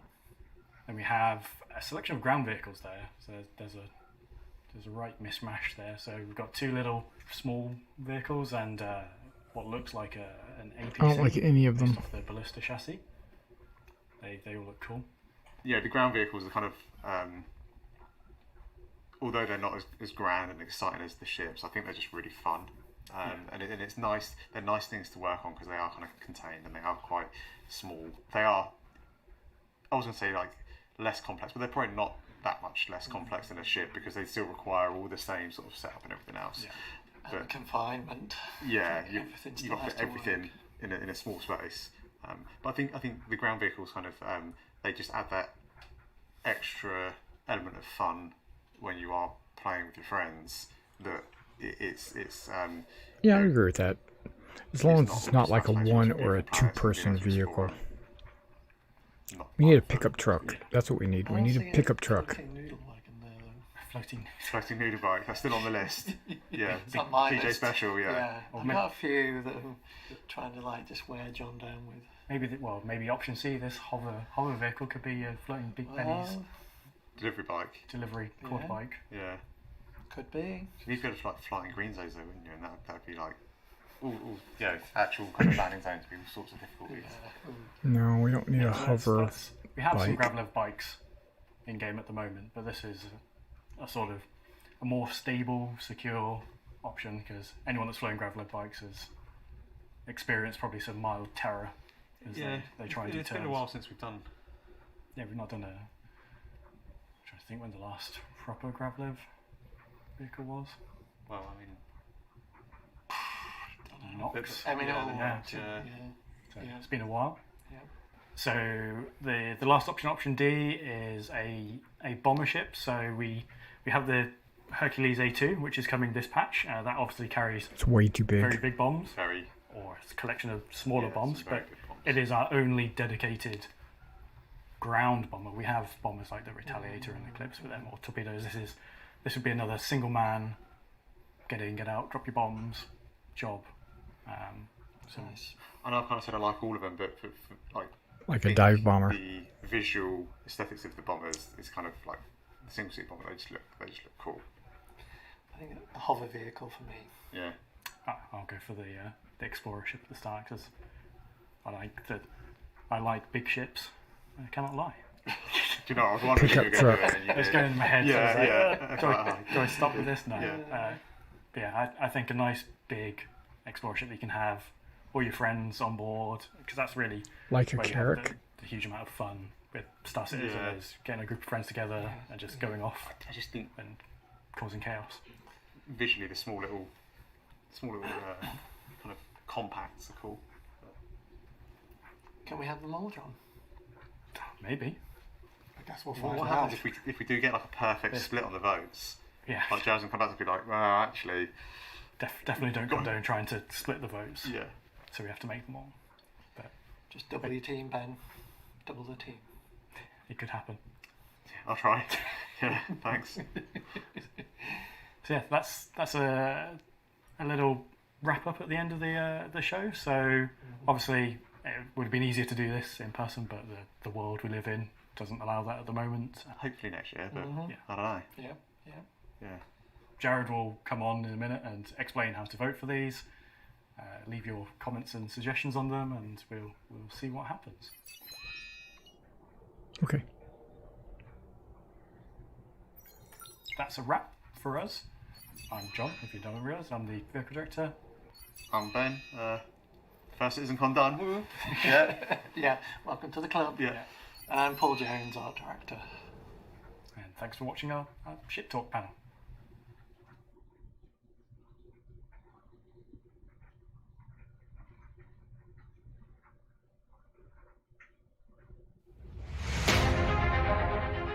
Do you hunger for the challenge?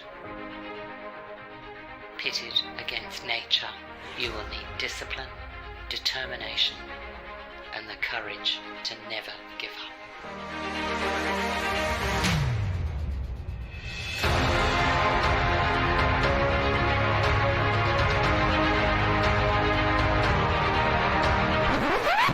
Looks like you need a beer mate.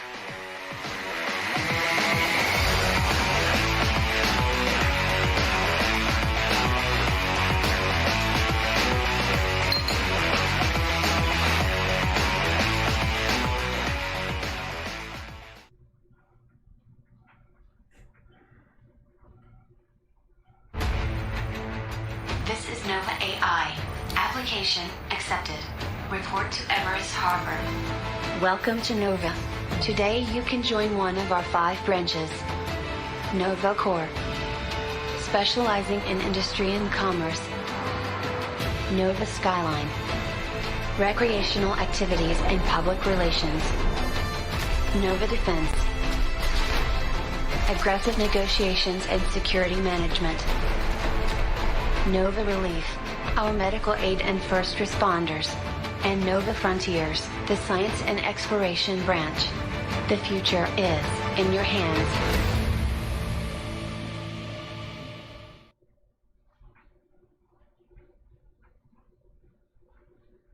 Universe, where a hardened reaver on the edge of civilization soothes his loneliness on the spectrum. But I'm too old to find love. That is a load of space whale crap, and you know it.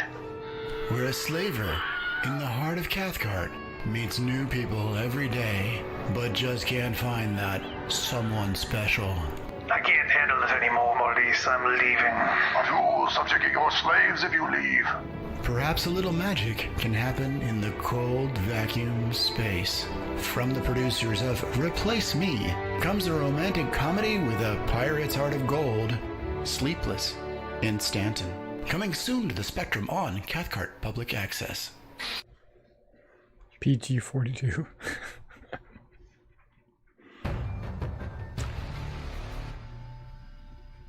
We build more than money could afford and grow beyond what would define power. We venture into the future and stand together in unity. We are the Galactic Union.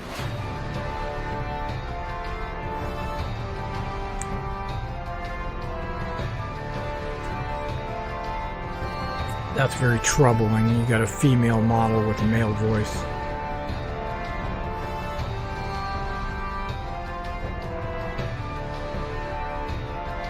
Don't talk to me about transitions.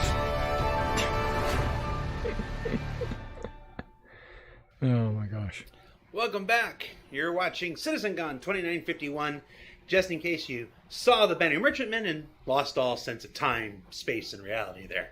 That was the ship top presentation, followed by another set of community videos. So the 400i is real and visible. The Anvil Liberator may become the hero of Pyro when players are left without all the gas stations everywhere. And the Banu Merchantman aims to take the crowd of coolest spacecraft in the game. Like it didn't have it already. Plus, you can vote to prioritize one of the next ships to move into development. Voting should be enabled now on the very special comm link found on the robertsspaceindustries.com website. And if it isn't, give it some time. I'm willing to bet the site is being hammered just a little bit at the moment. Now, as for what you folks had to say during the presentation, we're going to try this again. All right, Twitch chat, don't let me down. Dial Tone said, "Yo, dog, we heard you like ships, so we made a ship to ship your ships, so you can ship while you ship." Ora Valido said, "They're shipping the shipping shippings. Been enjoying CitizenCon a lot, thanks for the amazing work." Medusa1 says, "It's so stupid, I love it." I don't know which ship he's talking about, but we'll take it. Enigmarin says, "The new most important ship in Star Citizen." That's still me and Jay Lee, dude. Blix88 says, "Pocket carrier." Yes, finally, pocket carrier. And Lars19 says, "Balloon Merchunkman!"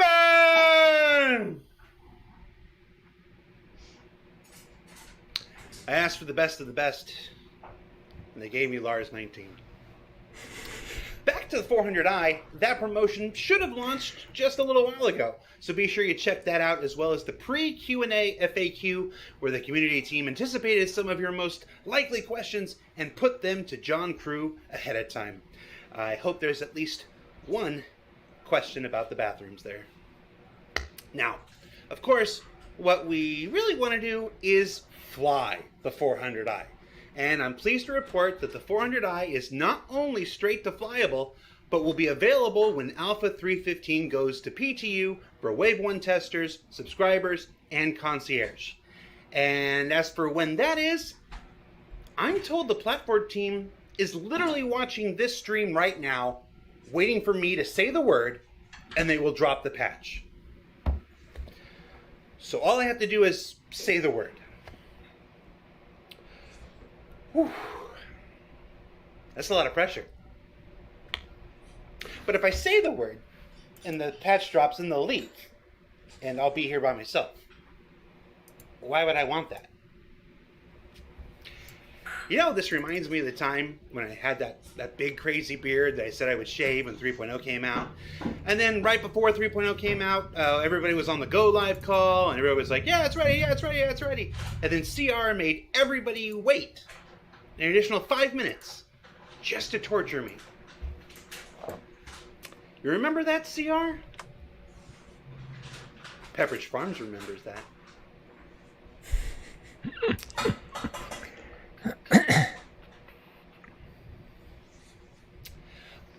All right, I've pushed the gag too far, as it seems. All right, here we go. Countdown ready. And 3, 2, 1, go.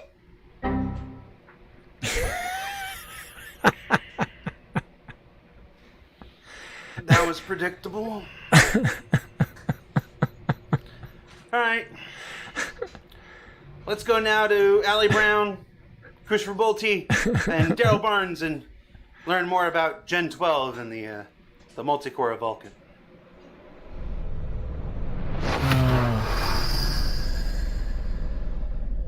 Knowing that there's going to be a wipe, I'm not super excited about playing the PTU. But I probably will jump on there. Hi, I'm Ali Brown, Director of Graphics Engineering here at Cloud Imperium Games. And today we're going to be talking about Gen 12, our new multi-core renderer.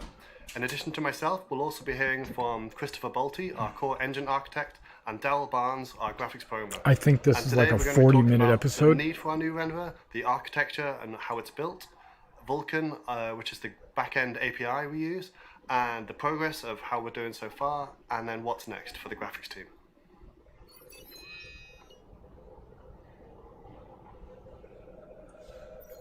So, to help understand the need for the Gen 12 renderer, we first want to take a look at the high-level structure of our existing renderer to try and understand how the new renderer will differ. So here you see a diagram, very simplified, of our overall architecture, and on the left-hand side you can see the 3D engine, and this is what manages all the visible objects in the scene, for example, their position, their size, and ultimately is responsible for the culling of them objects and deciding what should be sent through on screen each frame to the renderer.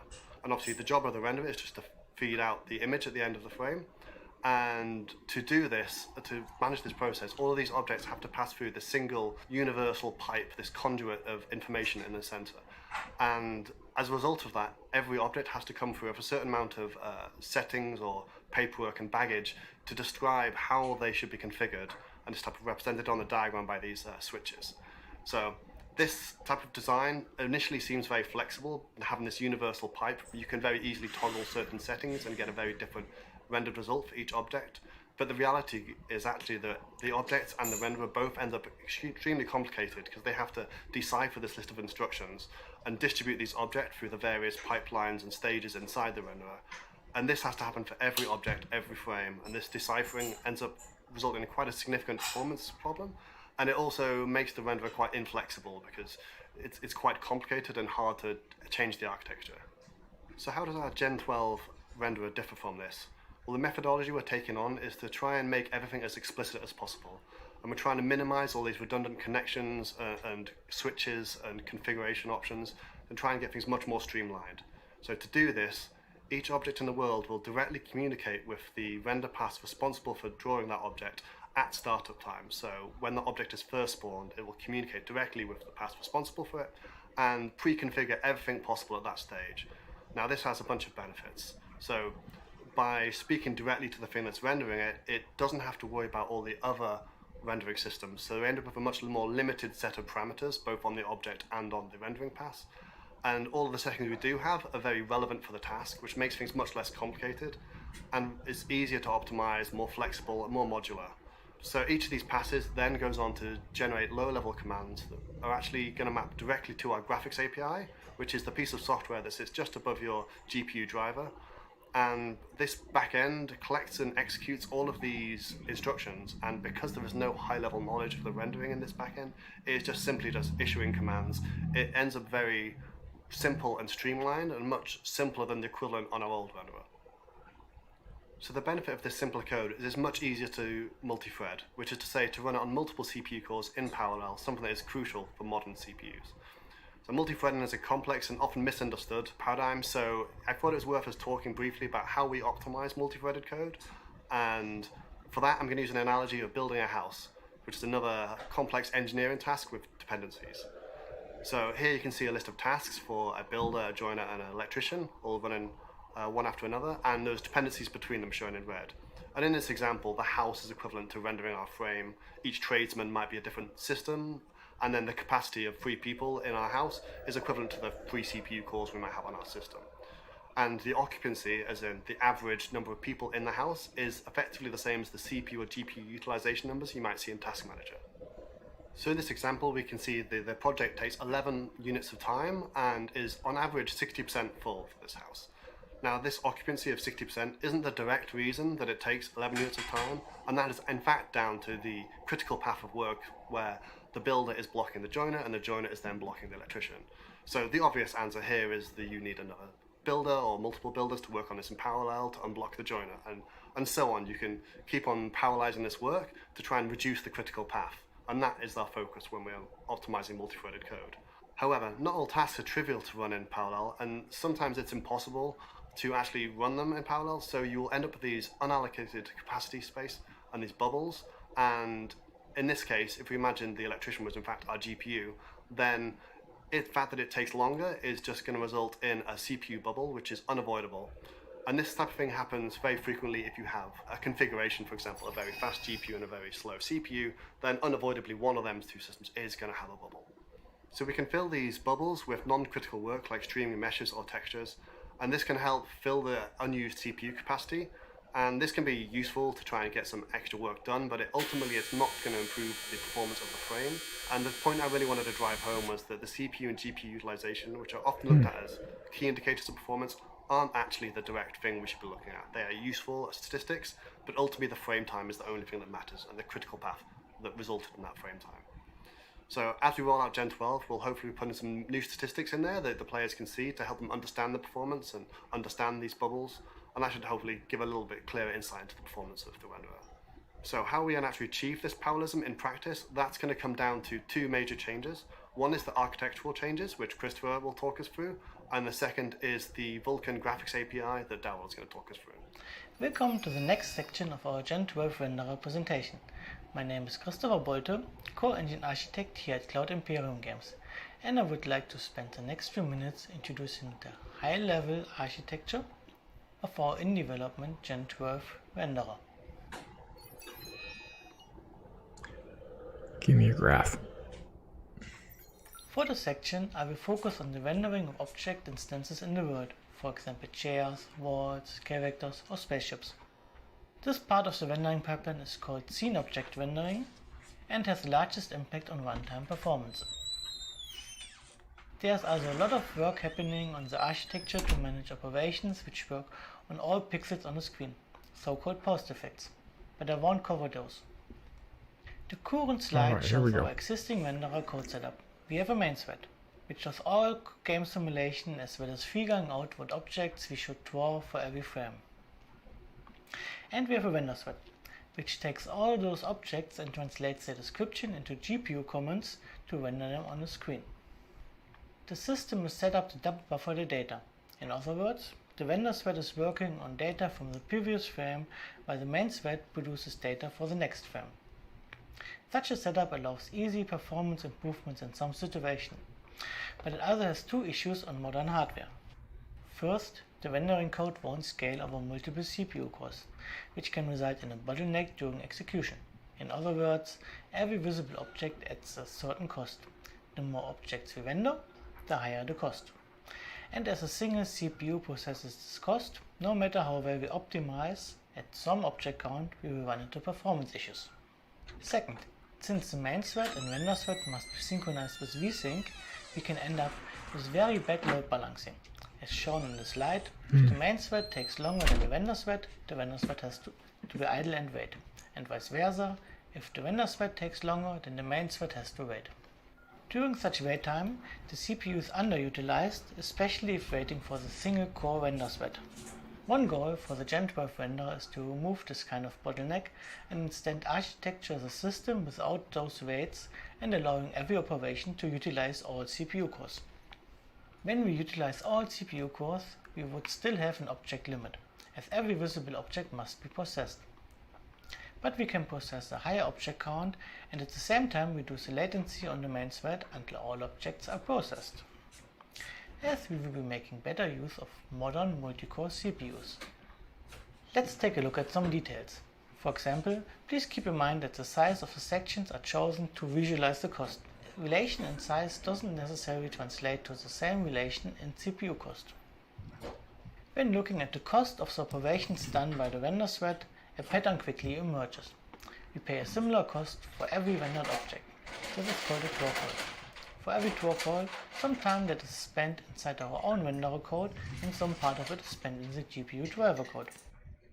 In the next slide, we will cover our code process as well as the next steps to move the draw call cost out of the vendor thread onto multiple CPU cores. We already have a level of parallelization on the main thread, used to find out what objects are visible. There we use our batch worker job system. This is a parallelization system to execute the same code on a different object instance over all CPU cores. To give an example, checking 400 objects can be split over 10 threads, so that every thread will be processed 40 objects. By doing that, the latency on the main thread until all 400 objects are done is divided by the number of threads, reducing state latency to 40 objects only. Roughly at least. As in the actual system, several low-level factors affect the execution, making this statement not fully true, but covering those would be out of scope for this presentation. The visible check itself happens multiple times per object in a frame. Yeah, what color An is that object can be middle one? visible in the main camera, but it can either be visible in shadows, or via remote location rendering. It's RT so-called code, render to probably. texture or RTT rendering. The slides show those pairs as simplified, as we can have more than one shadow pairs, for example. Those visibility checks or culling operations are performed in all CPU cores with the batch worker system. When an object is determined to be visible, its rendering description is copied into multiple temporary buffers. Those temporary buffers are processed on the next render thread frame to submit every object's draw call to the GPU. In other words, object culling is already at the point where we want to have the draw call processing. Right now, we are in the first implementation phase.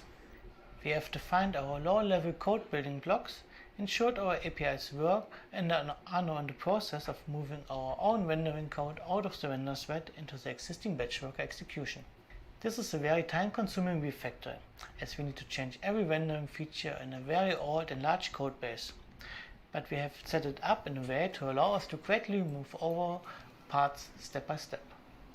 After this operation is done, we still copy state to a temporary buffer to be processed by the render thread. But the state which we copy is prepared in a way that we can directly send it to the GPU with minimal processing on the render thread. Doing this step will already give us performance benefits when we are render thread bound, as less code will be run on the render thread. Additionally, this is a necessary stepping stone for the next phase. It's a little bit above my After we head. move our own rendering code to multiple CPU cores, we will start to utilize the Vulkan API. One major selling point of the newest generation of graphics APIs like Vulkan is the possibility to generate GPU commands on multiple threads. That is something which wasn't possible before, and mostly the cause for the existing renderer design. The catch is, to allow efficient parallel generation of GPU commands, the data must be prepared in a certain way. And that is what we are doing right now as part of porting the scene object rendering to Gen 12 and moving our renderer code to the batch worker system. When this is done, we can implement the parallel Vulkan backend and remove the render thread. After all that work is done, our renderer should be able to process a way higher number of visible objects at lower impact on the frame time. At the same time, it will make better use of the available CPU resources and have less idle time where major systems wait for each other. Yep. Thank you for your time.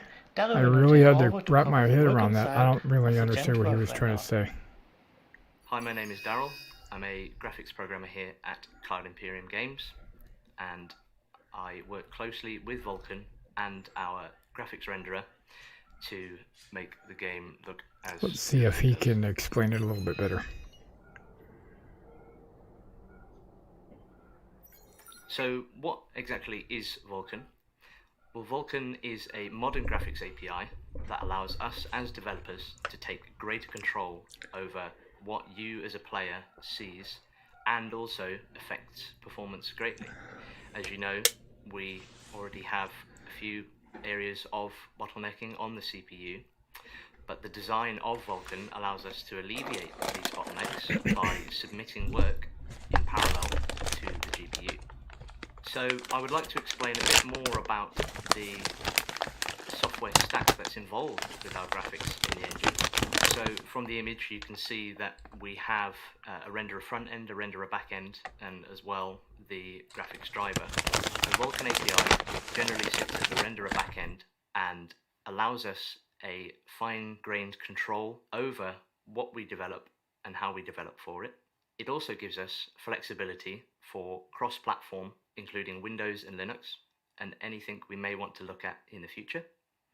The graphics driver stage is not managed by us, but we look at that and we gather information and process any crashes or any issues that might happen, and then we can deal with those further down the line. So you can see now how graphics APIs have changed over time. We're of course in the more modern section where Vulkan is on feature parity essentially with other APIs such as DirectX 12 Ultimate. You might also be wondering what a graphics API actually is. And we see that as a tool that is used for development that can interface between your graphics card as a player and us as developers so that we can give you the latest and greatest. Vulkan also has many features and extensions available to it that we will be exploring in the future, such as variable rate shading, bindless resources, and GPU accelerated ray tracing. To address any issues, we also need to collect data from our players' hardware so that we can use that to target specific features and extensions. We're not aware of any large-scale multiplayer games that captures Vulkan data live in the exact same way we do. Capturing this data allows us to plan ahead for any optimizations and then leverage that for the larger majority of players so we can bring you the latest and greatest. I can't wait for that outpost. On screen at the moment is a diagram that shows the distribution available for Vulkan API versions amongst currently active players. This was captured in the last 3 months, and as can be seen, there is 98% of players that are able to use Vulkan fully in 1.2. We did see a negligible amount of 1.0 and some that were unavailable. We are actively looking into these cases, especially those that cannot currently run Vulkan as it is seen as unavailable. I'd like to take this opportunity to also say, please update your drivers, as we do see a few cases where this can take you straight to the latest version.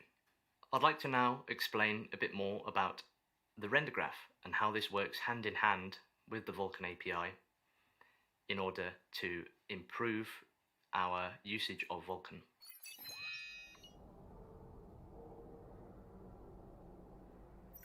So a render graph can be seen as a collection of stages that depend on each other. This then determines the ordering, the scheduling, and the flow of the actual frame. This allows us also to then achieve any synchronization that we need to during that frame. It also helps us from a design point of view, as we can look at the render graph and see where there may be issues or potential optimizations. The render graph also allows us to keep track of any state of resources, and we can also validate against those resources as well.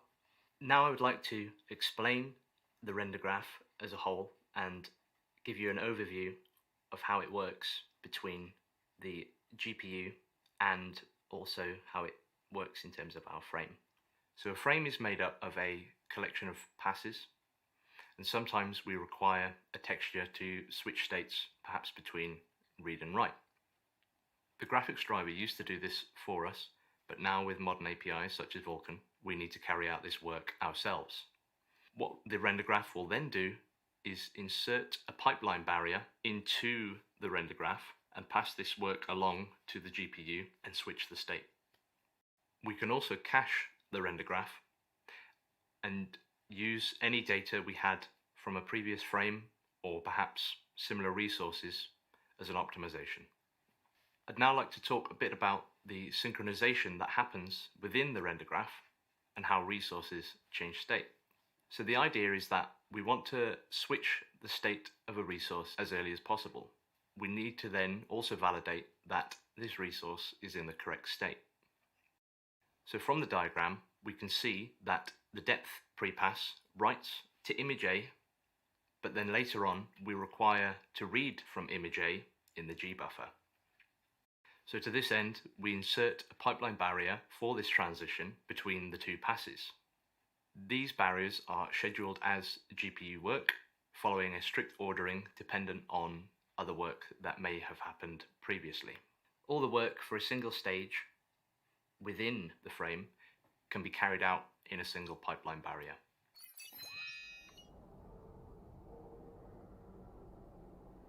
I'd now like to talk about some of the more nuanced areas of our Vulkan implementation and how this affects us as developers and you as players.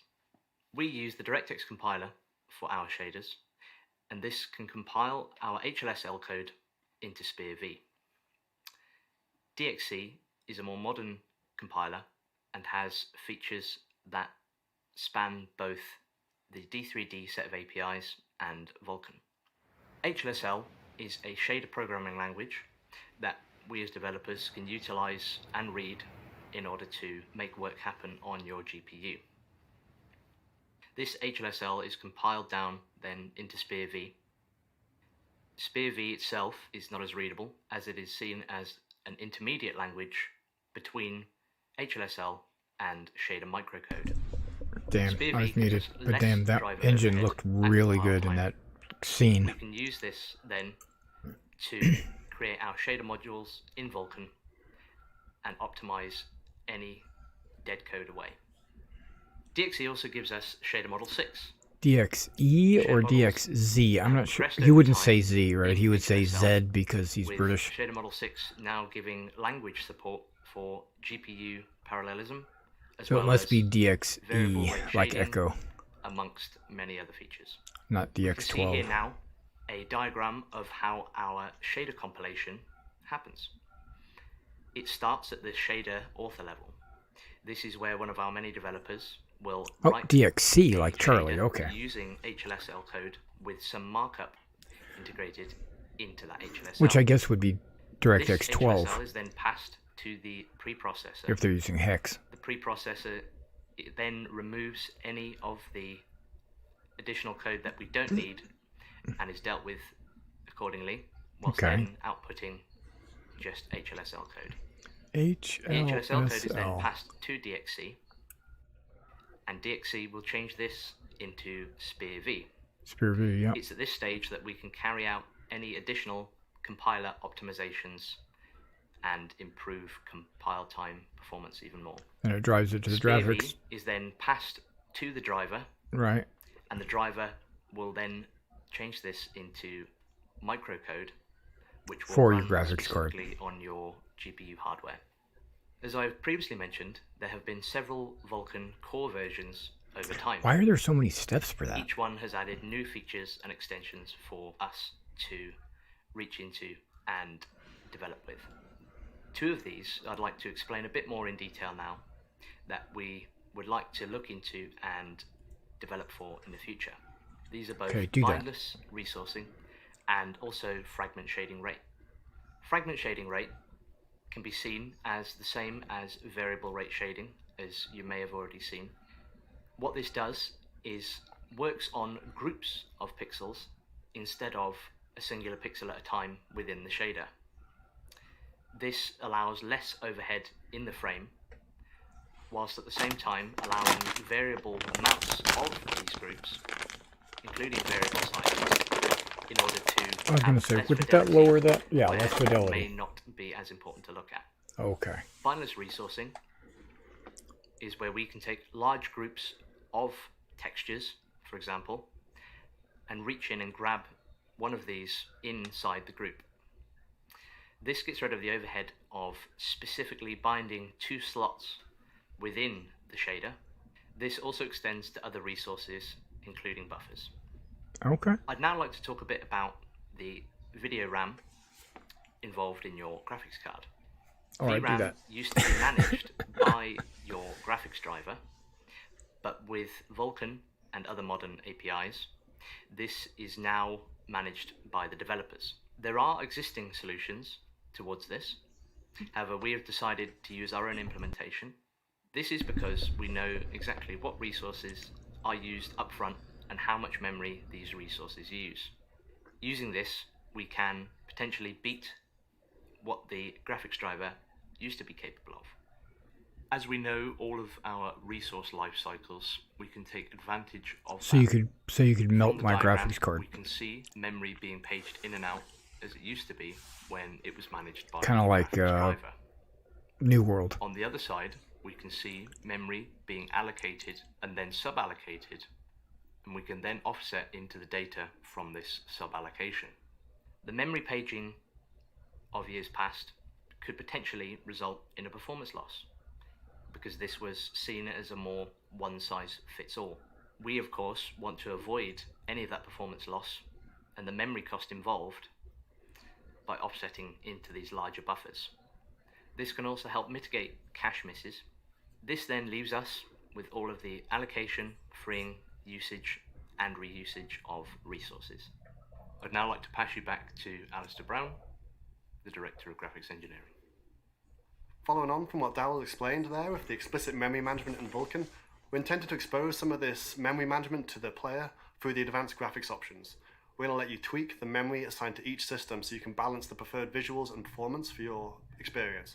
For example, you may want to balance the output resolution of your game to a higher resolution but then sacrifice some shadow quality. Or maybe you want to use a lower internal resolution and rely on upsampling to achieve higher texture quality. These options will all be available to you, and obviously only capped by the hardware that you possess. So to summarize, with our Gen 12 renderer, we're hoping to achieve something that is more efficient, modular, flexible, and minimal abstraction to the hardware, and uses modern graphics APIs like Vulkan. So now you know a bit more about what Gen 12 is, I'll try and let you know where we're up to.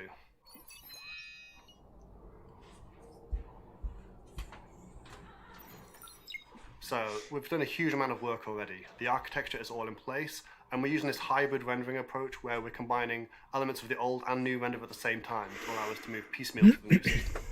All of the post effects, fog, and lighting have been converted over, and they're all enabled by default in 315. And the fundamentals of scene and geometry rendering are all in place, but they're still being worked on. G12, okay. So our main focus is finishing that off at the moment, and once that's done, our focus will shift to the remaining major systems, which are gas clouds, the render to text system, Transparencies. and a few special cases for transparency.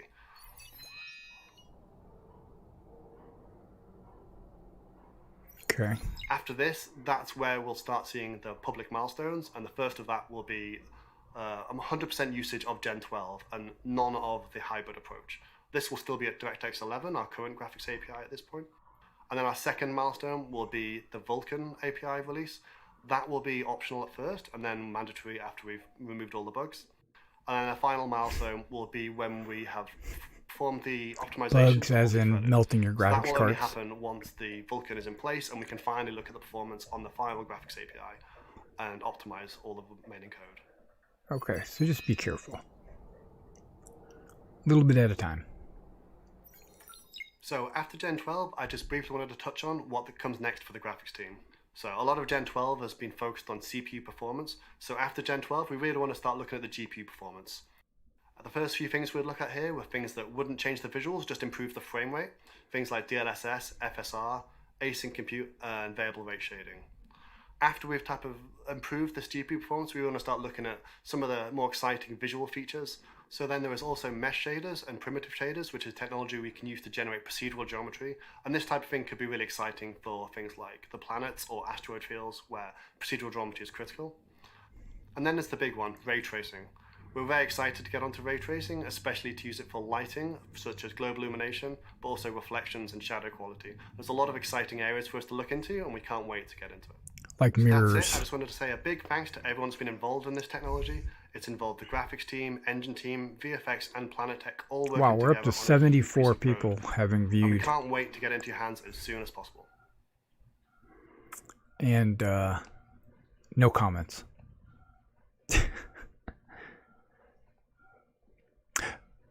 Oh, another commercial.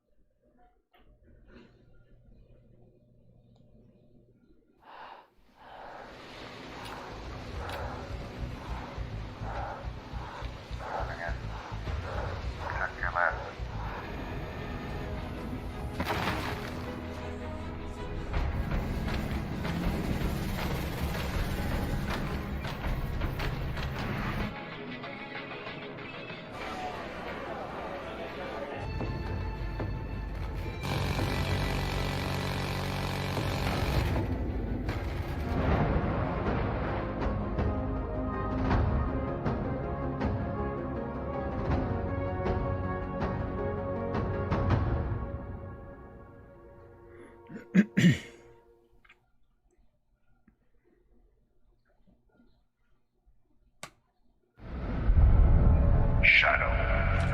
Nowhere else to run. Paladonians. I heard stories about you lot. Bounty hunting, piracy, assassins. You're the scum of the verse, they say. No job's too dirty. Is that all you've heard about us? Nah. You have a code. Which means I ain't talking my way out of this, am I? This is the way.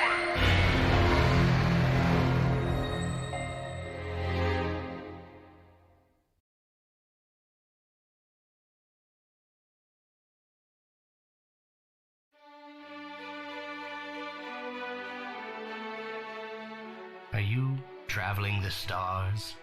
Exploring the galaxy? That's lonely, lonely, hungry work. Always remember though, Big Benny's with you. Big Benny always has your back. Big Benny, eat his food.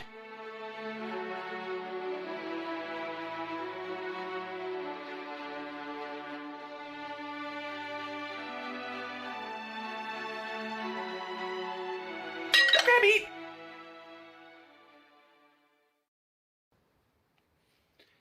The dude really said, update your drivers. These are my favorite kind of panels because they're precisely the kind of thing no other game studio would ever dream of sharing with folks. And as CitizenCon 2951 rolls along, there was a lot to take in there, wasn't there? I know server meshing and the like are the big buzzwords, but there are a lot of performance improvements to be gained throughout the teams on Star Citizen. And for graphics, they're not only moving to Gen 12 and the faster and more flexible renderer that it brings, they're also focused on re-engineering for multi-core systems to provide improved CPU performance and remove some of our worst bottlenecks. And that all of this work starts with DirectX 11, but will transition into Vulkan once things are ready. Now, the work of these folks, the meshing folks, the database folks, the optimization folks, and countless other folks, I've used that word a lot, from teams across every studio is how we're going to get Star Citizen to that performance promised land. And it takes all these teams to make that dream a reality. And speaking of dreams made reality, hey, Sleepless in Stanton folks, don't think I forgot about you. Don't think because you're a community effort, I can't expect and demand a full-length feature. I await my screener. And in other community news, one of the best things to come out of the Star Citizen community over the years has been the creation of an app called Game Glass. It's an app that turns your tablet or phone into a control surface for the game. So let's take a closer look at that now.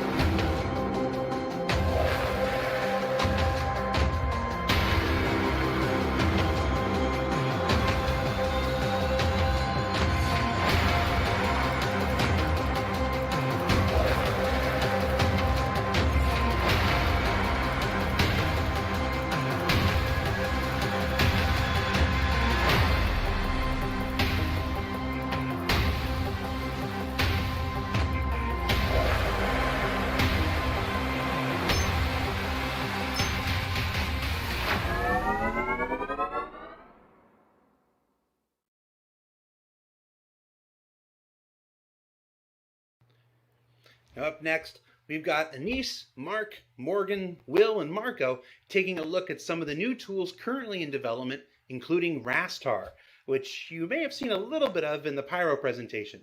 Crafting Worlds, Planetary Tech and Tools starts now.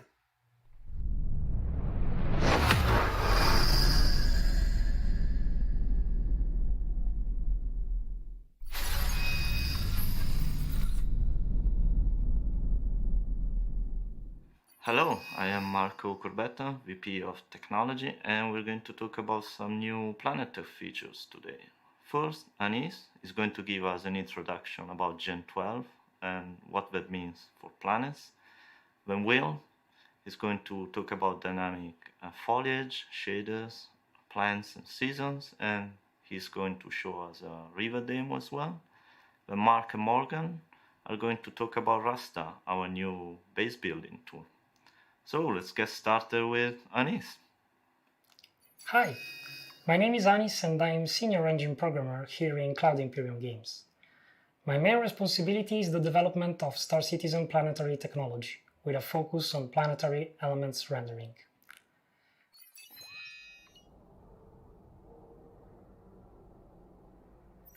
While there is another talk dedicated to Gen 12, I wanted to touch a little bit on how it applies specifically to Planet Tech.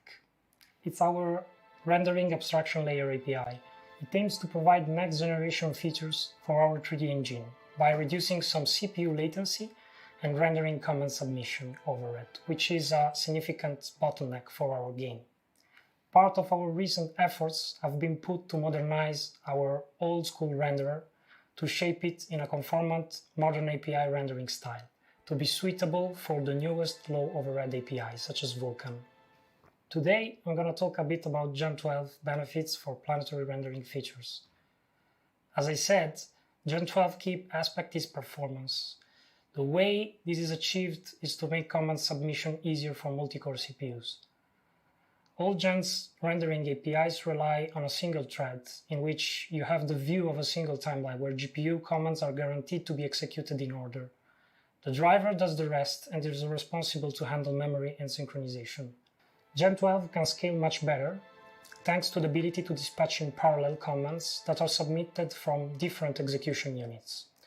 The memory is directly handled by the renderer and synchronization primitives are used to make sure commands dispatched in the right order by considering cross-dependencies between resources. Since the rendering driver is thinner and more responsibility is given to game developers, this opens a new opportunity to forge a new renderer for specific needs a game like Star Citizen might have. Our planetary technology introduces a new set of engineering challenges, so we need to be very creative due to the fact that most game industry standards techniques are not working very well for Star Citizen. Thanks to Gen 12 optimizations, we can push our planetary rendering computational budgets to perform more GPU operations. This translates to better visuals, more details, and less compromises. As a member of the Planet Tech team, I will show you some improvements we've recently made for our planetary terrain rendering pipeline. We made two important terrain improvements. The first is at ground scale level, and the second is for large scale purpose. Both techniques use dynamic tessellation. Dynamic tessellation is a GPU feature, which allows to increase the triangle count on the fly, before a sterilization stage occurs. The new triangles are then manipulated to shape the terrain high-frequency details and improve surface visuals. This new technique is replacing our parallax relief mapping, which is a per-pixel technique, and instead of creating geometric details like tessellation does, it works by simulating details after the rasterization stage, with a cheaper approach by tracing rays from camera to surface. The second improvement targets planet visuals at long distance. This technique is also tessellation driven, and it aims to improve terrain-ocean intersection, where CPU geometric representation lacks for enough control points in the geometry. We've reached the conclusion. Thank you very much and enjoy the rest of CitizenCon. Thanks, Anis. I'm Will Hone and I work on the Planet Tech team.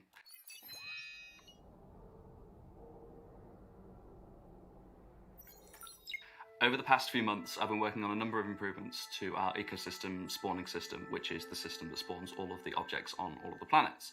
We've been doing this to give our artists more power and flexibility, as well as improved performance for everyone playing the game. The first thing that I did was a complete overhaul of how we spawn the objects. We used to spawn them on each terrain patch as that terrain patch was created, but this meant that we were limited in our control in that we could only spawn new objects when we were creating new terrain patches. The new system has an entirely separate grid division of the planet, and this means that we have a lot more control over the resolution of our objects when they're spawned and how we spread it across multiple frames, which means that we get better performance in the client. This also means that we were able to add a setting for the clients to control how far away each object preset was spawned. The next improvement we've started to look at is making the ecosystems react to their situation and surroundings more. For example, we can now introduce scaling biases for temperature and humidity, so that certain objects, when in higher humidity, can be bigger or smaller, and the same for temperature. A new system has been designed for animal and entity spawning using tokens, which means that we can specialize our object presets better for different planets. For example, we have something similar for rocks. That means if you put a rock on a He snowy just said planet, it animal goes snowy. spawning. If you put it on a sandy planet, it looks sandy. Now we can do something similar for animals. We can specify a small herbivore, for example, and in the snow, this might spawn some sort of Arctic rabbit, and in the jungle, this might spawn something completely different. We've also begun to experiment with a new foliage shader that takes into account the health of the plant based on its surroundings again, and the current season of the planet, though what you're seeing on the screen is far from final. In the same vein as that, we've been working towards having more dynamically placed biomes around natural areas. We've created dressing object presets that are automatically placed around coasts, and of course my favourite thing to work on, rivers. In the most recent couple months, I've been doing more work on the rivers to prepare them to be closer to what we would consider shippable, so that we can get them out to the players. This has included finer control of both the shape of our rivers as they flow from springs to larger rivers, but also the objects that spawn around our rivers, so we have control over what spawns in the water, what is spawning on the banks of the river, and what is spawning further away and blending it into the biome that it flows through. The other thing that we've added as well is a wet edge around rocks, both in the sea and in rivers, which reflects the fact that they were probably wet from the river, and so they look a lot more shiny. We've also been working on introducing basins to the river system, so that we can have more natural pauses in our river systems and other bodies of water than just the oceans. That looks Another good. major change was to stop using the planet's ocean mesh and just displacing it up to the river, and instead building specific river mesh sections around the river. This means that we can have far more control over the shape of the water, and we can use our own specific river material and shader, meaning that we can specify colours, flow, and other properties of the river water separately to the ocean of that planet. Rivers aren't done yet, but they're closer to being used in production than ever before. The next steps include a planet populating tool, so one click to create an entire river system across a planet, and maybe working on a little bit of lava flow, but we'll have to see when that comes. Next is Mark and Morgan. Thanks everyone. Hi, I'm Morgan. I'm a tools programmer from the Planet Tech team, and now I'm going to talk about Rasta.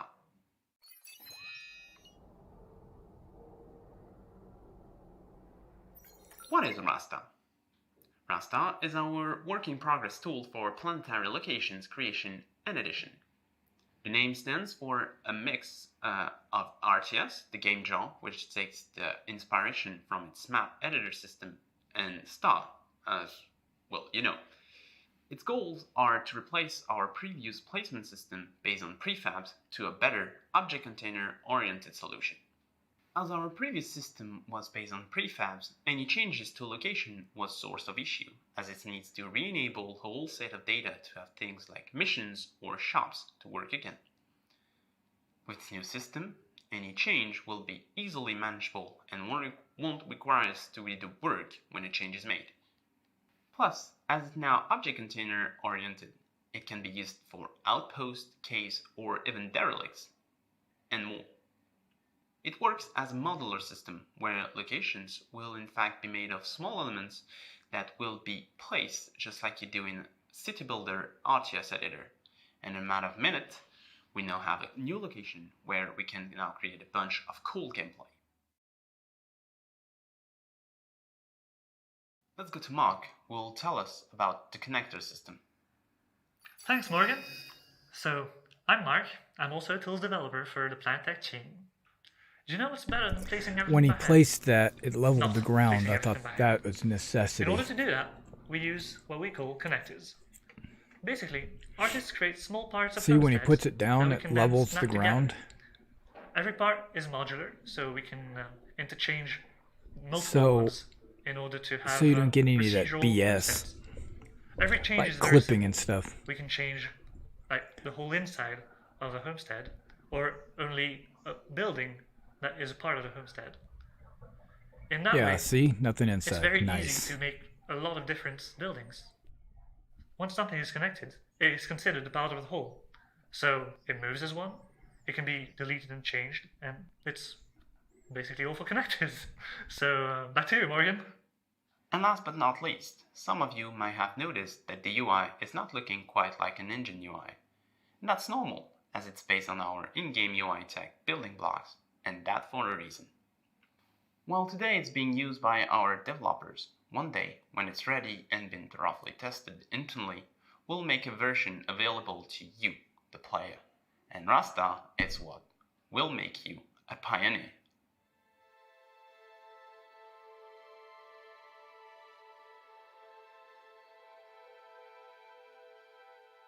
Thank you for watching. We are very excited about the tech we've shown you today. We definitely and we hope need you that. enjoy the rest of I Digital was muted, CitizenCon. man. I don't know what's going on with my thumb here. I keep clicking the mute button. But yeah, that's good. So We're that going to was be a able to small build our own sample of bases. what our team is working on. I hope you have enjoyed it. Enjoy the rest of CitizenCon, and thanks for watching.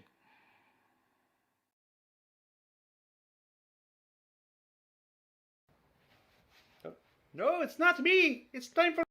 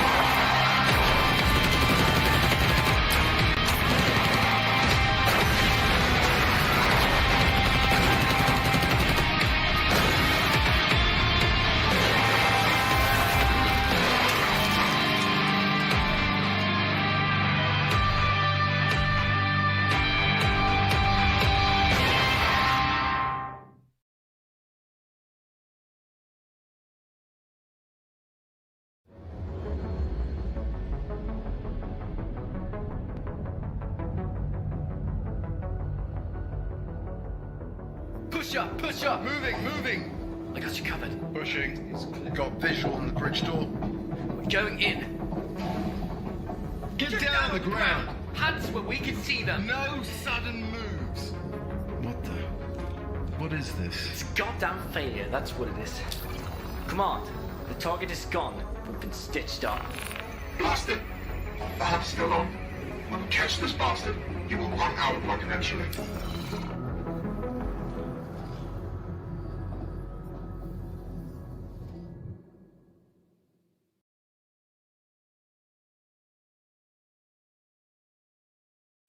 Are you tired of that same old commuter train?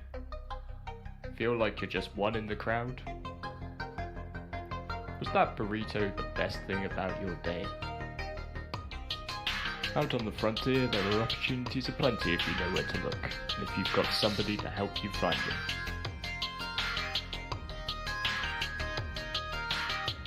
Somebody to pick you up when you're down. Somebody to watch your back out there in the black. We're recruiting across our industrial, security, exploration, and merchant divisions, so if you think you've got what it takes to make it on the frontier, think Frontier Consolidated.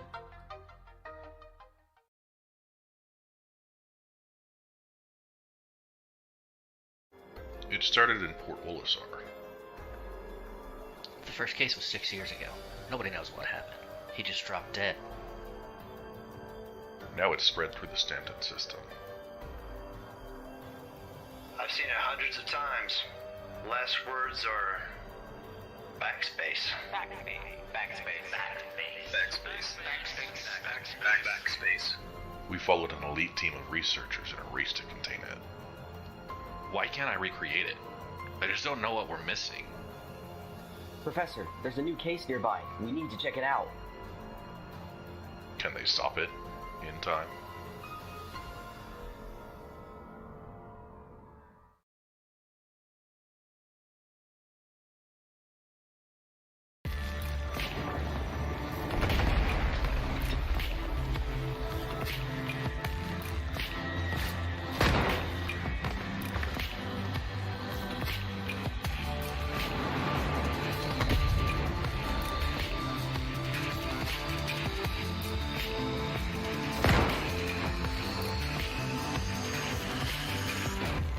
you struggling with your career out in the verse?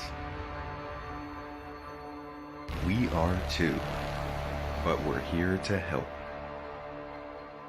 The Garden Interstellar Initiative. The Garden Interstellar does not guarantee fruits and vegetables will be available for all and cannot be held accountable for the lack thereof. I feel a little called out by both Project Black Space and Garden Interstellar. And hey, at least we all know what my surprised voice sounds like now. That was new. That was the Planet Tech panel, and the big news watching the chat was clearly Rastar, the beginnings of which will one day let players build their own outposts like the ones we've seen, and others still yet to come. But up next, the cosplay contest returned this year, and it's been open for a couple months now. So the community team narrowed it down to a couple finalists, and then their panel of judges have selected the winners. And I was not asked to judge this year. Why was I not asked to judge this year? It might be because they figured out I was buzzed on British cough syrup during the 2019 event. Could hardly tell. So let's take a look now at some of the finalists.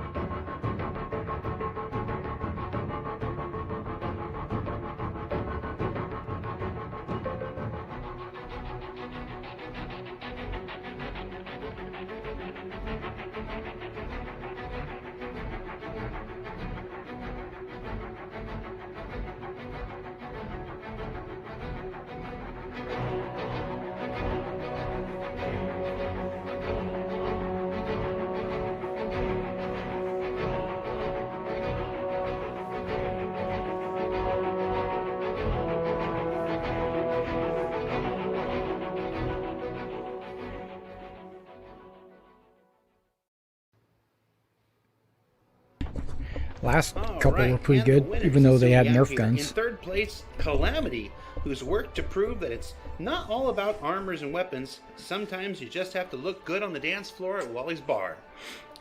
In second place, Diabolus, back again and always a force to be reckoned with, this time rocking legacy heavy outlaw armor and a laser sword.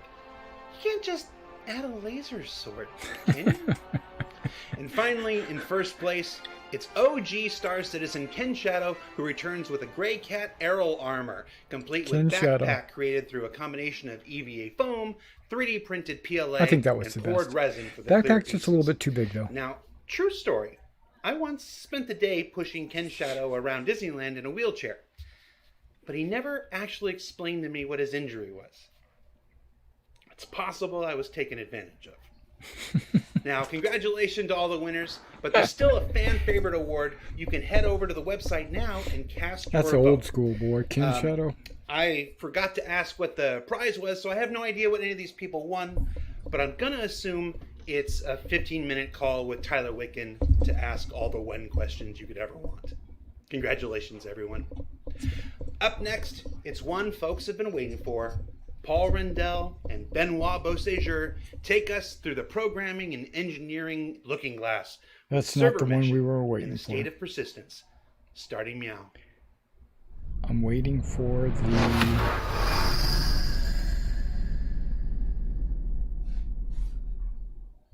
The systemic concept of server, gameplay. which has been ingrained since the beginning, has changed to become a mesh of servers. So how do we solve this? The answer should be simple. With ZeroVec.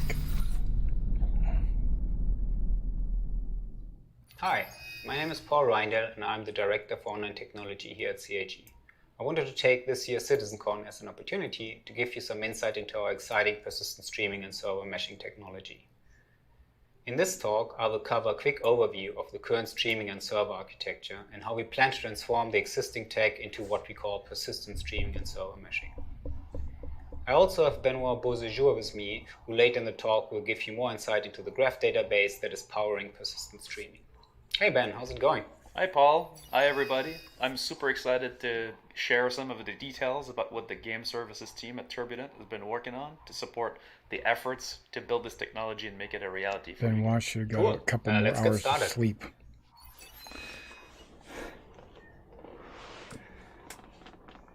Before we look into persistent streaming and server meshing and how this new technology will work, let's have a brief look at entity streaming and how our solar system is set up.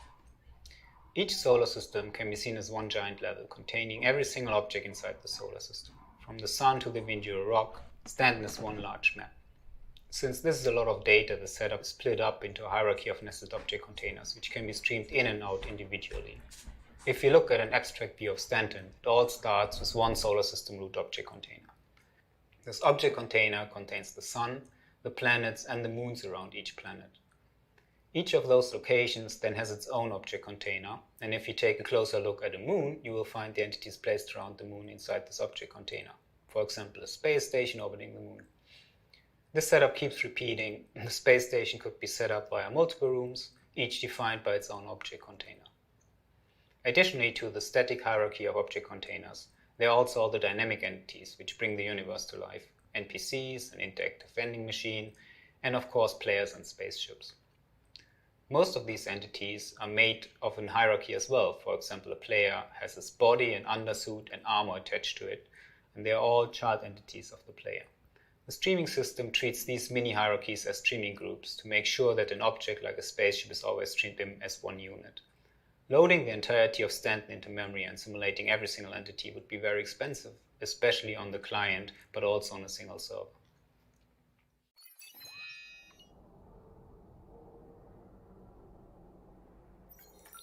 That's why we developed entity bind culling and object container streaming, which allows us to stream object containers and streaming groups individually. When the game server starts, all entities and object containers within the solar system are loaded into local memory of that game server. These entities are not streamed in, we just store the initial state in server memory. When a player connects, we create a so-called streaming bubble around that player, and object containers as well as streaming groups that are visible from the player's point of view are considered inside this bubble. Any object container that is inside the bubble will stream its content, and any streaming group within the bubble will also be streamed in on the server and then replicated to the client. Entities are considered inside the streaming bubble if their projected screen size on a virtual 1080p plane is larger than 5 pixels based on distance to the player. So while a large object like a moon will be considered inside the bubble from far away, a small object like a ship will only be considered inside when it's much closer to the player. When the player starts moving across the universe, entities that leave the streaming bubble will become unbound, and the replication layer will remove these entities from the client. Entities that enter the streaming bubble will get bound to the client, which causes the network layer to replicate these entities to the client, effectively streaming them in. We call this technique entity bind culling because streaming on the client is driven by the network layer, binding and unbinding entities. If entities are not in any client streaming bubble, so no players in their vicinity, these entities are also streamed out on the server. They go back into a dormant state where they are not simulated. Yep, pretty self-explanatory, no problem. This model works quite well on the client, however it doesn't scale well on the server. While we do stream entities on the server with no players close to them, a poor distribution of players will cause the DGS to load most entities, and the more clients we try to match to a given game server, the likelihood of a player being at every single location increases. And that basically nullifies the benefit of server-side streaming. So how do we solve this? The answer should be simple. Allow multiple instances of the game server to work together so they can split up the work. Well, it's not quite that simple. Let's have a look at the current architecture. Okay. As of today, we have a traditional client-server architecture. One instance of a dedicated game server serves up to 50 clients. This is called instance as the dedicated game server has its own instance view of the persistent universe. Once the server is full, we start a new server instance, which then serves additional 50 players. Right. As we've seen before, when a DGS instance is created, it loads a unique version of the Stanton system into its local server's memory. Therefore, each dedicated game server instance has a unique copy of every single object that's part of Stanton. As these entities only exist in the memory of the game server when the instance is shut down, these entities are deleted. Right. The goal of server meshing is to allow multiple DGS instances to work together and divide simulation costs between each server in the mesh. In the best case, we can scale this to infinity by adding more nodes to the mesh. As we saw earlier, each server node stores the state of entities locally. If we want to mesh these servers together, we need to find an efficient way to synchronize state between each server. With our current architecture, depending on the vision of the simulation and the overlap, this would require a lot of synchronization points between each node. It's an exponential problem, as in the worst case, each node would need to talk to each other node in the mesh, severely limiting our ability to scale it.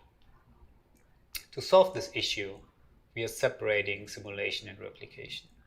Instead of just meshing multiple dedicated game servers together and have them synchronize state between each other, we are introducing a new layer called replication layer.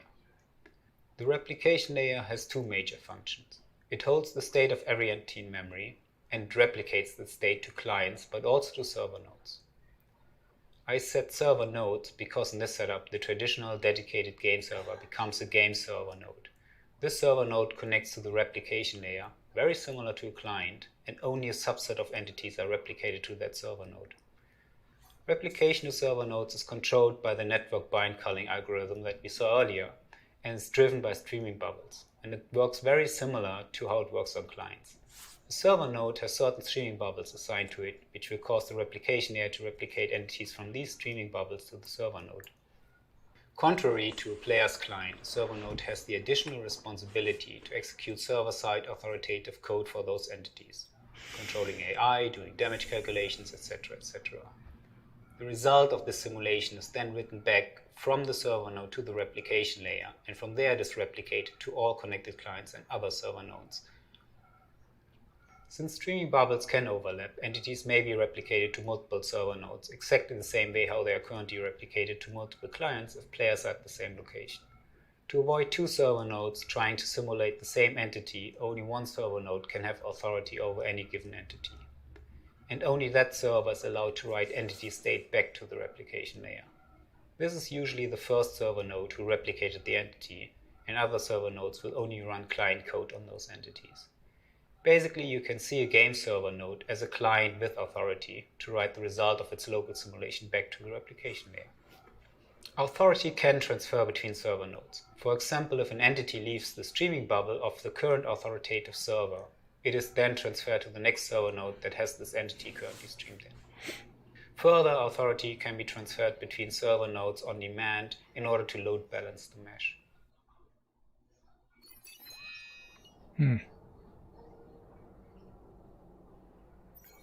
Since we now mesh multiple server instances together to simulate a shared state of the universe, we no longer call this instance, but instead we call it shard. A shard is still a unique version of the universe, and we still have multiple shards running in parallel. However, the server mesh will lift our current hard limit of 50 players, and it will enable us to steadily increase the number of players we can support within one shard. It will take some time, and in our first version of server meshing, we will still have a very similar situation as we have today, with quite a few shards running in parallel.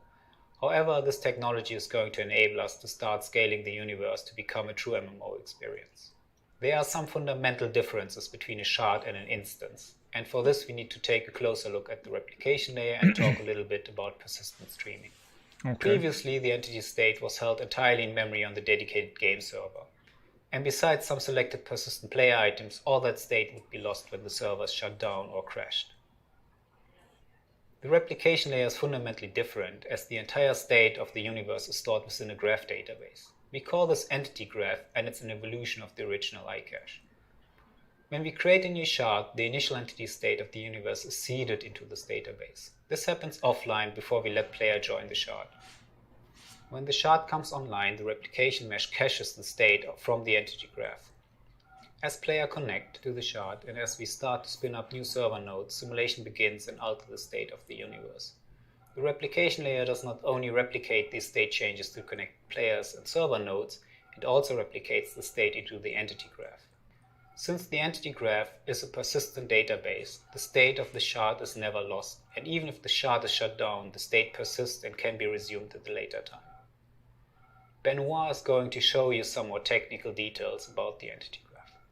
Thank you, Paul. Get ready for a deep dive into the entity graph persistence database. Okay. I'm ready.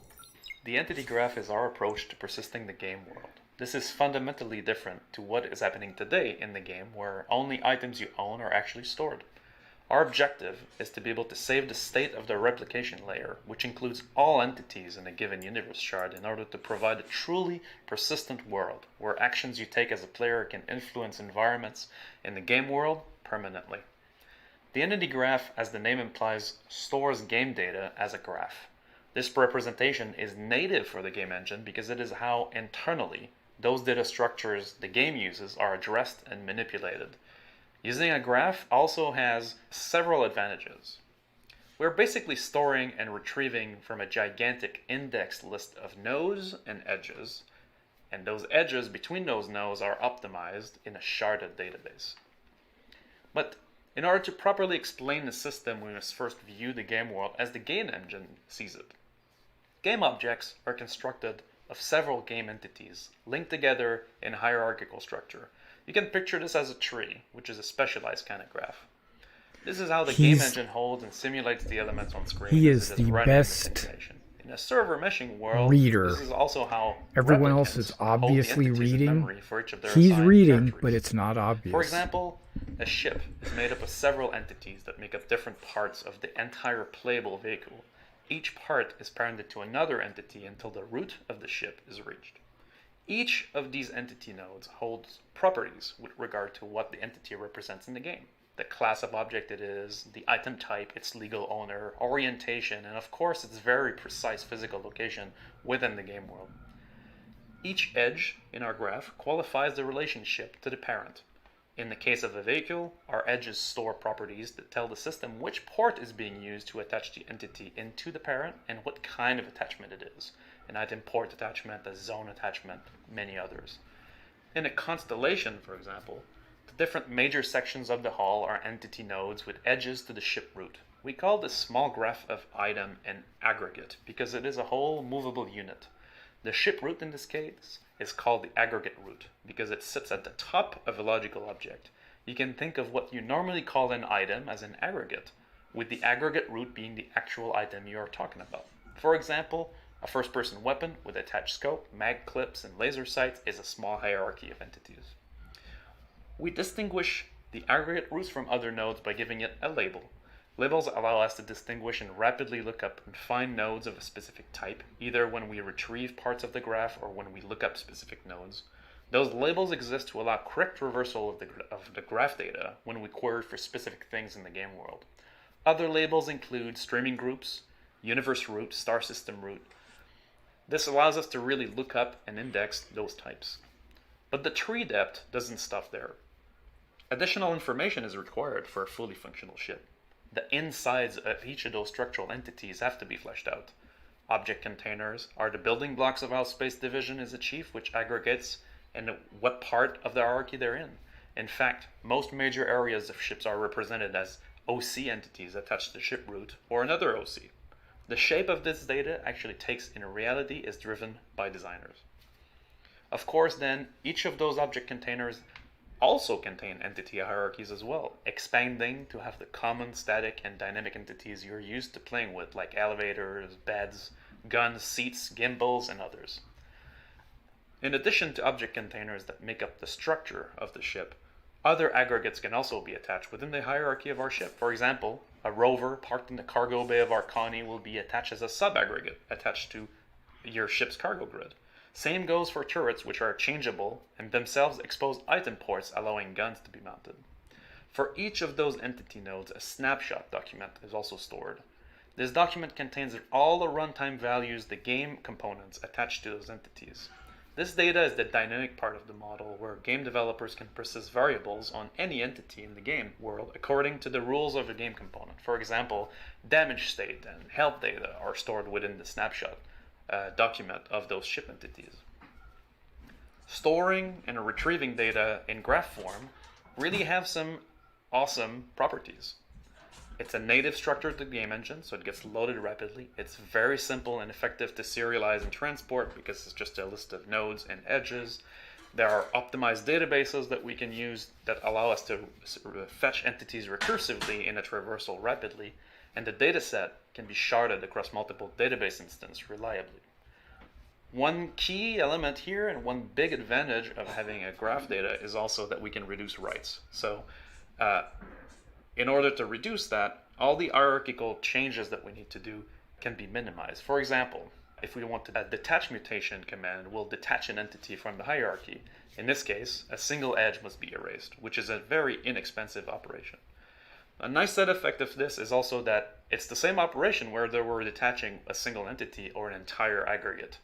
In both cases, the single edge must be erased in order to perform the detach. Rolling away in your stowed rover, detaching a gun from a replacement or for a replacement, or selling a turret becomes really a cheap operation to persist. That is good because that happens very frequently. Compared to a columnar approach where index columns must be maintained for every write, linking all objects to the aggregate root, this is really a great performance improvement.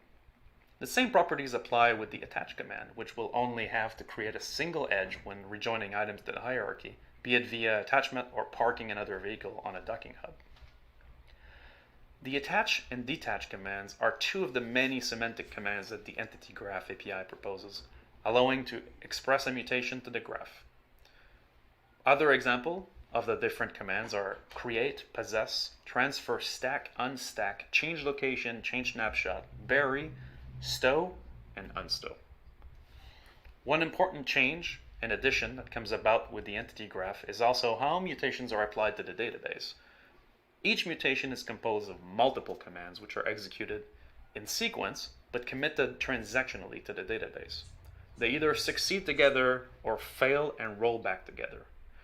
This ensures that the changes to the graph are always consistent and no lost writes or errors can cause data corruption. For example, a mutation consisting of detach, transfer, and an attach commands would succeed only if all three commands are applied successfully.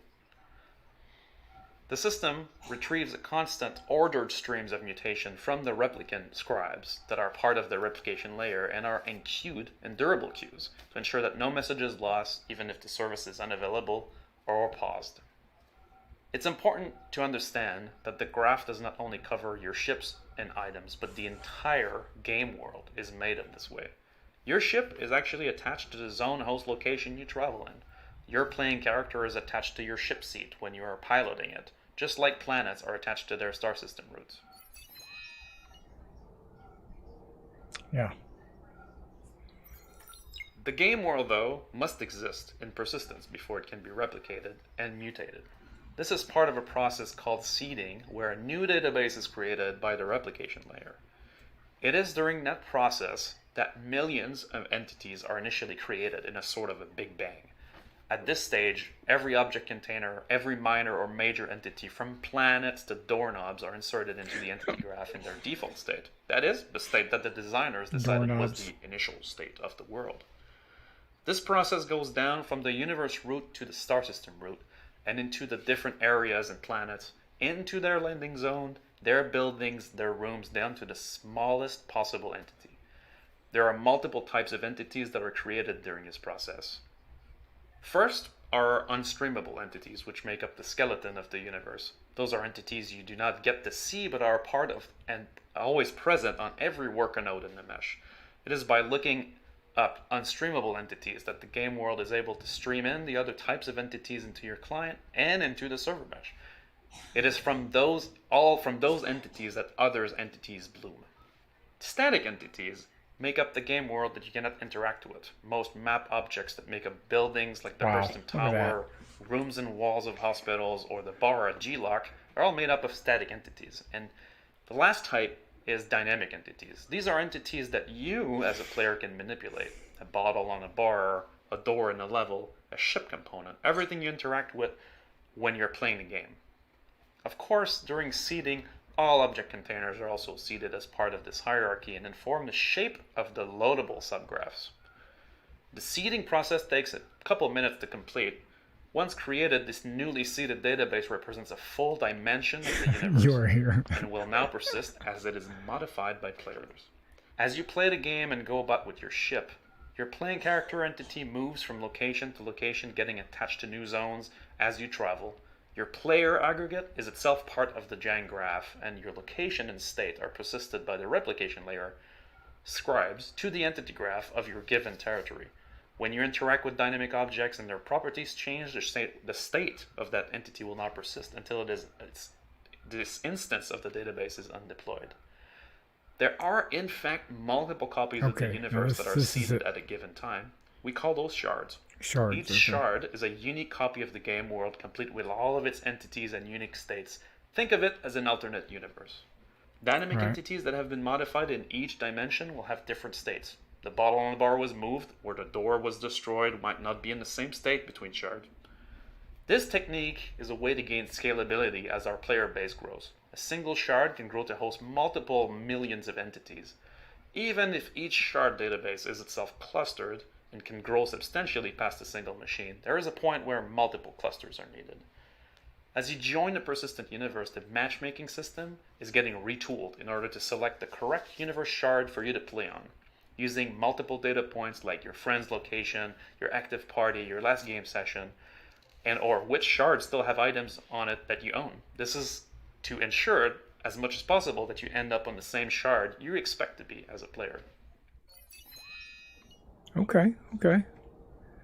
Tries to put you back where you were. In order to provide a seamless game experience, it would be terrible if you lost items you used when you were in a given shard versus another, or if your character was bound to a shard forever. To alleviate this, the system includes the concept of stowed and unstowed entities. An item is considered unstowed when it is currently active in a shard database and being actively simulated on by the worker nodes of the replication layer. Stowed entities are player-owned entities that are stowed in inventory containers or location inventories. Okay. Those entities live in another database entirely, called the global database, a large clustered database that spans all shards. Aggregate roots in that shard are stored and linked with edges to inventory nodes. Any entity in a shard can have an inventory node in global for stowing things in it. For example, a box entity that is unstowed in a shard would have an inventory node in the global database to store its content. This allows to keep unsimulated entities in a non-shard specific database while keeping the live aggregate within the shard. As you transition between shards, your playing character gets unstowed into the selected shard. This process effectively moves your player aggregate data from the global database to the shard database. Your player entity now gets simulated by game worker nodes and is being updated at a regular rate as you play and move around the game world.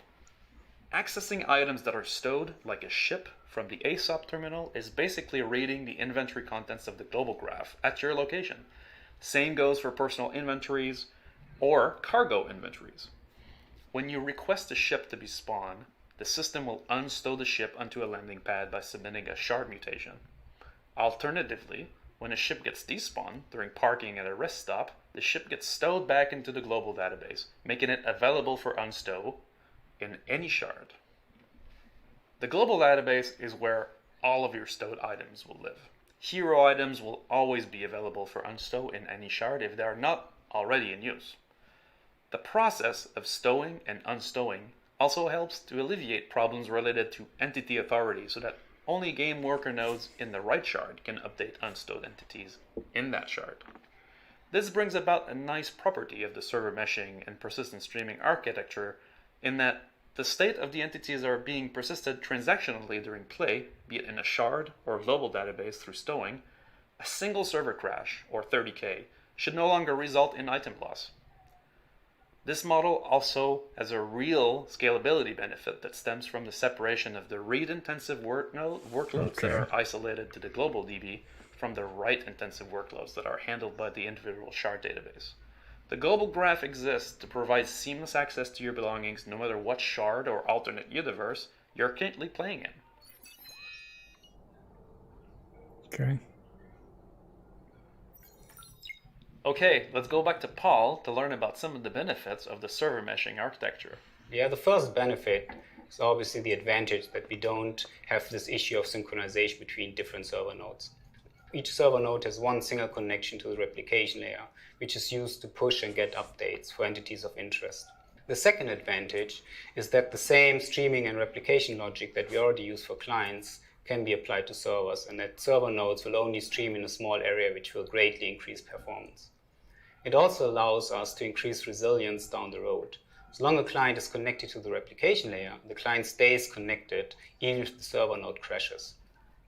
In this case, the simulation for an entity may be stopped for a moment, but as soon as a new server comes online, the simulation will just continue. While the underlying tech is close to completion, there are some upcoming challenges that we need to solve before we can give that into your hands.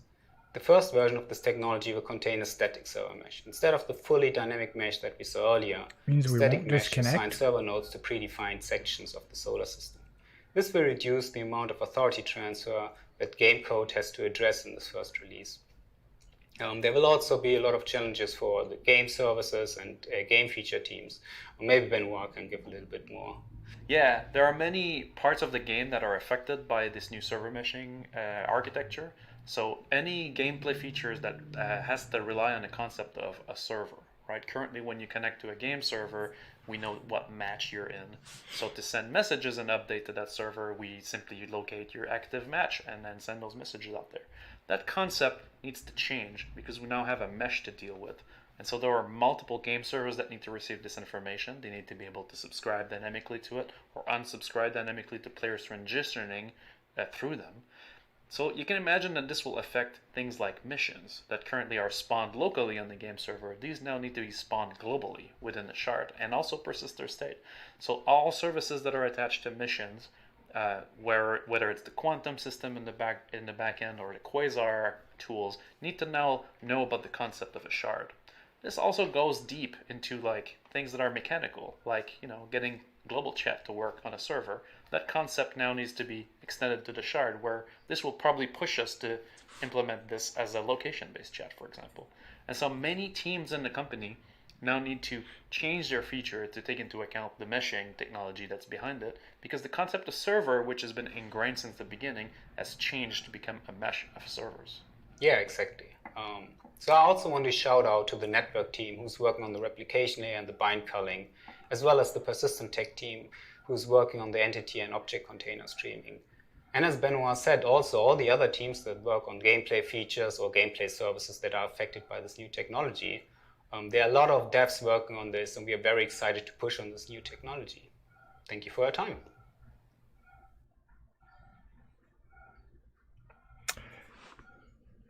Seems like it's pretty close. Incoming transmission. Is this working? Good. Hey, look, I don't have much time. They call me Chris the Menace, and I have been framed for homicide. I am here at the Klesher Rehabilitation Center. I have a bounty on my head for 500,000 credits, because I am offering 1 million credits for somebody who come and rescue me. I can't leave. I am being watched. I need help. I don't have much time. Please come and help me.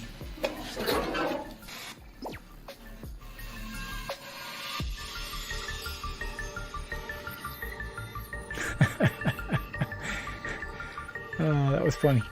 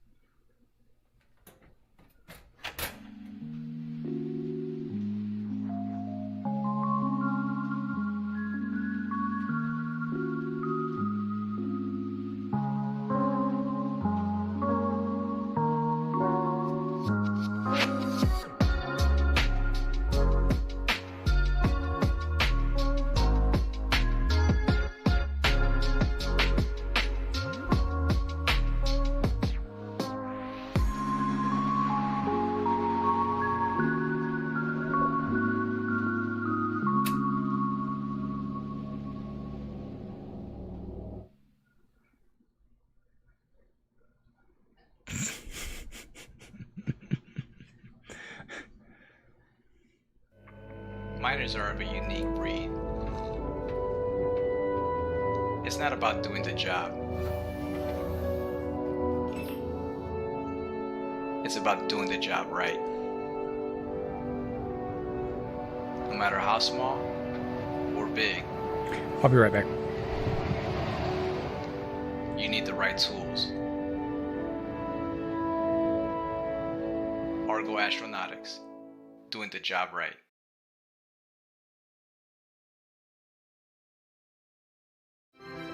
From our starfarers to our labs, offices, and facilities, and in communities around the verse, we're continuously innovating to provide the energy solutions that advance modern life.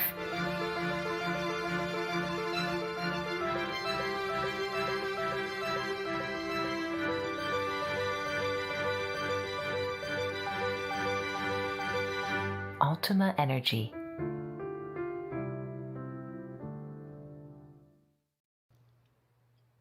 Who said he could use my set? Alright, fine. So we're going to redo the whole thing now with no graphics and orange lights. Ready?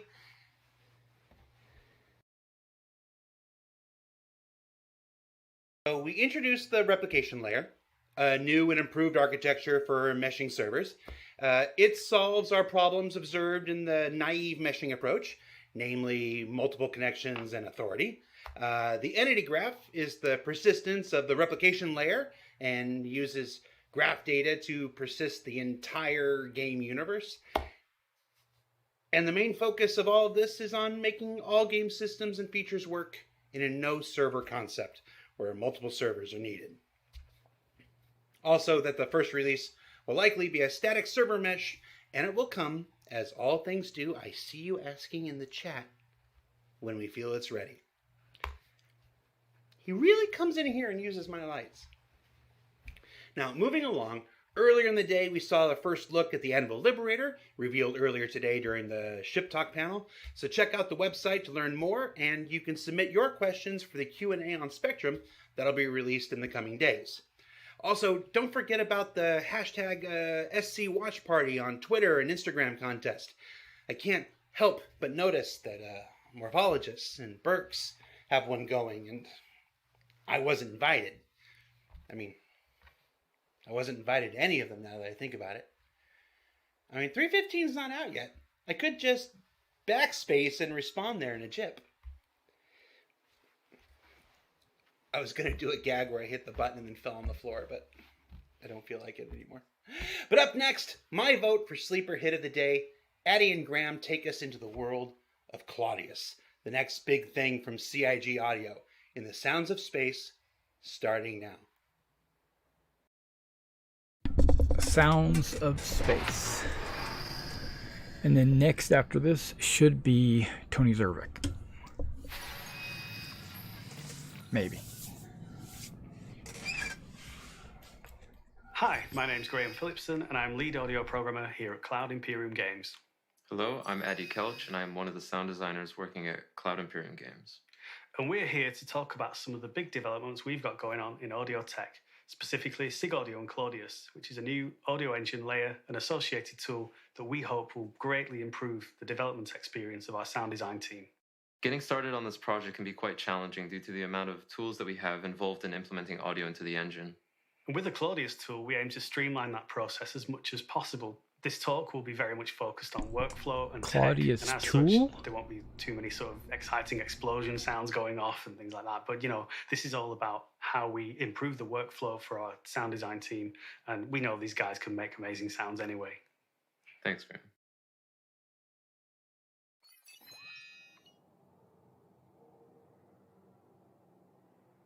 So before we get into the new stuff, let's take a little look at the history and where we are now and what inspired us to go down this development path. Up until this point, so much of the data that we use has been owned and stored in the data of other tools that are not owned by the audio team or by the audio code team. Tools such as Mannequin, the character tool, TrackView, UI Code, DataForge. All of these tools are designed for other teams to work with, and audio can sometimes feel like a bit of an afterthought within those tools. Additionally to this, because the data is stored within the files for those tools, we end up with a lot of data that's scattered around different areas. It can be difficult to dig in and find what we want.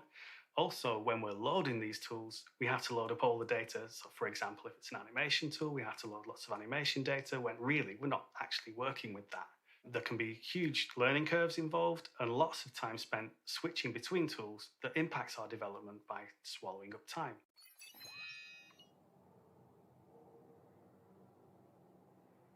A lot of our ways of working haven't changed in a very long time, and we thought it was time to take a step back, look at all the challenges we face, and see if we can come up with solutions for all of them by coming up with a completely new design that addresses all the issues that we face day to day and tries to overcome them in an elegant way that makes the sound designers' lives much easier and makes their jobs much more fun.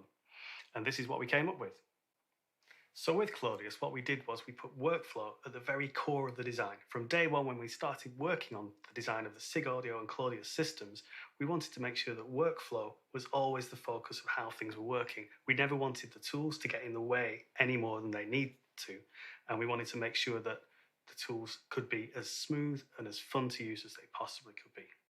I think that this designer comes first workflow is quite important, and it's going to become an integral aspect on this project. Currently, we have quite a bit of focus shifting, and that tends to break momentum. Not only that, audio seems to be treated a lot as a production aspect of the game at the moment, and this tool is going to help shift that to post-production, where it should be. Yeah, absolutely. That's a really good point. One of the main things we wanted to do with the tool was to make sure that it could be used as a post-production tool, so that you could effectively take a finished feature of the game where no audio guy had seen it at all. The audio code could be implemented really quickly, and then the sound design could be implemented on top of that really quickly. And this could all be done completely downstream of all the stuff that happened before it. Obviously, in practice, we're working on this game in parallel with lots of other teams, and we never work in the sort of post-production way that, like an actual film post house would work. But by carrying over some of those principles, we think we've made a really good tool. And part of how we've achieved that is by sort of completely abstracting the audio data away from the code that calls it. The calling code knows nothing of what the result of what it is saying will do. So it will trigger some parameters and some events, but it doesn't know what the audio system will do as a result of that. And there's a very clear decoupling between the audio system and the game that calls it.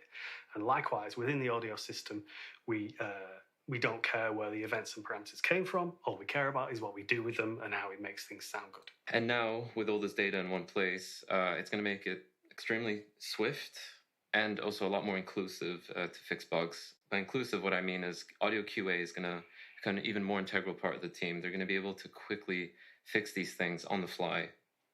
Yeah, I think that's a really important point. Because we've got all this data in one place, and we've also got the game's behaviors in one place, what we've done is we've integrated all the debugging tools into the exact same tool that the sound designers are using. So an audio QA person is working in exactly the same place, but they've got an interest in some different data. So what they care more about is why is something not sounding as it should, or is the system behaving as it should? And we want to offer up all the information that they need. And what that means is that then they can easily pinpoint where the problems are. And in some cases, they can probably fix them because the fixes become so obvious. Coupled with that is that we want the sound designers to be able to completely trust the tool, so that when you implement something in Claudius, you know it's going to work in game. And fundamentally, there should be no difference between you implementing something and playing it out and actually running the game in a real game scenario and doing the same thing. So what we want to do is make it so that if anything doesn't work, that's a code bug, that's on us guys, we need to fix it, and you guys can completely trust the tool. And that means that you don't need to spend lots of time testing. I think trust is a good word. I think that trust is also going to be coupled with just a whole new improvement in our daily lives when it comes to implementing audio into the game.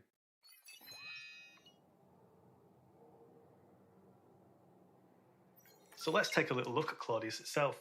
What we've done is we've introduced a visual scripting language that allows you guys to implement whatever you want, and we provide tools that hopefully allow you to do all the creative things that you need to do with the audio. But the design of Claudius under the hood is interesting, because calling it Claudio, so is it like CL Audio? All it does is exposes data that exists within the game engine. What this means for us is that live update, as in when you make a change in the Claudius tool, it live updates in the game and it's immediately responds, and the change that you made is immediately apparent in the game.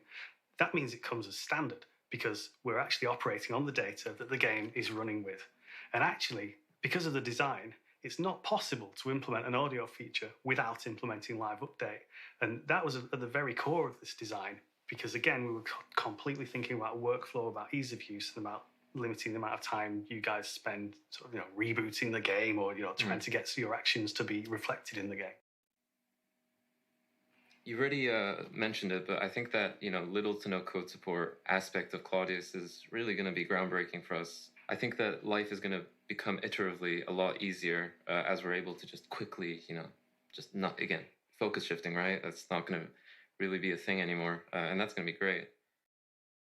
Not only that, all these parameters that we want to get access to based on the data, we're going to get access to that by just going into the game, playing with something like a weapon, and by picking up that weapon, now that's going to, be inherited by the character. So it means that we're going to be able to attach all these different sounds to that gun based on what the player is doing. And I don't know, it's going to make so many of these things possible, and it just wasn't before.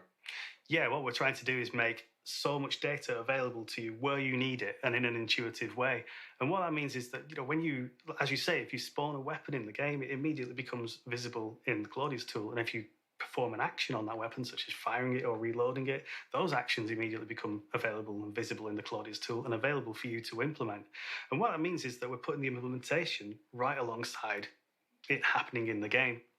Claudius uses a reactive programming model. And what that means is that as the data comes in, the visual side of what you see updates live, and it updates immediately. And it also has some sense of what's relevant, because if you're running an actor around, then the most recent events received by the game or sent by the game would be the movements of his limbs, the footsteps, that kind of thing. And you get to see those things immediately in the tool. And you can even filter by time. So you can look at things, you can like clear out the view, perform an action, and now that's the only thing you can see. So you get really quick, easy access to all the data that you need. Yeah. And all of this tech, I think, just puts us in a great position to continue to support the ever-increasing demands of CIG's games. I also think that the designers are going to be quite empowered by the amount of time that they're going to have to focus on the creative aspects because of this tool. Yeah, that's the whole philosophy of this design, is to empower the sound designers to be sound designers. Yeah.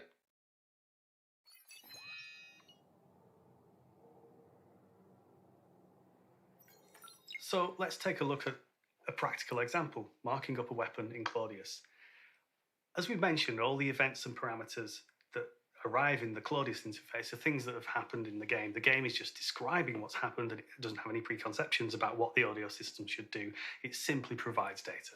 So, for example, the weapon fired, it now has 5 rounds in the magazine. The weapon fired again, it now has 4 rounds in the magazine, and lots of other information as well, such as the weapon fired and there was this much atmospheric pressure around it, or it was out in space and there was no pressure. All these sort of contextual things become available, and the decisions about what that data actually means to you guys all completely come down to you. So all we do is we, as programmers, is we provide as much data as we possibly can in a place where you can use it. What amazes me about this tool is it's going to just be as simple as, hooking up a couple nodes and seeing the results in the editor. Not only that, all this complex logic that we have, we're going to have access to all these parameters super easily. So the idea of, let's say, having a different reload sound based on the amount of ammunition in the mag it's going to be, rather simple to implement. Yeah, absolutely. What we've done here is we've gathered all the data that may or may not be relevant to you, and we don't mind whether it is or not. We deal with all that code side, the efficiencies of that, and you guys get access to any data that you may or may not be interested in. So you could do like crazy things if you wanted. You could make it so that the reload sound sounds different if there are, like you say, if there are different number of rounds in the mag, but you might want to make the reload sound different if the character's wearing armor or not. Yeah. I mean, that makes no sense, but all this data becomes available to you, and it's totally up to you guys what you do with it. So we're opening up lots of possibilities. I think that comes back to empowering the sound designers again. I think all this freedom creatively it's going to be great. Yeah, absolutely. And I think that sort of giving you that creative freedom, I think, is going to be amazing to see what comes out of that. Because for example, we can have something like a parameter that says whether it's nighttime or not. And if you wanted, you could change the whole aesthetic of the game, change all the sounds based on it being nighttime. Yeah. And that would require no input from the code team because we've given you the data that you need. Yeah.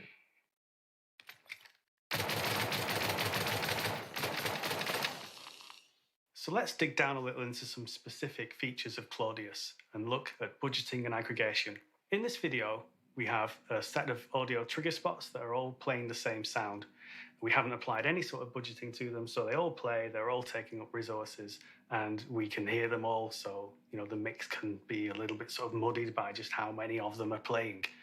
I want to show here just how simple it is to deal with that and to reduce the budget for the sounds that they're playing. So here we go to the audio source settings, and we're going to add a new category, which is how we budget, and we're going to reduce the number of sounds in that category that can play at any one time. As I said before, this all updates live, so every change we make now is going to be reflected in the game. And when we spin back to the game view now in the editor, you'll see that because we set the budget to 5, only 5 of those sounds are now playing, represented by the sort of lighter green. We can go back and we can change the budget, and again, that will we'll drop it a little bit more. You can see now only the closest 3 to the camera are currently playing, and then we'll just whiz the budget back up so you can see they all come back again when you do that. Now, that's the budgeting feature, and that's one tool to sort of reduce the amount of resources we use. But what we also do is allow you to deal with what happens when all those sounds that are not allowed to play because of the budget are prevented from playing. So what we do is we have a system called an aggregation system. And every single one of those sounds that hasn't been allowed to play can contribute to a further sound that attempts to represent that crowd of sounds that were not played. So here we're going to do a really simple example. We're going to hook up a sort of more musical tone to this aggregate. And what this aggregate will do is it will represent all of those sounds that aren't playing. Now, we offer lots of parameters to this aggregation system, but the aggregate is aware of how many sounds it represents. It's aware of the position. It's aware of the spread of them. So lots of information is made available to the sound designers so that they can represent this mass of sounds with just a single audio source. Okay, so now we can see that there's a further light green blob in amongst all the dark green. And what that is that's the aggregated sound. So that will move to the center of wherever the crowd of non-playing sounds is. And as you can see, it kind of skips around in this video, but we have smoothing options so that it doesn't sort of jump around and become jarring. It just moves around as quickly or slowly as you want it to with the crowd of sounds that it's attempting to represent. And what this means for us is that it makes it a lot easier to sort of clean up the mix if you've got a lot of things that have been added to a level. They've been added by a non-audio person and with maybe not so much understanding of the consequence of that. It gives us really easy ways of dealing with that. You can see here if we increase the budget, the aggregated sound moves further away. And then if we completely reduce the budget to nothing, then you end up with just a fixed aggregated sound right in the middle of all the sounds that are playing. All the sounds that are not playing. Now, this is a really simple example. None of these sounds are moving, but if they were moving, then that blob would move appropriately to the position where all those sounds were moving. I think what this tech has showed us is for ambience work specifically, the designers are going to have quite a lot of creative freedom to kind of go wild and rely on this technology to help us clean up not only the mix, but the voice count and the channel counts. It's also a good way for us to create accurate background dialogue, or as we call it, voila, for bespoke locations. And I think it's going to bring a lot more life to locations. Absolutely. But also, aggregate logic doesn't have to be used for those purposes. It can be used for more abstract purposes as well. So we can use the logic system within the audio system to understand how many of a certain thing exist in the game. So if, say, every tree tells the audio system that it exists, we don't necessarily want to play a sound on all those trees, maybe unless it's windy, which is a decision we can make if we want. But we can track count, so we can track how many of a certain object type there are, and we can use that information to inform something like the mix. So you can have a mix that's maybe specific to forests. You want something to sound like a forest. You want to bring in some ambience that makes it sound like a forest. And that can all be driven by this set of data that we're not actually playing sounds directly on, but we're just using it to inform the mix. Another feature that we have in Claudius is logic inheritance. And what that allows us to do is to implement a set of audio logic on a certain audio node and then inherit it on child nodes of that node so that we can override it, repurpose it, or make it just basically do the same thing as the parent node does.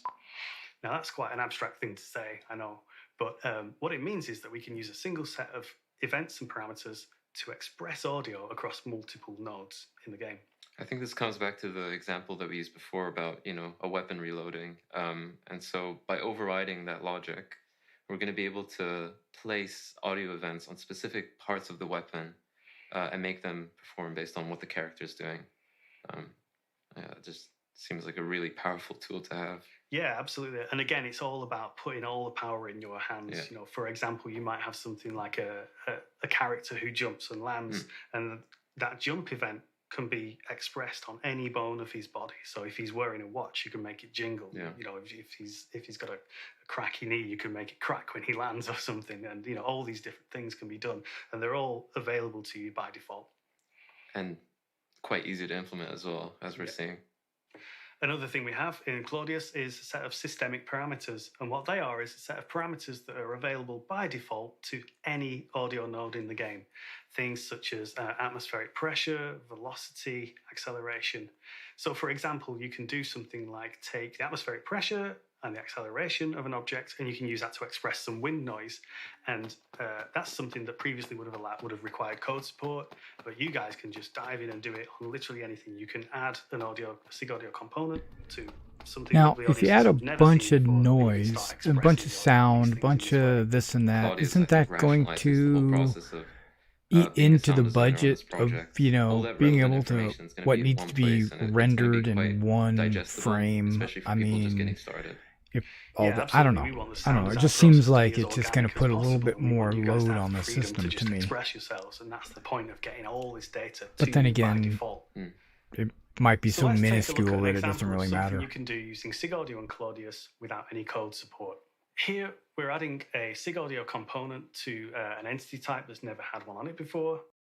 It's a really simple thing to do. We just drop the component in DataForge, and then we can jump over to the editor and we can spawn one of these things. And I'm going to use the example of a plushie here. And what we're going to do is we're going to use some of these systemic parameters and events that come for free without any extra code support, and we're going to use them to express. It's a bit of a silly example. We're going to use them to express the contents of this plushie. So what looks like a cuddly toy right now is going to turn into some sort of water container. So we're going to put a kind of water sloshing loop on this thing. So we need to respond to its spawn event and also its despawn event. So the sound stops if it ever gets despawned. And we can add an audio source that is the water sloshing sound. And then if we hook that up, it's going to start playing that sound. But the way these sounds are set up is that they don't play anything unless certain parameters are set on them. So they're muted until, for example, they have some sort of rotational or directional movement on them, because you don't want an object to just sit there playing a sloshing sound when it's not moving. So we're going to hook up some parameters as well. We're going to hook up the systemic acceleration and velocity parameters. And we're going to just demonstrate a little bit of, we're not going to go into sort of too complex logic here, but we're just going to demonstrate a little bit of what you can do. So we're going to multiply them by each other. And then the result of that, we're going to set it on a couple of parameters on that object. And then, as I said before, everything is live updated. So we're going to see the result of what we do here. We're going to hear the result of what we do here immediately once we've done it. So just finish hooking this up, and we'll pass over to the editor view once that's done. Oh, one last thing we need to do before we can make that happen is, because this entity's already spawned, we need to send its spawn event again. And in Claudius, you can send any events that are set up for debugging reasons, which is really useful. So now we can see the green blob, which says the sound's playing, but we can't hear very much because there's no velocity or acceleration. But now, as the character runs around carrying it, we can hear the sloshing sounds, we can hear them play when it's dropped, and all this is coming from this set of parameters in Claudius that are being multiplied together just for a bit of fun. So all that was done without any code support. The code system had never seen that entity before. It could have been literally any entity in the game. And what we've done there is we've been able to express the contents of that entity without any additional help from the code team. So that's a really sort of freeing thing for the sound designers to have available. As we've seen with how easy it is to implement something like this, we have a lot of control over the physics, and it gives us no reason not to add sounds to literally everything in the game that's interactable and that can move. It's going to bring a lot more life. The speed that we can get this done with, it's going to make iteration a lot more plausible. And yeah, I think it's going to have quite some interesting outcomes. So yeah, it opens up a line of creativity. It opens up a line of experimentation. And that goes, hand in hand with how quickly this was achieved. Yeah, absolutely. And I think, the example there was quite a silly one. It was putting a water sloshy sound where it doesn't really belong. But as I said, it doesn't matter what that entity is. It could be a little cuddly plushy thing, or it could be like a 400-foot tower that's falling and hitting the ground. And those same parameters can be used to express the sounds of that thing, to express the weight and the size of that thing. And this tech isn't sort of limited to props and carryables. It can be used on literally anything that can move. You can express its movement using these parameters.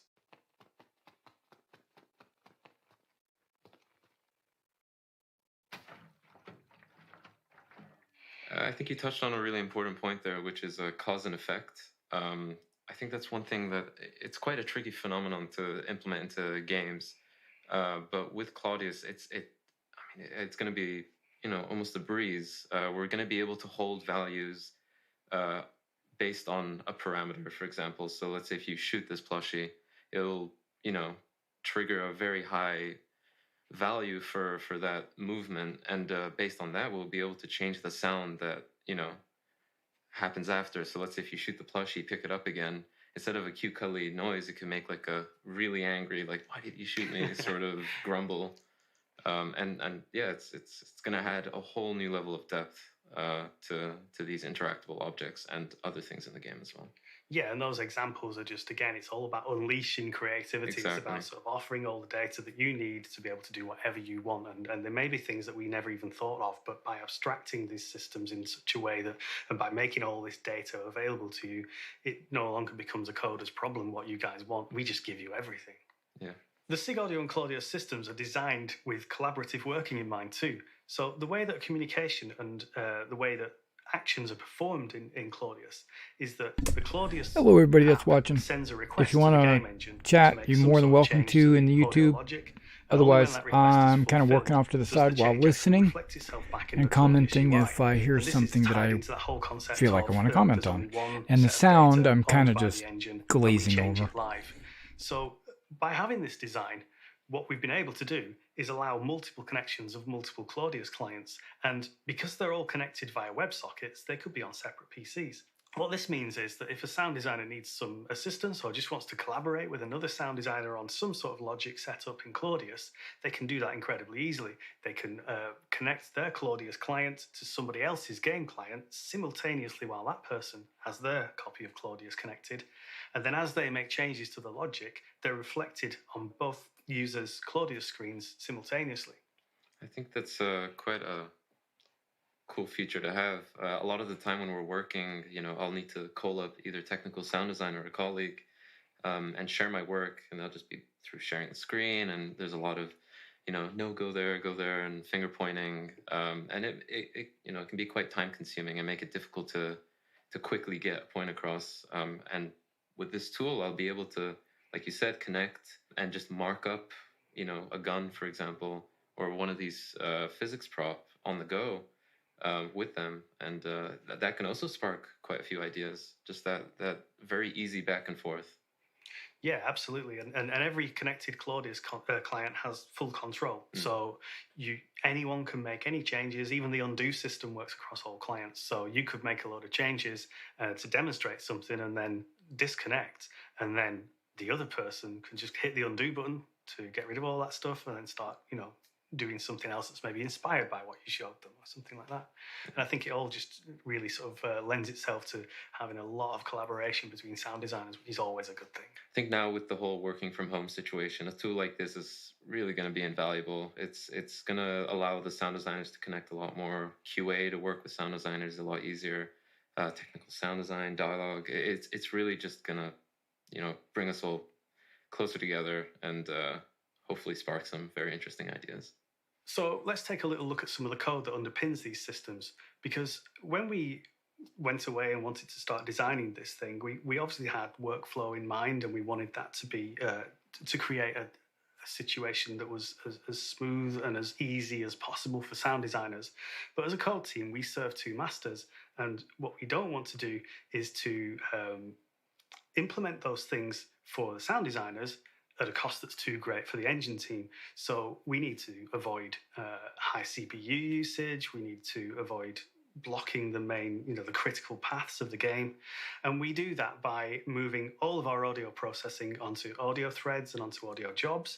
And all the commands that cause that audio processing to happen are all transmitted through lockless queues. And what that means is that the game can tell us what we need to know, and we get out the way as quickly as possible, and that allows the game to run as freely as it can without audio sort of contributing to frame rate drop or contributing to high CPU usage. Because we've moved all that stuff into the audio system, what it means is You that just something answered my like question. a feature that we would have maybe in ship code, like something that's very specific to thrusters, would now become a systemic feature in the audio system. And what that means is, again, it frees up your creativity, because we might have created something as an idea that assists with making thrusters sound good, but instead of it being kind of hidden away in the thruster code and only able to be used by those, it's now available to you wherever you want. And you can kind of use some of these tools in whatever sort of creative ways you can think of, whereas before they were hidden away, now they're completely available to you. And this also frees up audio coders' time, because we spend a lot less time sort of, working to make features that exist in one place, exist somewhere else. Literally, every feature exists everywhere for every system. So that, again, sort of helps the audio code team to spend a lot more of their time being creative too, which is a really good position to be in. We also have some features that even bring audio code into the realm of post-production, much like the sound designers. So we can live rebuild the code while the game is running. And that's something we've been able to do for a long, long time. But what Claudius does, because it uses this reactive programming model and it can react to the game's sort of transmission of events and parameters immediately and present them to you immediately, we can actually boot up the game and start up a feature we've never seen before and start playing around with it and find the bits where the audio needs to be. And then we can live add the code, rebuild it on the fly, and then it's already available to you guys. So we're making it so that collaboration between sound designers and audio coders becomes something that is just, it's almost as good as a collaboration between sound designers. It's like something we can go from nothing to a fully working feature without stopping the game. And then because of all the design that this is all built on, and all the way that we want to make sure that everything persists, you don't need to go back into the game and test it. What that means is that we can effectively implement both the code and the audio setup, save it, and we're literally done. And that's just saving so much time compared to sort of all the iteration time that they spend, like rebooting the game, rebooting editors, rebooting tools, swapping tools, and all that kind of thing. So yeah, this puts code at least partially in this production or post-production realm as well. Yeah.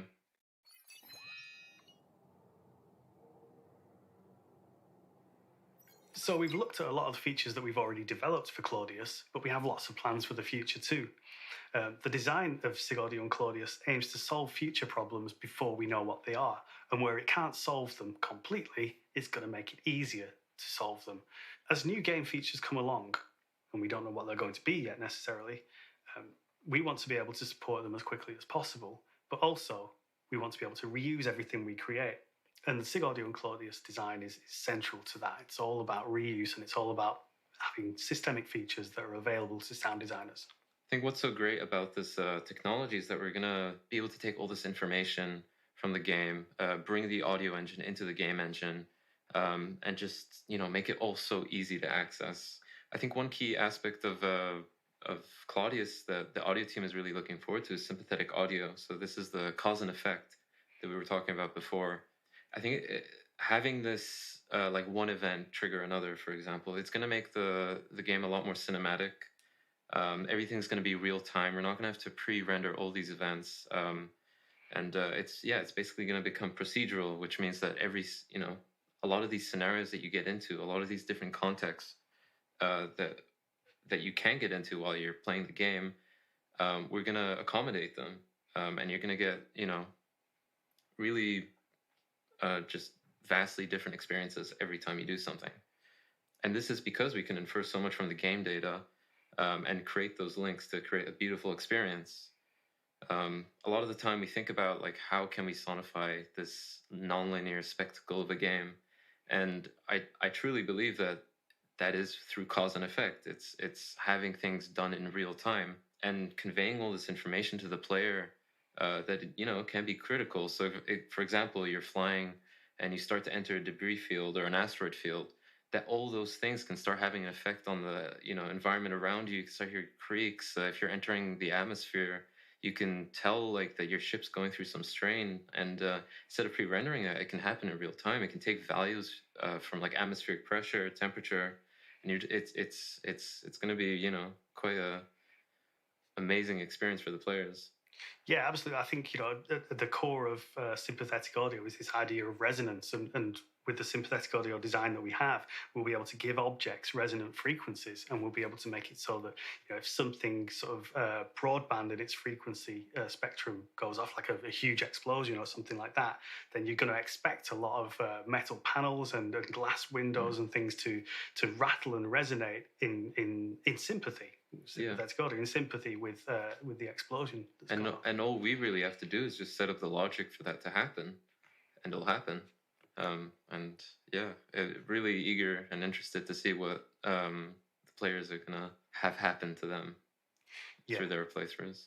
Yeah, absolutely. And I think all the features that we're looking to develop are all about bringing this game to life more and making it more cinematic and making it just feel more immersive. Yeah, super high fidelity. Yeah, absolutely. So we're looking at sort of improving the mixing support, so we can gather some of this. We've got a huge amount of data coming in now that can be used in lots of ways to decide which sounds play and how those parameters affect those sounds. But we can take a step back and look at the bigger picture and say, we've got all this data that's telling us what's going on in the game. Can we then use that to sort of decide how the game should be mixed? So, for example, if you're exploring a moon or something like that, you're going to want to hear a lot of the ambiances and maybe some distant mining going off and things like this. But then if you sort of end up engaged in battle with someone, that's something that the audio system's aware of through the data that's coming in, and maybe it can change the mix so that those ambient things don't really get so much of a look in anymore, and it's all about the battle focus and things like that. And then again, as the battle ends and that kind of scenario falls away, we could automatically analyze the data and say, okay, we're now back into an ambient situation, so let's raise the level of some of these ambient sources again. Yeah, I think that importance to what the player needs to hear at that moment. I think that's especially on the FPS side, that's gonna really be valuable. So that concludes our look at some of the features and tech that we have in development in the SIG Audio team right now.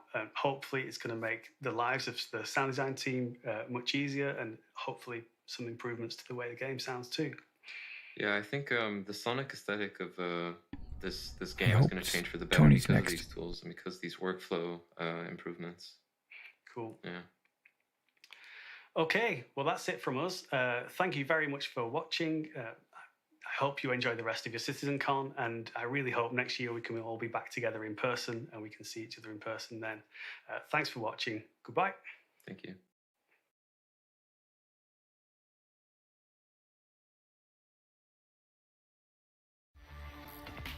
Cosmonaut is the premier online magazine for Star Citizen, packed full of ship reviews, outfitting guides, upcoming events, org interviews, current affairs, history, and more.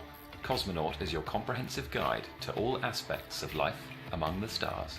Our talented team of writers, editors, designers, photographers, and artists are all passionate pilots and aim to bring you stellar images, incisive articles, and incredible design. Season 1 of Cosmonaut is available for download now. Head to www.cosmonautmagazine.com to get all 12 issues completely free.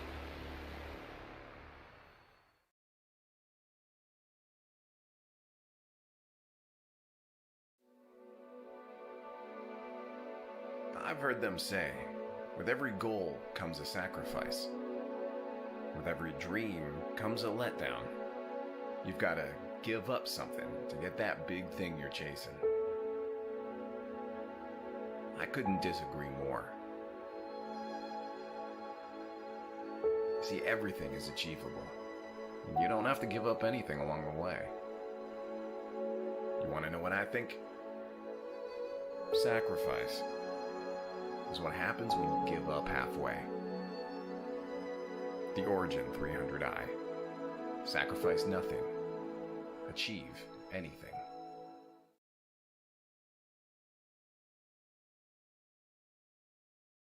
This is Jack. Jack is a successful trader. Unfortunately for Jack, he encounters local pirates. They want ransom money, just a fraction of his profits. Jack refuses the proposal. In his mind, he is a hero. Now, Jack is dead, and all of his belongings go to the pirates anyway. Don't be like Jack. Be smart. Pay ransom. Sponsored by the Sinister Incorporated Pay Ransom Campaign.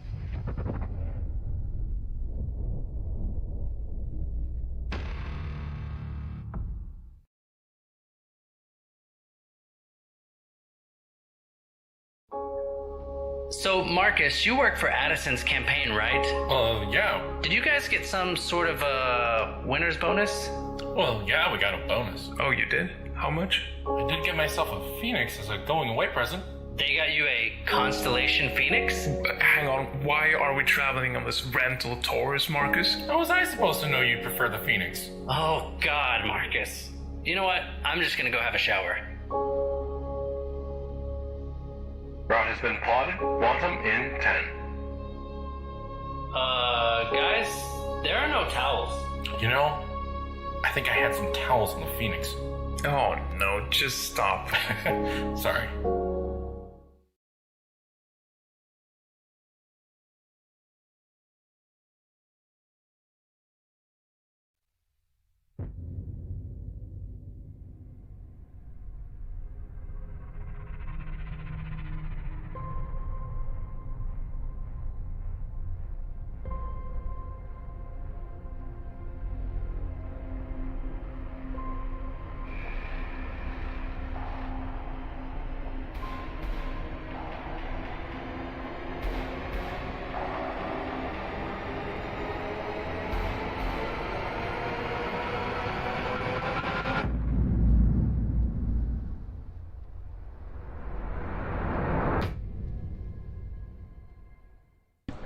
Oh my gosh. Do not underestimate Silly. the talented and dedicated folks at CIG Audio. There is always a giant emphasis on video here, but none of it would ever hit the way that it's supposed to without that A to that V. And as we near the end of our show, we also saw the last of our community videos during the break, and I hope they stick around as a tradition for CitizenCons going forward. For those of you who know my origin story, you might understand why I have a particularly soft spot for them. But that's enough chat. This is it.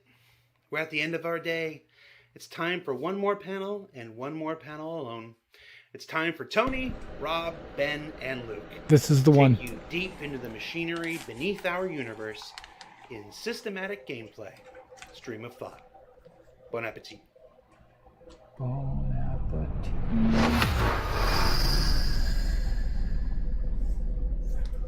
I'm looking forward to this one.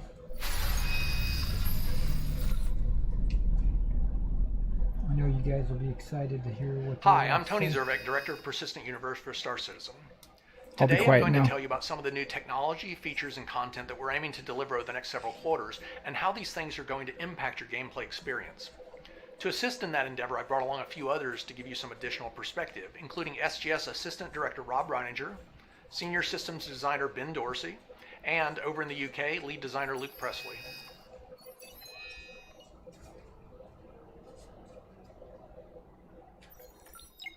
Rob, we've been able to buy and sell commodities for years, but we're now looking to try and close out the entire loop by the end of the year by allowing players to sell weapons, armor, clothing, and eventually ships back to the shops. One of your favorite aspects of this has always been what it means to treasure. Can you elaborate a bit on that? I think it's huge because now it gives me a purpose to go out and collect the stuff, because players are very meticulous. They'll go out and pick up every single gun, weapon, armor off of other players. Like loot generation is something that the Frankfurt team is working on. It means a lot for, you know, investigating lockers or just stripping down something. We talk about salvage. You know, these are all things that are working towards the ability to buy and sell items. But most importantly, it's just curating your inventory, right? It's getting rid of the stuff. It's another form of reward. So I think it's a huge addition to the game. Sure, and it also plays a big role in character advancement, right? Yeah. Because you can realize the equity from items that you've purchased in the past. In other words, I buy a particular laser rifle, now I decide that I want the better one. I don't have to buy that one starting from scratch. I can actually sell my original one, assuming it's in pretty good shape, and I basically pick the optimal shop at which to sell it. You know, that's a shop that deals in that specific item. Then I can actually get a pretty good price for that used item. I can then take that money and apply it and the differential towards moving up the ladder and basically getting better and better stuff. And so just like in the real world, it's like you don't usually start from scratch and buy a house and then basically have to buy another one from scratch. You basically take your realized equity in your original and you throw it into the other one and you just pay the difference.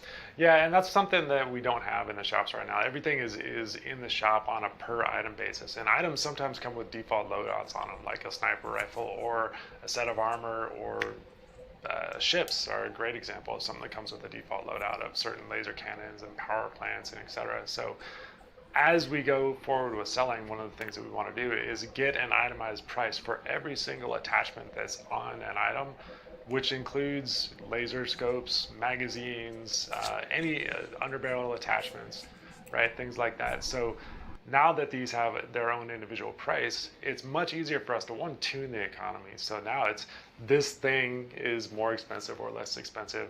As stats change, we can keep up with the statistical improvement of the item on a per item basis. Sure, you have the macro item. It consists of the child items. We changed the price of the child item, and the macro item, the larger item that includes various quantities of this. Its price is automatically adjusted, which is not something that happens now and causes us countless problems. Yeah, and it means that now we have less moving parts to worry about on a global basis. And from a what is the world have for sale in it, you talked about taking something to a shop that deals in those items. It's kind of the concept of, well, this shop deals in it and they refurbish it. They have an invested value in procuring those things back from people in the universe. So we want to encourage players to go around to the different places that have the best price for it, much like commodity trading, right? We want players to go here because they can buy it for the best price, go here because they can sell it for the most money. Same principle for selling items, right? So this shop deals in it. You should be able to go there and get more money for it. Sure, and we need this more sophisticated method of determining the pricing of the more complicated items that are composed of lots of child items, partially because of what it means to selling. In other words, when I go to sell my my pistol, I may have a custom scope on it, something for which we don't have a specific entry in our global retail products list and that says this item should, if it were new, cost this much. This winds up becoming something to where, sure, we've got the base price of the pistol and we've got the base price of the scope, but we don't have any sense of what the combination is. As of right now, we don't have a means of solving that, and so this is why we are going to be pursuing changing even how the shops specify their default inventory. Like right now, we actually have shops got the specify individual every entries, individual item that they can sell, as opposed to where we're going is it'll be classes of items. This, this particular shop deals in, in small handheld weapons, from this particular manufacturer. Now, because they actually deal in small handheld weapons, they will in fact purchase, small handheld weapons from a different manufacturer. Right. You just won't get, quite as good a price because they're not as adept at repairing them, and they don't have a clientele that's, that's geared towards purchasing those items, etc. If you wanted to realize, the best possible price, then you would wind up taking your specific, items to a shop that dealt in those specific things. That's right. And that's where, assuming the condition was perfect and assuming that the shop had a lot of cash on hand with which to procure these deals, and so was willing to be a little bit more liberal, that's where you could potentially recoup, 70, 80, 85% of your original value. Whereas if you go to someone that simply, sure, they deal in small arms, but not necessarily that, that particular manufacturer, not, that particular caliber weapon or whatever the case may be, then maybe only get 40 or 50 cents on the dollar. Exactly. It's like when you're dealing with a car dealership. Like, if you bring them their brand of car, they're going to pay you more for that than if you brought them something. It's easier for them to service. Their mechanics are already familiar with it. They can do the work at cost. They can sell it. Yeah, exactly. Totally makes sense. It's big, and it's something that it just feels natural, right? It's how the world really works, and we want to continue to push that forward.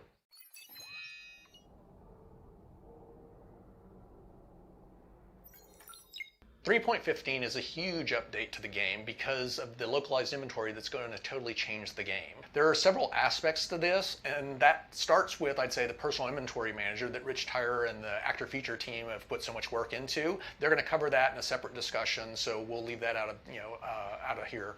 Over on our side, we've got the vehicle loadout manager, which has been adapted to only allow you to modify vehicles that are in your immediate vicinity. And then we've also added a new mobiGlas app called Knickknacks. Reiniger, so you've spent the last couple of quarters heavily focused on this. Go ahead and walk us through what's changed, starting with the front end menu.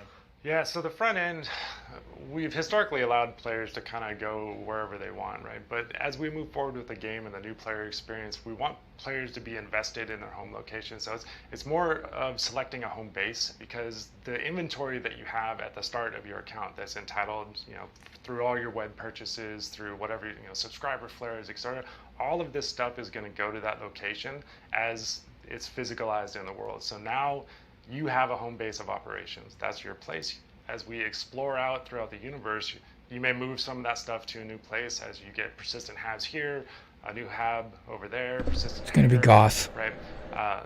Players are going to be tangibly going up to, interacting with their weapon rack, interacting with the stuff in their ship. And so localized inventory is a massive change to how they've dealt with the game up till now. Gone are kind of the days of this global inventory that you can go and interact with anywhere in the universe. If your stuff is at Microtech, you need to go to Microtech to do it. If it's in this hangar over here, you got to go to that hangar. So we want players to feel the pressure of prepping for a trip, right? It's as you go out, this is the mission I'm going to do. This is what I need to go and do that mission. So I want to go here, get this, or maybe go to a shop here and buy that. And so the front end is going to be the first step in kind of planting your seed wherever it is in the universe from the very start.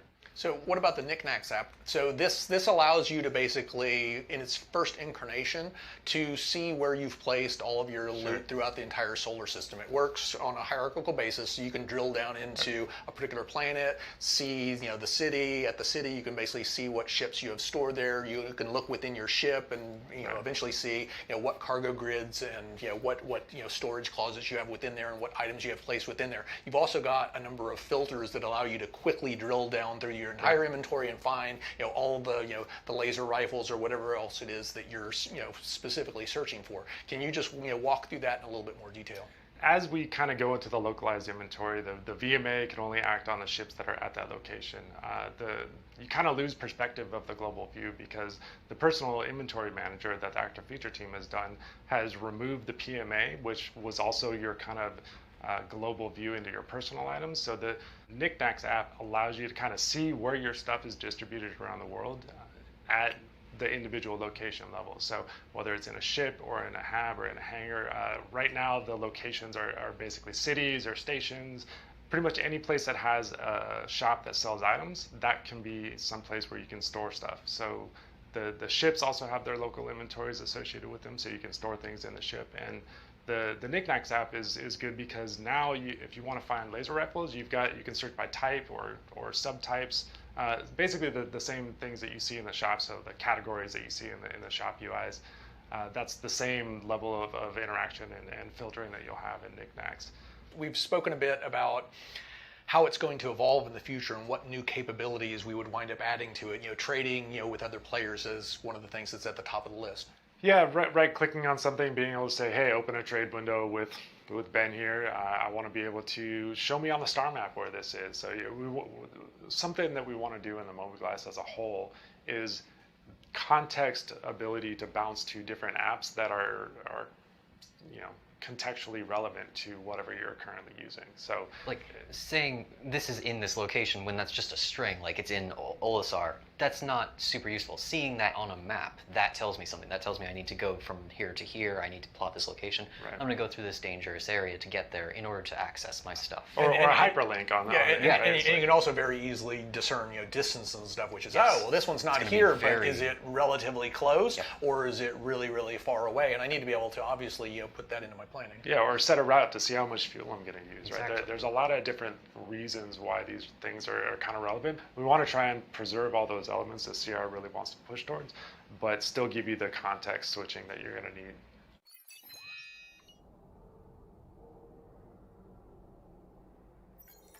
Another area that's currently under heavy development is physicalized cargo. It consists of multiple facets and will be released in stages, with the first one relating to shop purchases injecting physical entities rather than what I would call render proxies into your ship. This is going to convey all sorts of benefits and advantages, to the gameplay experience. The first and one of the most obvious is simply the fact that now that you've got a ship that has physical entities placed within it, then when another player winds up disabling, boarding your ship, they can actually extract, that cargo from you. There's value there that they can actually take. Whereas right now, the only way to get that value is you have to, blow up the ship, and then we basically, create, these cargo facsimiles that basically get blasted out into space, and you have to go collect those, et cetera. And so this starts to hint at things like, the fact that we're going to want to bring NPCs into defending these ships. So all of a sudden, you get this fantastic gameplay transition, what I would say, where you have ships doing this momentum-based combat, and now I can disable a ship, board it, and I actually have to overcome the NPC crew and then physically grab the cargo, haul it back to my ship. At the same time, you're concerned that while you're basically on the ship and lugging this stuff around, that security or allies of the ship that you've disabled might show up and start blasting you. And so all of a sudden, the considerations, just explode, for doing something so right now relatively basic. And it's one of the aspects that I really love about this game, which is how we can add this low-level gameplay mechanic, and in one shot, it's going to totally transform so many different elements of the game. And we get stuff like the Hull C, which is another hurdle beyond the physicalization of cargo.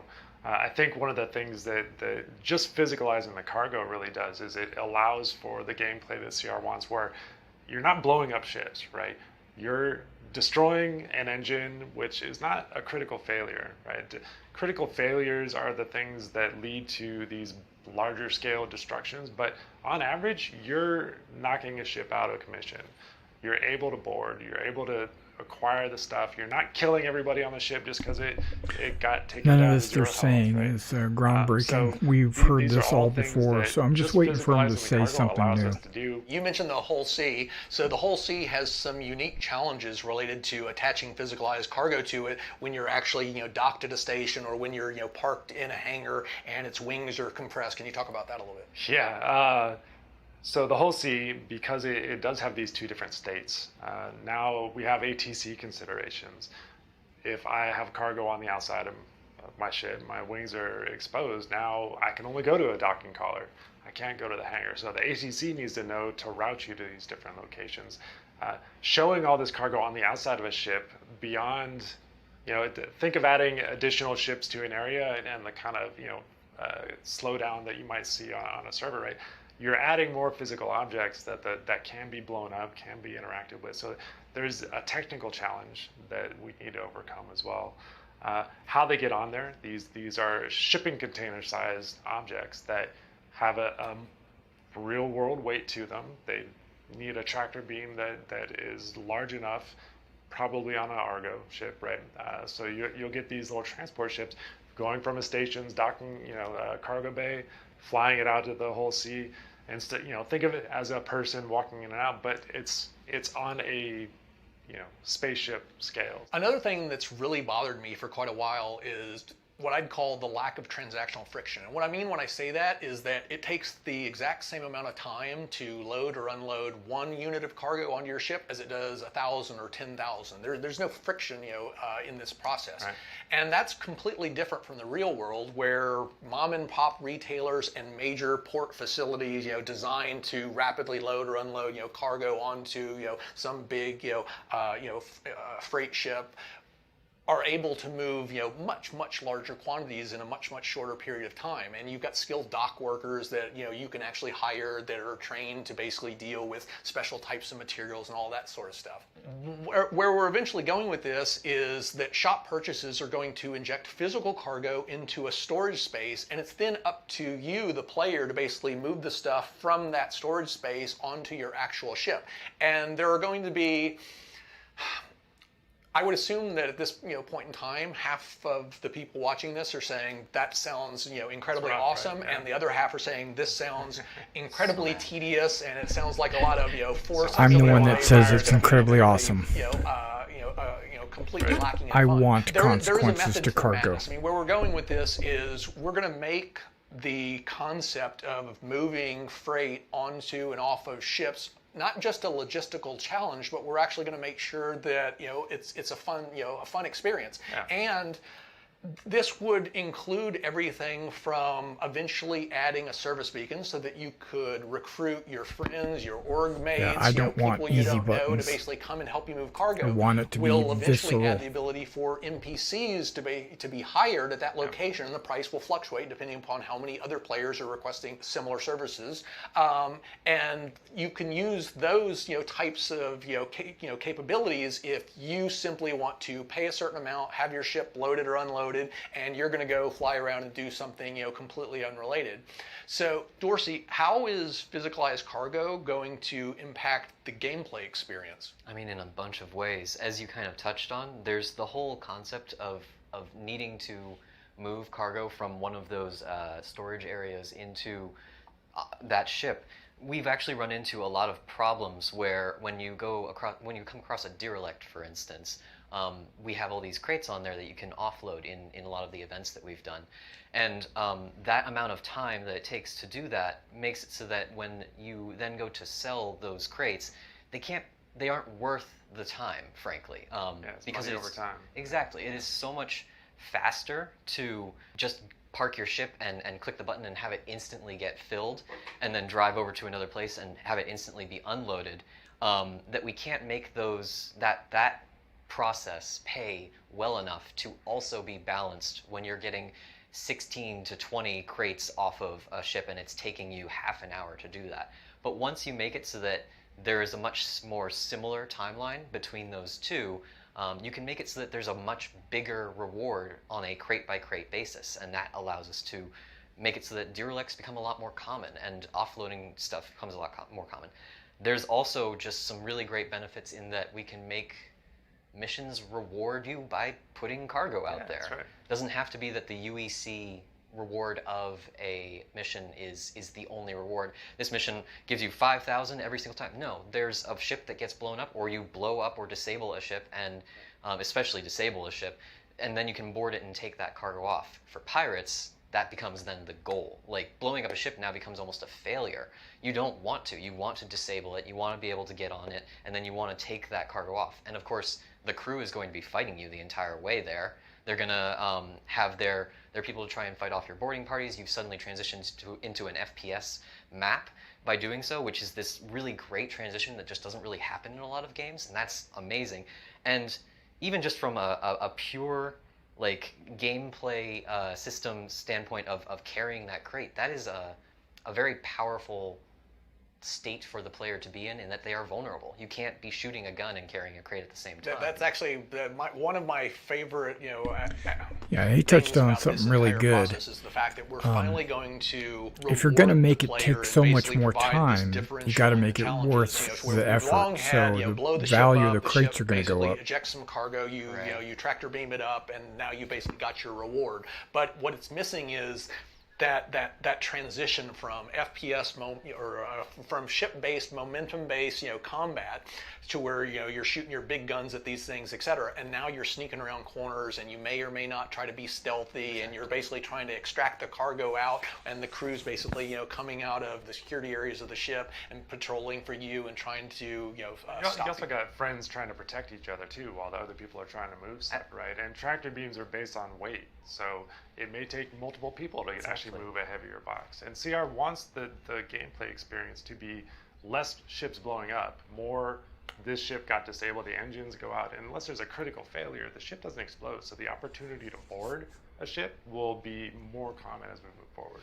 There's one other thing I wanted to talk about in this area, and that's you've heard me talk about this often, which is eventually I want the whole transport occupation to kind of revolve around what I call like a hub and spoke model, to where you've basically got big port facilities that are specifically designed to provide the quantity of inventory and the and all of the infrastructure to quickly get that stuff on and off certain ships, as opposed to small mom and pop retailers that are really just intended to deal in a very small number of items. And one of the more significant problems we have in the game, I think Tony's mic is on too tight because he keeps pulling on it. We've got a small mom and pop retailer, and we need to have a decent amount of inventory so that it can satisfy demand across potentially 100 different players, all grabbing theoretically one or two or three items.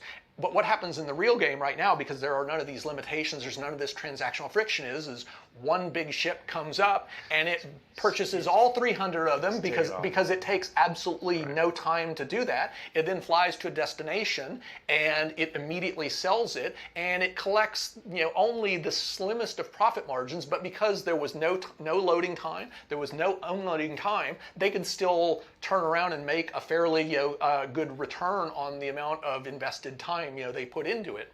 And turning all of this cargo into physicalized entities and basically adding these logistical challenges to where you have to move stuff on, move it off, you have to be more careful with volatile cargo. Bigger crates will require Argos to move them, or cranes or forklifts, or whatever the case may be. All of this is ultimately going to push players into being more selective about where, for whatever they're trying to do, what types of shops and stuff they're going to visit. And what you're going to get is just like in the real world, where you'll have super tankers bringing oil from across the ocean and basically parking it at some sort of port facility for offloading. And that will then be transported by, whether it's pipelines, by rail, by those types of things to distribution outlets. And from there, it'll be picked up by trucks and transported to the local gas station. And from the gas station, that's where you, the end consumer, can expect to buy 6 or 12 gallons of gas. But in the real world, you can't drive your truck up to a port refinery on the coast and basically request 5 or 10 gallons of fuel. It's like they only deal in minimum quantities of 10 or 100,000 or 500,000 barrels of fuel. And this will be the same thing that we're going to eventually support on our side, to where if you've got one of these big whole sea ships and stuff, there will be specific locations where we're really basically pushing you to do your business. It doesn't mean that you can't go and park at a small place. It's like, I can have a super tanker and I can go park on the side, though, right? Because you do have the docking collar restriction on the whole sea type ship, right? But I think this is what the going to the per box model will actually do for us, because we can just make those small mom and pop shops only have the smaller volumes of like commodities, right? You And- talked about how if you can only unload and offload one box at a time, I'm not going to do a caterpillar there. Like there's nothing stopping you, but there's something. That's just it. If my ship holds 10,000 units of inventory and I don't have any of the automated stuff, and you don't have enough dock workers, I can't hire at this place. There literally are 100 NPCs or 500 NPCs that I can hire for any amount of money. They're literally just not there. Then you're going to have to do it yourself, or you're going to have to request some friends to help you. And it's simply too tedious. It's not that we literally prevent you from basically going there and extracting the material. It's that it's simply not going to be worth your time. You're going to have to invest so much time and effort into doing that that all of a sudden you would need an astronomically high profit margin. And long before the profit margins on that particular commodity or material get that high, someone else with a smaller, more efficient ship that can more effectively be loaded with a smaller quantity of stuff and navigate to to another small location to basically sell it, they'll wind up taking that material from that location. Which means for one of those bigger ships, like one of the Hull series or something, you're going to want to, by just that nature, go to a place that has a cargo elevator that can give you 20 giant crates at the same time. Yeah, that's what I meant. That's like where you'll make that profit. With the infrastructure, it's like some places you'll have an elevator that basically gives you easy access to 10 crates at a time, and a bigger facility will have 50, and a bigger one still will have 200, and this one will allow you to basically hire up to 4 NPCs, and one NPC can move 10 crates per hour. But you're going to be in competition with with that smaller of NPCs with everybody else, so the price can get fairly high. And this other place will have up to 500 or 1,000 workers that you can hire. So it may still take it may take hours, but you have but that's only because you're loading 10,000 or 100,000 SEU of cargo into your hold. Another very interesting aspect of this is going to be that you're going to have relatively clearly At the beginning, I wish I started a counter at how many times he pulls on his microphone. And this provides us an awesome opportunity to more precisely tailor what types of challenges you should run into when you're basically moving a big freighter ship from point A to point B as opposed to this other location. In other words, if you think about pirates are trying to, abscond. They're basically trying to disable your ship and, and plunder it. Take, whatever valuable materials, you have on board.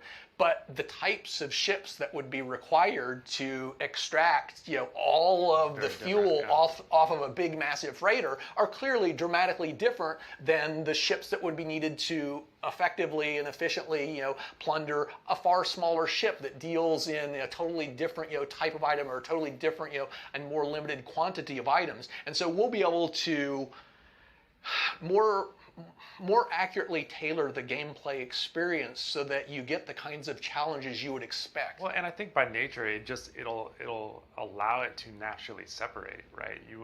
Because it's not worth it over here, and we can make those inventory volumes smaller to match the type of people that we want frequenting those stores.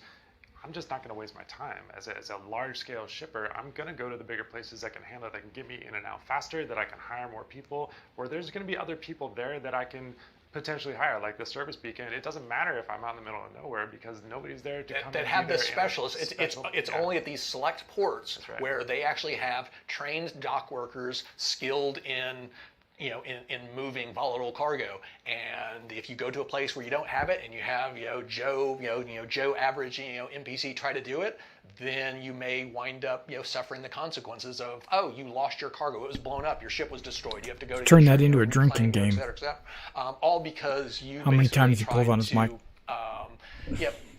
Use a facility that was not appropriate for for the types of actions you were trying to do. It's not tailored to it, right? So it's I think it'll be a good change for the game. The key point from my perspective, though, is as much as possible, we don't want to necessarily make it black and white, right? Which is, it's not that you literally, as the owner of a whole sea, you're not able to buy fuel here. It's more that you can buy it there, but it's going to, if you're buying more than 10 or 20 units of it, it's going to be, you're going to basically have to deal with the repercussions of trying to get all of that stuff onto here. And It's going to take a tremendous amount of time, and I didn't you're gonna realize wind Tony up had some guns. having to pay an exorbitant premium because you're basically going to be depleting them of their entire, inventory supply, et cetera. And so it's really just, the logistical challenges that you would face trying to exploit, non-optimal locations for the unloading or, for the loading or unloading of your cargo would simply not be worth it. Well, and I think another good point is that as you push the inventory to its limits, your bid-ask spread is going to actually be going down as price per unit of the cargo is going to diminish as you get closer and closer to the inventory limits. So it's going to encourage you to go to places with those larger scale inventories so that you can keep your profit margin as high as possible.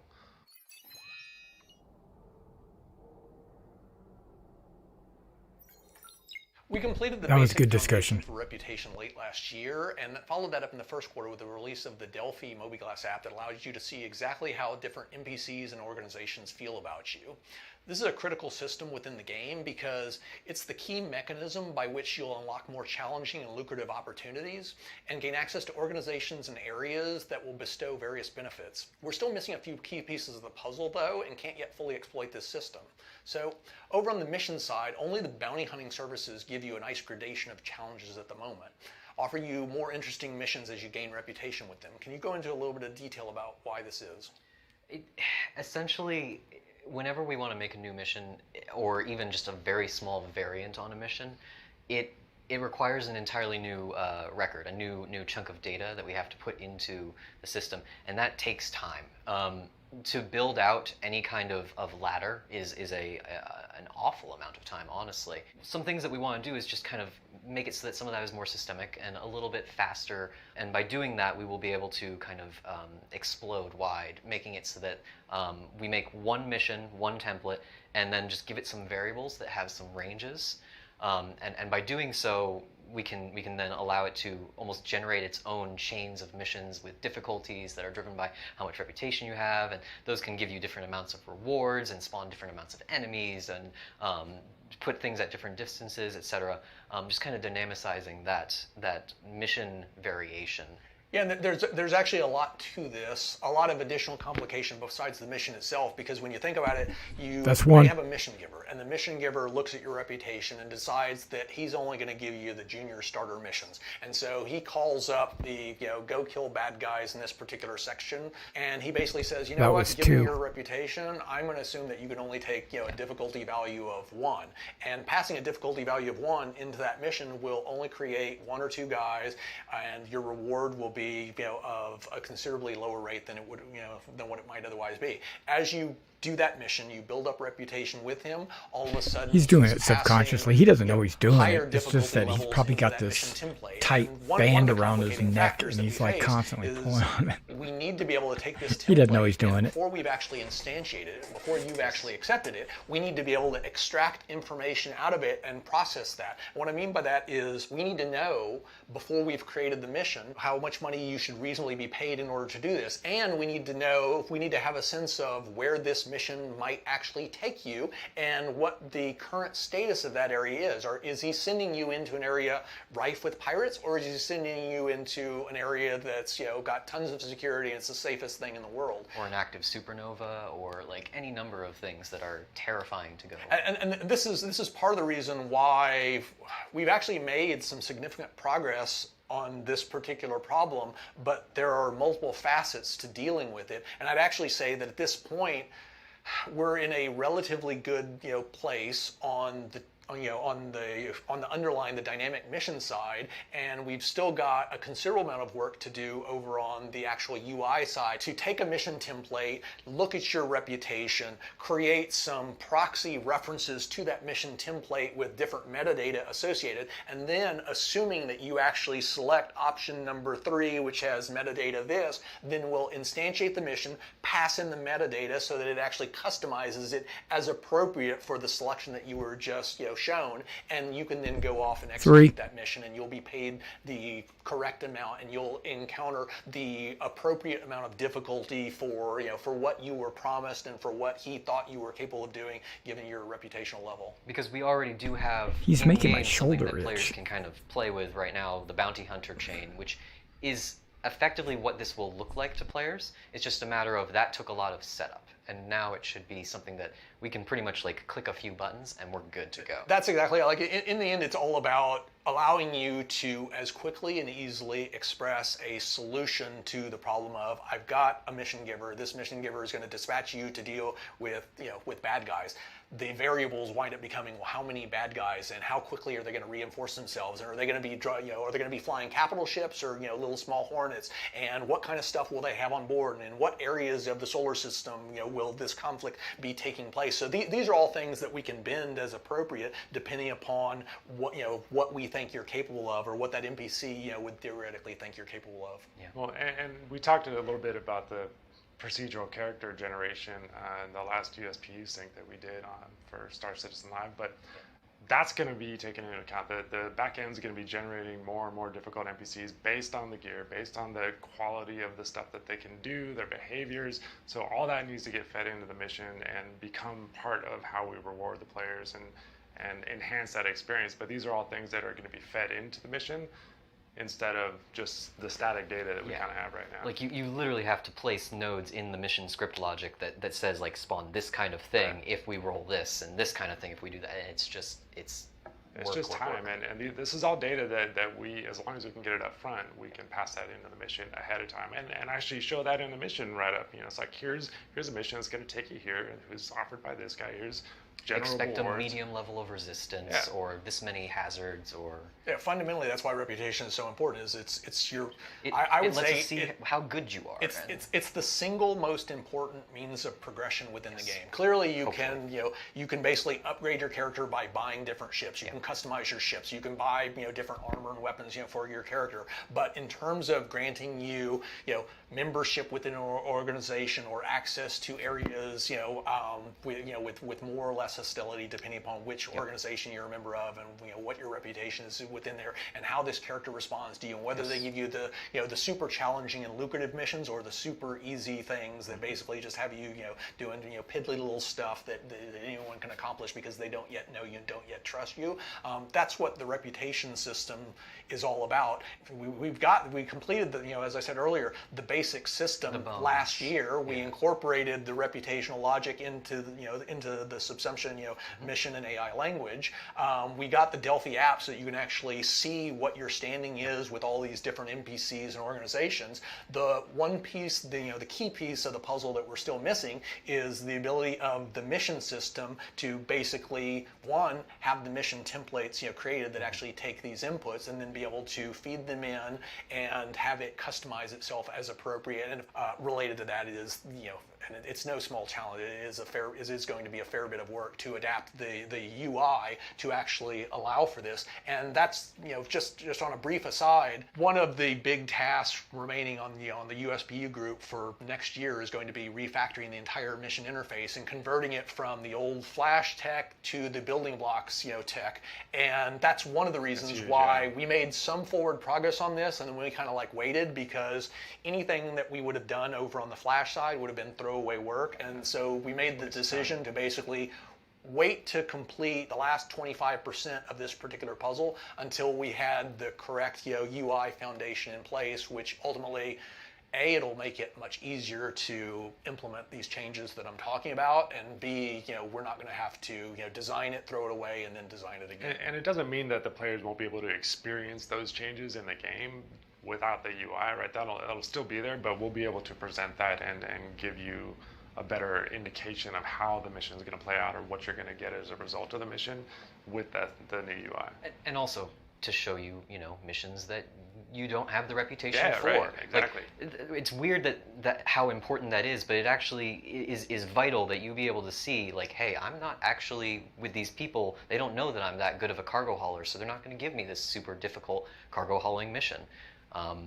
You got to know what you're striving towards too, as well, right? It's like I want to get better at this. I want to do missions with these guys because that's going to push me to go and get that one right there. That offers this much extra reward, or this membership here. Yeah, I don't want to go into this. I just mean this is a topic for another day. But I was just going to briefly mention orgs, perks, benefits. So we're talking about reputation, and you can see your standing with different organizations, with players, and we will at some point next year start to move forward with when I say orgs, perks, benefits, you guys know what I'm talking about, which is basically all of the benefits that may be conveyed upon you just as a result of being within this organization or having a certain level of stature within this organization. This may be anything from expedited ship deliveries. After your ship gets blown up, you don't have to basically pay a fee to basically get it as quickly as possible. That's automatically covered. You may get discounted prices at certain shops.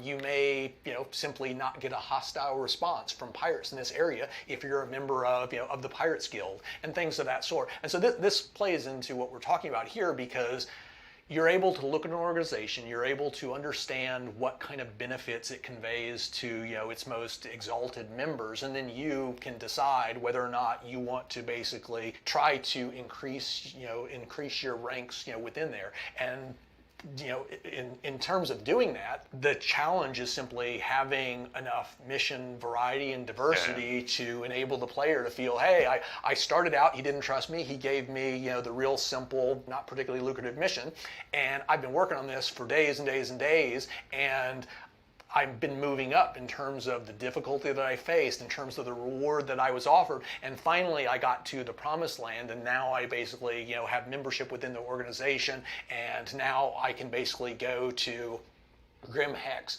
and have no concern that the local pirate organization is basically going to assault me. Turrets aren't going to shoot at you, etc. And importantly, that is something that makes your character unique. In an MMO, it's very important that you bring something to the table that other members of your friend group might not have, frankly, or your organization. You have to come in and say, hey, I actually have access to this really cool mission or this really cool thing, and by doing that, I can make things cooler for my group, and we encourage that community play that is so vital. Yeah, that actually brings to mind, right now we've historically had this faction system that we use to determine hostility. It's always been one of these systems that we know we're going to change it. We know that it's not sufficient, for where we're eventually going. It's never been a high enough priority. We're getting to the point where we're going to have to resolve this because the rest of the game is getting complex enough to where it's really starting to fray at the seams. So earlier this year we released the Xenothreat mission, and that was still entirely based upon the faction system of hostility, and that imposed a serious limitation in that while players could join up and basically fight on the side of the UE and try to repel the Xenothreat invaders, there was no real officially sanctioned means of you joining the side of the bad guys, the Xenothreat. You could go shoot the players that were supporting the UE. You could shoot the UE itself. You could get a crime stat, but the Xenothreat would still view you as hostile. They would still engage you, still try to kill you, etc. This was something that we got right up to the very end with Ninetales, and it was driving you and I crazy. Yes. And we wanted to fix it, and we put in what equates to, I'd say, it's a temporary hack to where what we can effectively do is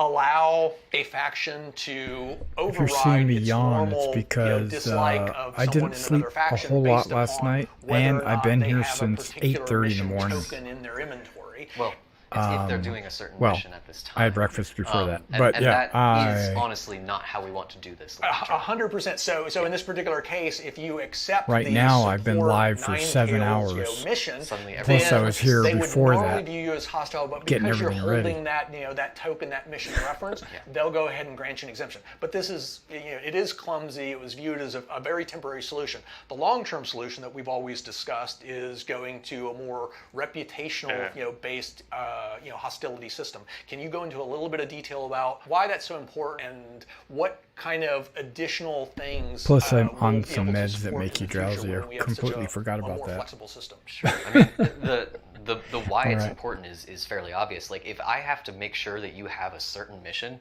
in order to do something, then I can't say, for instance, you can't go to Grimhex. I'm sorry, you're on the side of the police. Like, they will shoot you. That is a problem. No, right now, like, they are actually just civilians, so that they don't care, essentially. If it's reputation, it's something that persists. It doesn't matter if you have a mission or not. You have done something that has made these people like or dislike you, and no matter where you go and what you do, unless that changes, they are going to attack you or not attack you, and you can kind of count on that. Well, your actions have an impact on how the world perceives you, right? Yep. And it's especially important, like as we go into Pyro, as there's multiple factions that are kind of at war with each other out there. We want the players to be able to get in good with one or the other. Exactly. So it's a change that we know we need to make, and I think it's really going to take shape and form as we go into Pyro, because UE in Stanton is a pretty binary thing. There's little pockets of pirates, but it's not like Pyro, where it's going to have like these very distinct groups that are kind of warring with each other, and the reputation system is perfect for that. It will allow us to open up also just like an entire branch of content. Like, we don't really have missions where you work with criminals for the criminals. There's nothing that really makes you a long-term criminal player. Your crime stat can be wiped. You can kind of get rid of that source. It's not something that I am a criminal player and I log in and I'm going to do these kinds of things. I'm going to be on this side of things. These people hate me. These people love me. That allows you to define your character. That allows you to define your play style. That allows you to define where you're going to do and what you're going to do in the game. The entire game shifts if you have the ability to say. I would say it's much more like the real world, where it's the concept of hostility, it eventually equates to binary. Either I engage you, either I attack you, or I do not. But in between, there's literally just a sea of grays in terms of this organization hates that one, this one likes this one, this one doesn't like this one's neutral towards that one, etc. And you wind up having inevitably some sort of unique mixture of all of these different things. And so in the end, we will prioritize these things and determine, it's like, oh, well, you're a member of the walk old ladies across the street. Well, I like that. Oh, but you're also a member of the Pirates Guild. I really hate that. So even though I like that one, I'm still going to attack you. And so it's much more flexible in terms of determining all of these complex relationships that players are eventually going to instill upon their characters. Like, it's not going to be either I'm left faction or right faction. It's like there's going to be lots and lots of different organizations, lots of different NPCs, and your standing with those will be all over the map. Some players will be in really good standing with this. Some players, will be really low on this other one. And the level of variability that we'll be able to support with the reputation system is just going to be far, far superior to what we have now.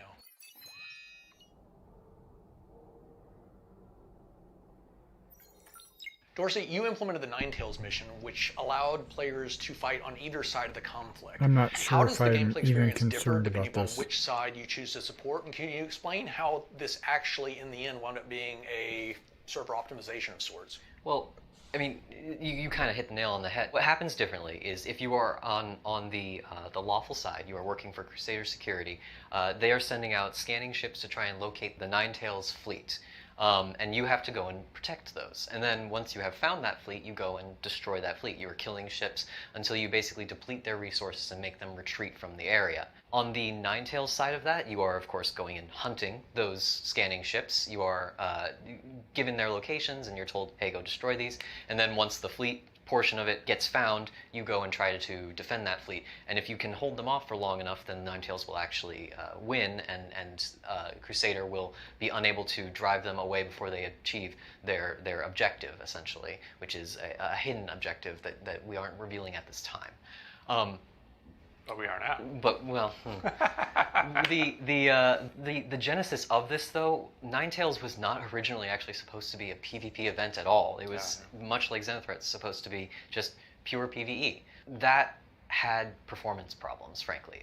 Spawning enough ships in a pure giant fleet battle to challenge 30 to 50 players made the server just tank. It was incredibly painful, and it just didn't play very well. It also, to be honest, was the same thing as what Xenothreat already had done, and I wanted to do something a little different.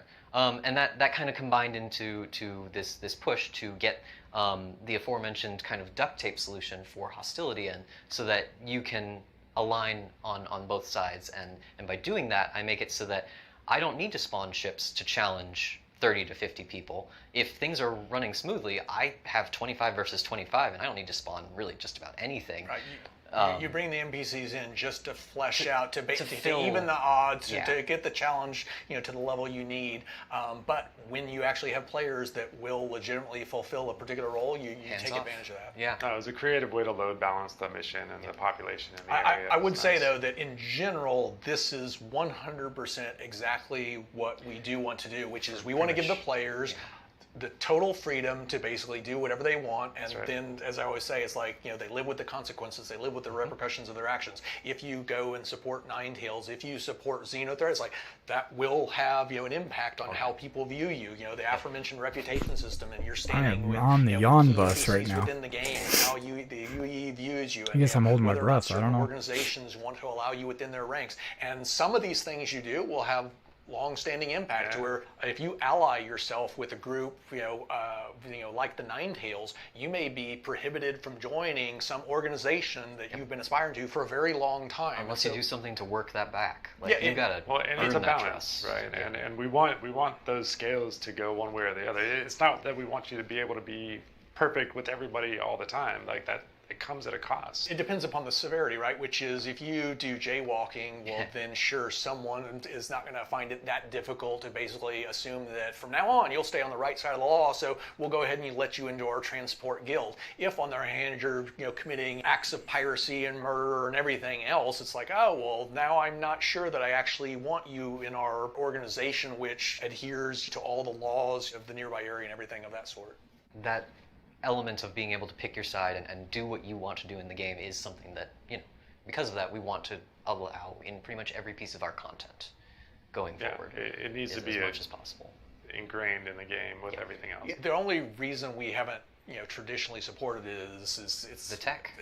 It's well, and to a large degree, you can call out a few specific pieces of the tech, right? Which is the reputation system certainly plays a role.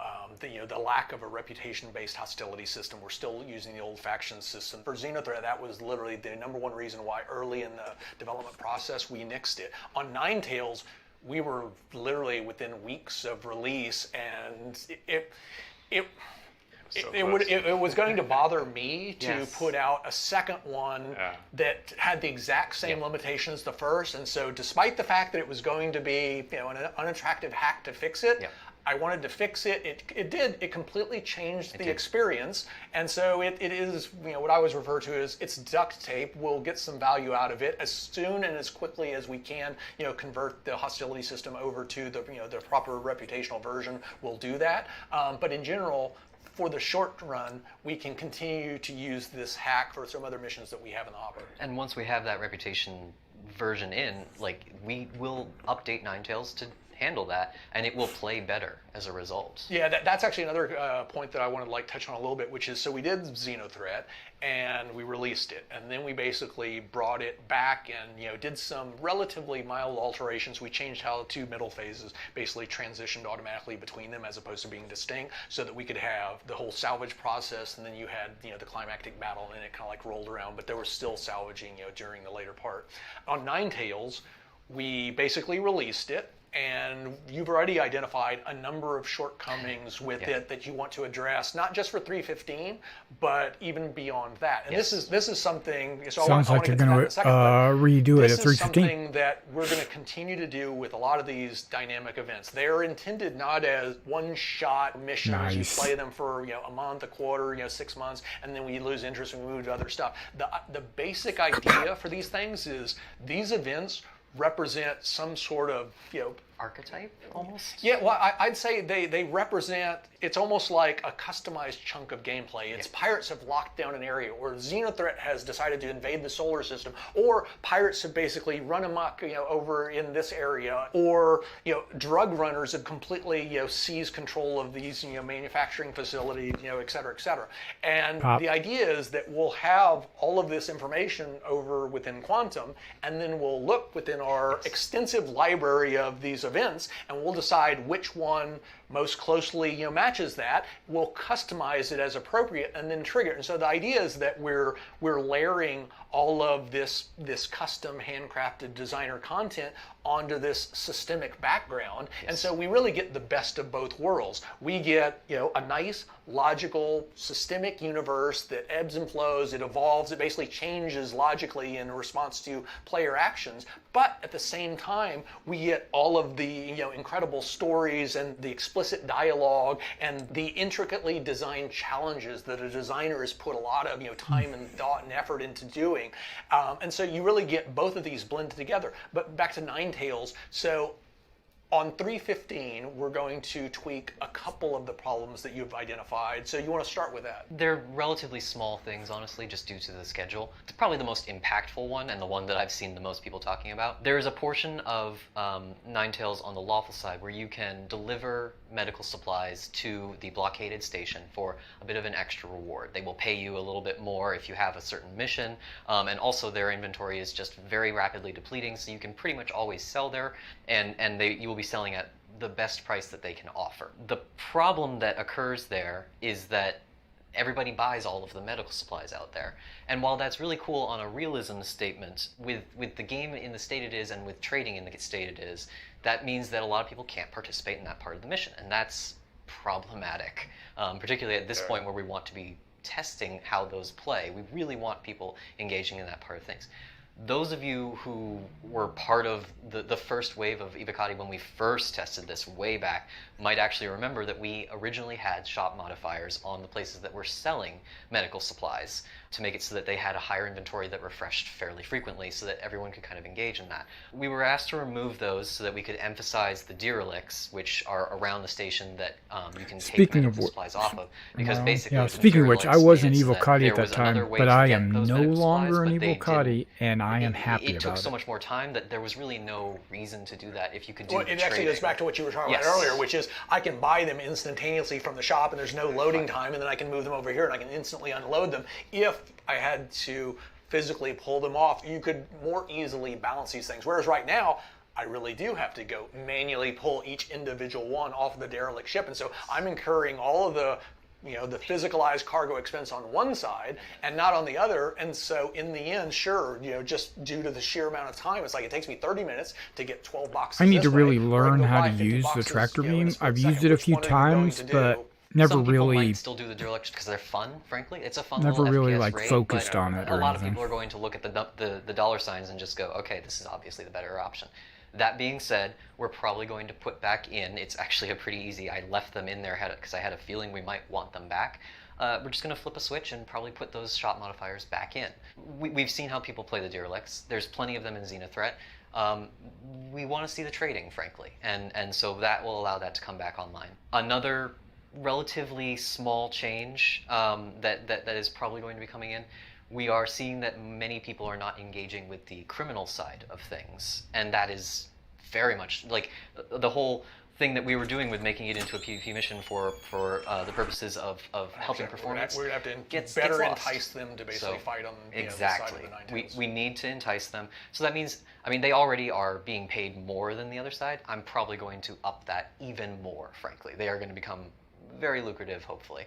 That is the short-term solution. And this is where, like, ideally, you helping out the Ninetales building reputation, Becomes ideally we would be able to offer other benefits of being in that organization, other things that some percentage of the players would aspire to and want, other rewards that you get for building up your standing with them. Which won't be for 315, but that is definitely where that is intended to go. The other thing that we might want there is a system to dynamically modify jurisdiction, because one of the big punish points that happens to a criminal when they are helping on that side in that area, despite the fact that Ninetales has supposedly taken over this area, when they get killed, they go to jail, which is a bit weird, frankly. We originally did want to make it so that you wouldn't get brought to jail, but there just wasn't enough time to fit the tech into the schedule. There still won't be for 315, but that is a longer term thing that we want to have, is the ability to kind of dynamically modify these jurisdictions. That sheds light on a problem, right? Yeah. Exactly. Yeah. It was one we kind of saw coming, but frankly, it was good to have it confirmed. And Well, I guess if they've taken over the area, they shouldn't go to jail. Yeah, we have a lot of those. Like we added we had the shot modifiers, we had the probability volume modifiers, we added the ability to do the quantum lockdowns through the dynamic Just events. turn and off stuff. We haven't the yet added beacons the in ability that to area. add the dynamic population modifiers. And so this one was, as you said, we knew this was going to be an issue. You can't necessarily get everything you'd like into every release. And so the point is, we got Ninetales out. You had some other longer-term things that you wanted to address as well. Can you talk about those? Well, some of them, frankly, are just things that are going to be things that will naturally happen, to be honest. Performance is still a big problem. I do want to talk to the performance thing for a second, which is some progress, and it's been definitely better. We basically generated something on the order of 120, 130 different individual gyros that people were addressing in the run-up to Xenothreat. Because what inevitably winds up happening is we get performance to a certain level, and then we're basically adding more locations. We're basically enhancing the AI logic. We're adding new functionality, and so it's always a running battle to where you're adding more you're adding more stuff as you're making other stuff run faster, and so you tend to get a net wash. And we actually found ourselves with Xenothreat. One of the reasons we held it for a couple of extra weeks was we wound up finding ourselves in a very bad spot to where there are problems now. We're very familiar with them. They were much worse, just a few, when we were originally supposed to release it.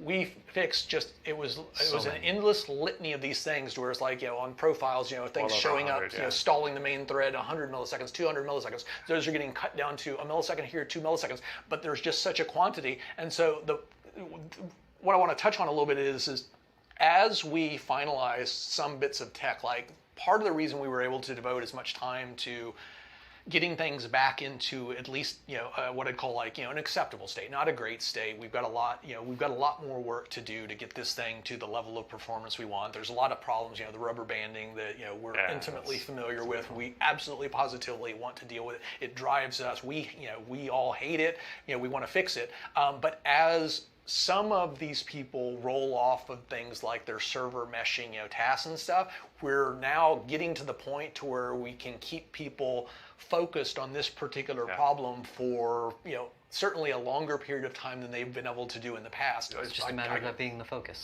That's exactly it. It's just a matter of it being the focus. A lot of the engineers that are working on server meshing are the people that would be fixing these optimization problems, right? So your game's going to run as fast as your biggest bottleneck, and that's about it, right? And you're going to hit the next one and the next one, and you're going to keep fixing them until your game runs a little better. It was almost an endless litany of spawn stalls, entity, deletion stalls, and it was impressive to see how quickly those guys were eradicating, some of these really, really big egregious, performance, impactors. Like 300-400 millisecond spikes going down. Going down to 1 or 2 milliseconds. Right? It's absolutely. enormous. We spend a lot of time crafting to make sure that these waves are coming at the appropriate amount of difficulty for the number of players that are there and all this stuff. And if the spawn queue starts to slow down, that kind of snarls. It just doesn't work. You can't design a great experience. You can design an okay experience, but not a great one. As you know, on Ninetales, I know we played with this quite a bit. We definitely did on Xenothreat, where it's like, well, we want to bring in 10 guys at once to present a certain amount of challenge, but then you got to spawn them all simultaneously,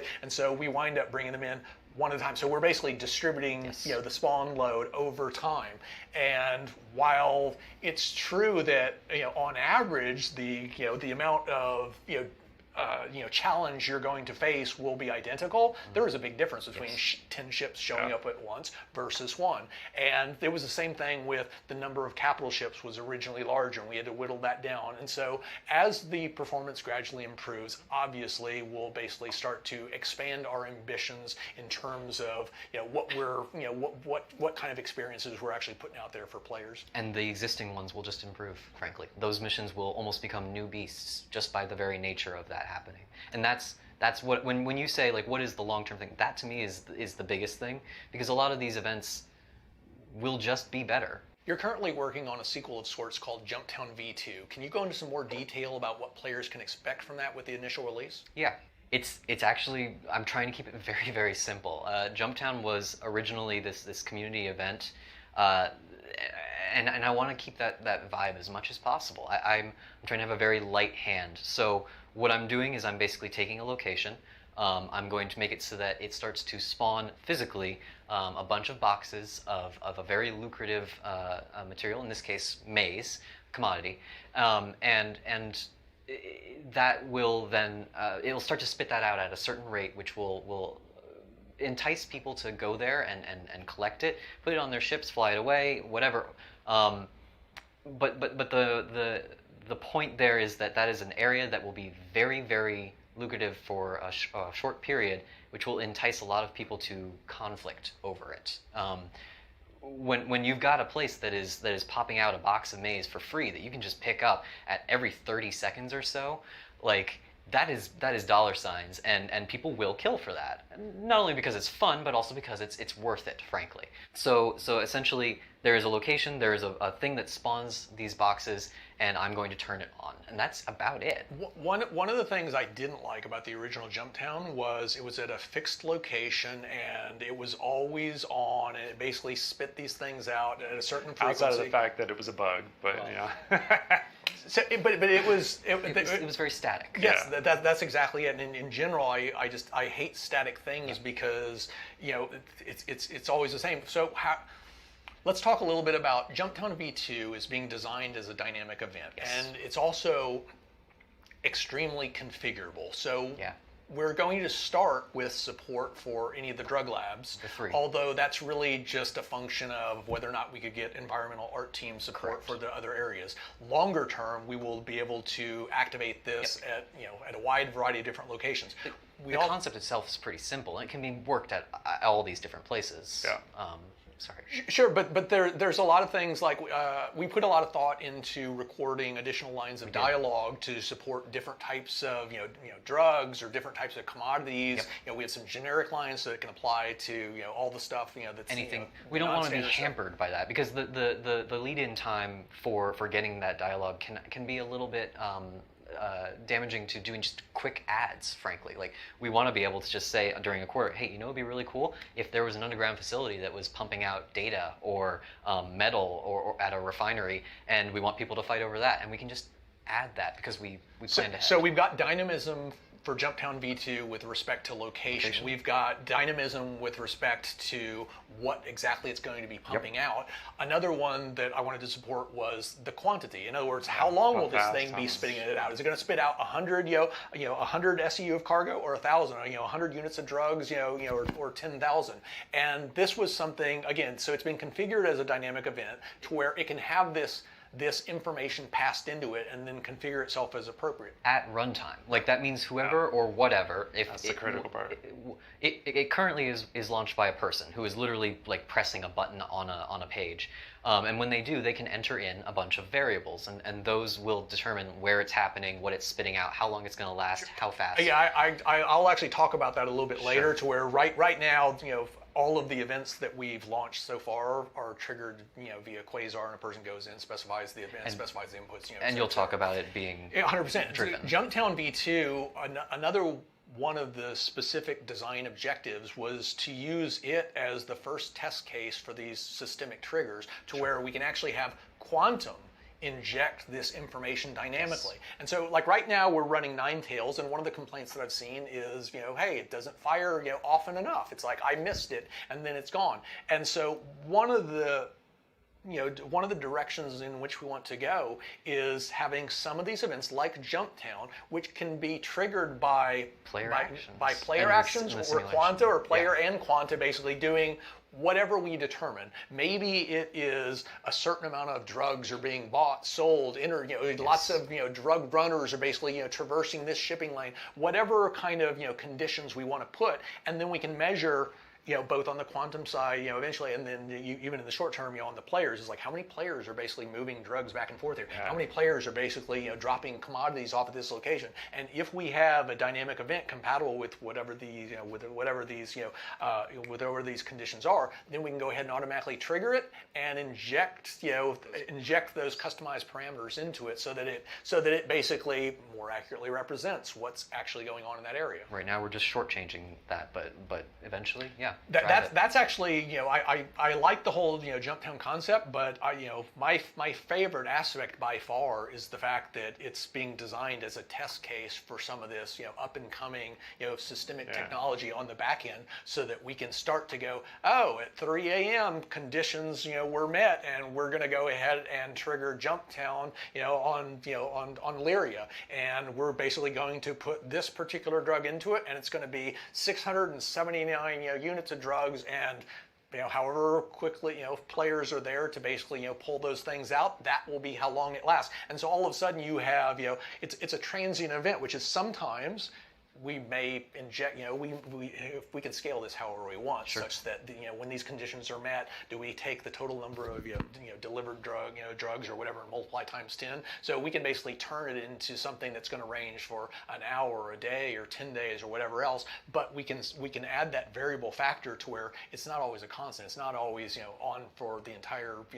for the entire lifetime of the release. It's not always 7 days. There's actually going to be it's going to depend upon what is really happening within the world, and that's going to cause it to be customized. It's just something that's happening in the game. I mean, it's natural events triggering in the world. You mentioned people saying like Ninetales wasn't happening enough, and they would log on and they would wait for it to happen.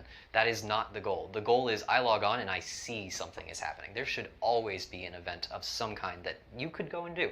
Maybe you log on and you want to do this particular thing, but also, oh man, that's happening right now? Cool. Kind of thing. So there will be some of both. Xenothreat is obviously the big ones, and then you've got what I call like the mid-range things like the Ninetales and stuff, where you're locking down an entire area, and all of a sudden we've cordoned off a region, and we're not allowing you to easily transport cargo back and forth to there, which basically starts knocking the prices up, which is why we added all the price alerts and things like that, so that you can actually be enticed by the fact that this area that's been choked off, they really, really need copper. They're willing to pay this. Don't you want to try to break through the blockade? That actually does kind of get to what you were saying earlier in terms of allowing some of the player ships that are going to, or some of the NPCs that are going to interdict you to actually be more effective at it as we start to expand those quantum interdiction zones to a larger size. It all interconnects.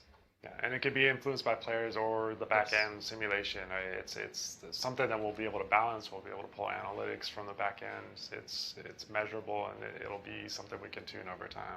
Another one on another point worth talking about on Jump Town for future directions forward is, and you and I have had this conversation a couple of times, is I would like to eventually be able to have NPCs basically fill in the other side. Like now, one of the inherent flaws in it is it's purely PvP, right? Which is I go there, I basically control that area, I get the loot for as long as it's pumping it out, and unless other players come and try to basically kick you out of that area, it's a cakewalk. And what we would want to be able to simulate, obviously, is if players are not going there, would Quanta, over on the simulation side, would they be attracted to, this value generator? Of course they would. Great. At what rate? And what rate's going to depend upon what it's spitting out, what the street, value of that stuff is, how far it is from civilization, they therefore have to travel, etc. And so the point would be that we want to be able to, just as we were talking about earlier, we want to, with Ninetales, to where we were aligning,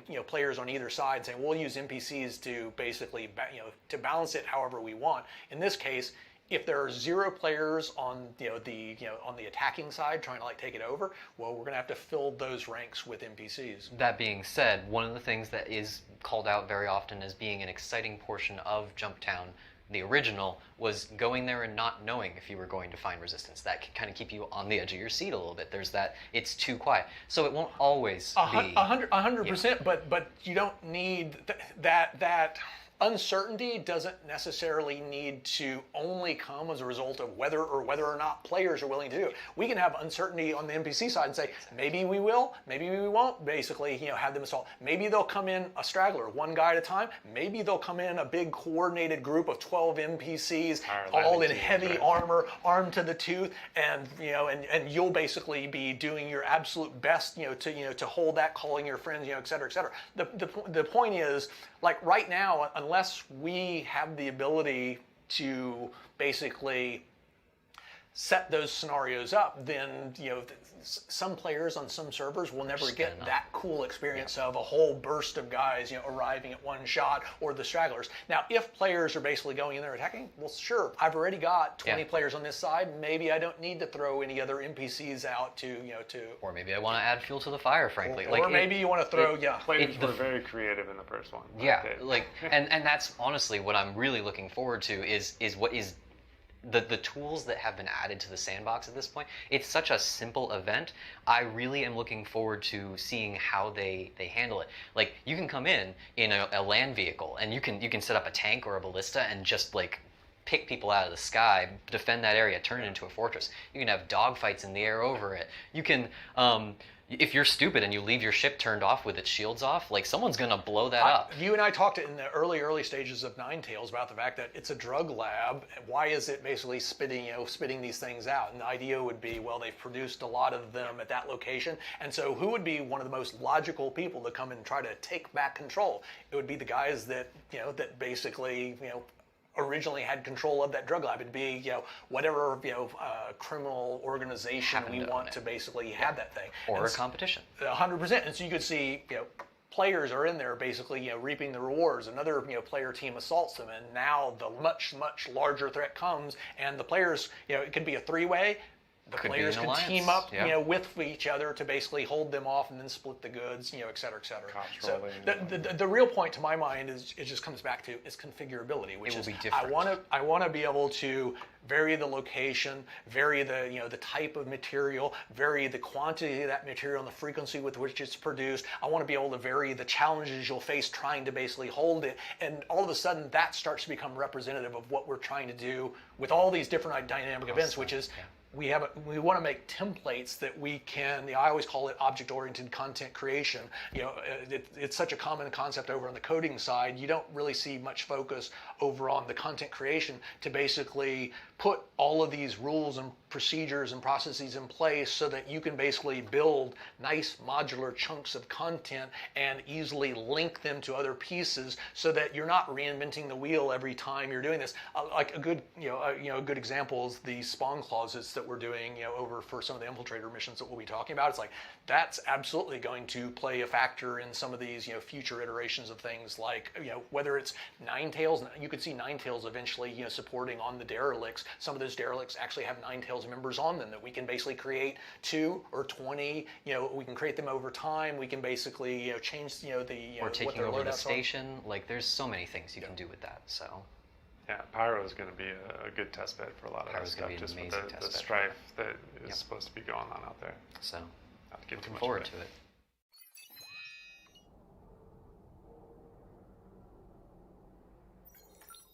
All right, let's bring Luke into the conversation now. We started working on the Xenothreat event around March of 2020, and it took about a year to get it out the door. We knew that it was going to be extremely difficult because we were missing so much of what we needed, including everything from the dynamic mission service that would drive the back-end logic, to the capital ship AI, target prioritization for turrets, functional countermeasures, tons of dialogue, and countless other things. Part of the allure, though, was that in one shot, we'd have a great test case for a litany of important features, like battles far larger than anything we'd previously done, and a test bed for creating missions that supported a variety of different playstyles, like ship-to-ship combat and salvaging. So, Luke, from your perspective, what were some of the big lessons we learned from Xenothreat? Well, Xenothreat was our first attempt at a large-scale fleet battle, so we learned a lot. The biggest takeaway was that we needed to develop our overly simplistic friendly fire system, which was leading to players receiving unfair crime stats and being kicked from the mission. So in the recent re-release of the event, we made major improvements to our friendly fire detection and tolerances, which drastically cut down on unfair crime stats according to the feedback and analytics we received. What's great is this kind of change improves the whole game, not just the event, and paves the way for more large-scale space battles in the future. I think it's also important to add that another thing that became clear was that players wanted a counter mission involving PvP. So we've started planning with this in mind for subsequent releases. Luke, as the performance gradually improves over the next few quarters, what sort of things would you most like to change about Xenothreat? I think most people would expect my answer to be throw more AI at the player. But it might be that when performance improves, our AI becomes much deadlier, which could actually lead to us reducing their numbers. This balancing is always the most difficult part of mission creation. The AI's performance can be wildly different on our local servers versus what it might be like on an overtaxed live server. And if a mission is too easy, it's not just a case of throwing more AI at it, as this will only compound the performance issues. We were happy with the balancing we achieved, but it wasn't quite what we hoped for. Once performance is improved, we hope to rebalance and deliver the experience we intended. Luke, we've invested a lot of engineering effort into our spawn closet tech, which allows us to precisely and intelligently push NPCs into and out of an area. The first major test of this tech will be the Infiltrator class of missions, which I wanted to provide much more varied and challenging FPS situations than anything we've previously seen. To that end, we can now determine at runtime the type and number of NPCs we want to insert at a location, often at the behest of Quantum.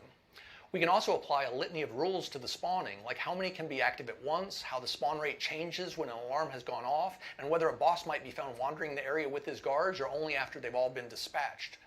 The mission template supports a wide variety of objectives, ranging from killing everyone at that location to only killing select individuals, to protecting NPCs from any harm, to hacking computers, to extracting designated materials. Can you go over some of these mission variations in more detail? Of course, Tony. The underground facilities were the locations we chose for our first implementation of spawn closets, so this is where players will find new missions, as well as some existing missions that have been vastly improved by the addition of spawn closets and non-combatants. One of the new missions sends players to kill a heavily armoured target who only shows himself once his crew have been wiped out. Another involves the players searching a friendly facility for a number of boxes, identified using information provided on their mobiGlass. At any point during the mission, small enemy assaults can be triggered, and the thing I love about this one is that players can choose to avoid the fight and gamble on the facility's defenders being able to repel them. And the last one I'd like to mention is, thanks to spawn closets, we now have our first FPS defend mission where players join friendly AI in defending a facility from multiple waves of enemies. And the nice thing about this one is that in addition to the basic mission reward, players also receive bonuses for the AI who survive to the end. Some of the benefits from this mission template are coming from smarter use of existing tech, like more modular subsumption logic, and some of it stems from new features like the spawn closets. Luke, how has the design setup of the Infiltrator scenario varied from what you've done in the past? Well, spawn closets have had a dramatic effect on the types of missions we can build. Without them, we were unable to spawn AI mid-mission, as we couldn't risk them spawning out of thin air without warning, as that's really unfair on players.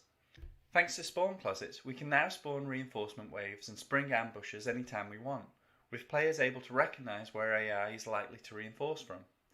Not only does this allow us to build brand new mission types, it allows us to spawn manageable amounts of AI and only reinforce when some of those are dead, to better balance the difficulty of the encounter.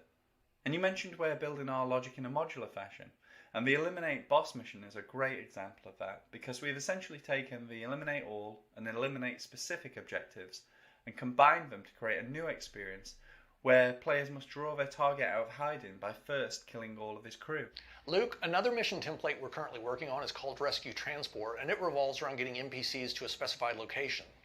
One of the variations allows the NPC to request personal transport via a service beacon, just like a player, to a designated location. Other variations involve adding assorted complications to getting the NPCs on board your ship, like having to first outsmart or outfight their captors, unlocking their prison door to release them, safely escorting them back to your ship for transport to the desired drop site.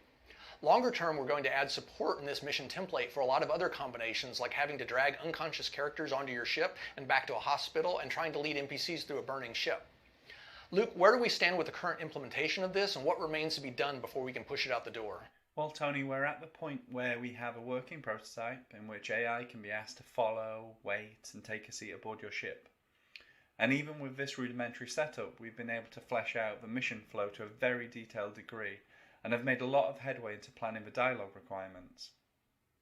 We've gone some effort to make sure that the mission is more than a delivery mission where the box has legs, so the client has patience that can wear thin, with your tip and rating being calculated based on your performance. We'll also be developing AI behaviours to deal with what happens should the player decide to kidnap them. The rescue mission module has been designed in such a way that it can work in conjunction with others like Infiltrator, meaning that we can easily inject some obstacles in your way, like a base full of captors. These missions will drive the development of AI following, so once complete, we'll be able to leverage that throughout the rest of the game.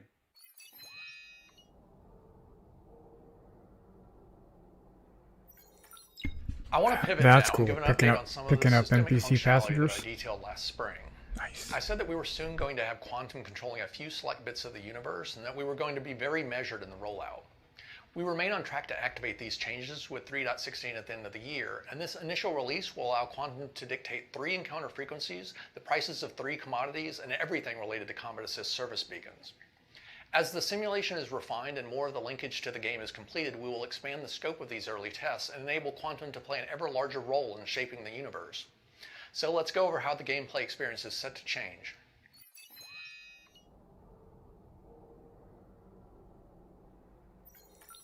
Probability volumes dictate how the likelihood of an encounter type varies within that region, and historically that information has always been static.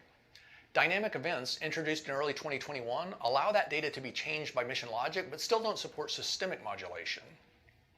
You can see the frequency curve for pirate activity in red on the screen here, and the long and short of it is that no matter how many pirates you, your friends, or the entire community kill, the likelihood of encountering a pirate at this spot right here would always be about 5% per minute, and farther out, right about there, the odds would drop to 2%. Now, let's see what happens when we activate quantum and it starts to provide real-time guidance to the probability volume service that controls this information and distributes it to the game servers. As is often the case with such demonstrations, the simulation is running at an exaggerated rate of speed so that I can easily illustrate some key points. The first thing you'll notice is that the fixed pirate curve just flatlined because quantum says there aren't currently any pirates in this area. There are some valuable materials on the surface of Cellin though, and that's starting to attract some quantum miners represented in green. The distribution of the miners determines the shape of the green curve, and the quantity determines the amplitude. With the value of the ore available on Cellin sky high and no threat in sight, the number of miners continues to increase, and you can see the encounter curve changing to reflect that. Pirates are drawn to high concentrations of wealth with minimal security though, and are starting to swarm into the area, and as they do, you can see the red pirate curve adjusting. Quanta security, represented in blue, is drawn to conflict, and is thus often a lagging indicator of criminal activity. So at this point, there are several distinct things happening. The number of miners in the area is still increasing, but the rate of increase has slowed dramatically as they start to weigh the increased risk of piracy. The number of pirates is still increasing because there's still sufficient value in the area to attract them and not yet sufficient security to dissuade them. The number of security forces continues to rise because the pirate problem is raging out of control, and thus security pay in this area has gone through the roof. This trend continues for a while until finally the risk of piracy gets too high and the quantity of miners starts to drop. The pirates are doing their own independent mental calculus and still see sufficient value in the area, even once the miners start to fall off, to continue increasing their numbers, but that simply speeds up the rate of decline in the miners, while at the same time, the threat from security continues to grow. So, eventually, the number of pirates in the area begins to fall off as well. As the threat of piracy begins to subside, the impact gradually ripples through the economy, lowering the rate of pay and demand for security services. The quantity of security forces streaming into the area eventually peaks too then and begins to decline. If you watch the curves, you'll see a rhythmic action to it all, with miners looking for high-value ore in safe areas, pirates searching for unprotected wealth, and security chasing conflict. 3 different but very interdependent calculations. The system is always searching for equilibrium, and just as in a real economy, sometimes overshoots a bit in one direction or the other, which ultimately equates to opportunity for the thinking player.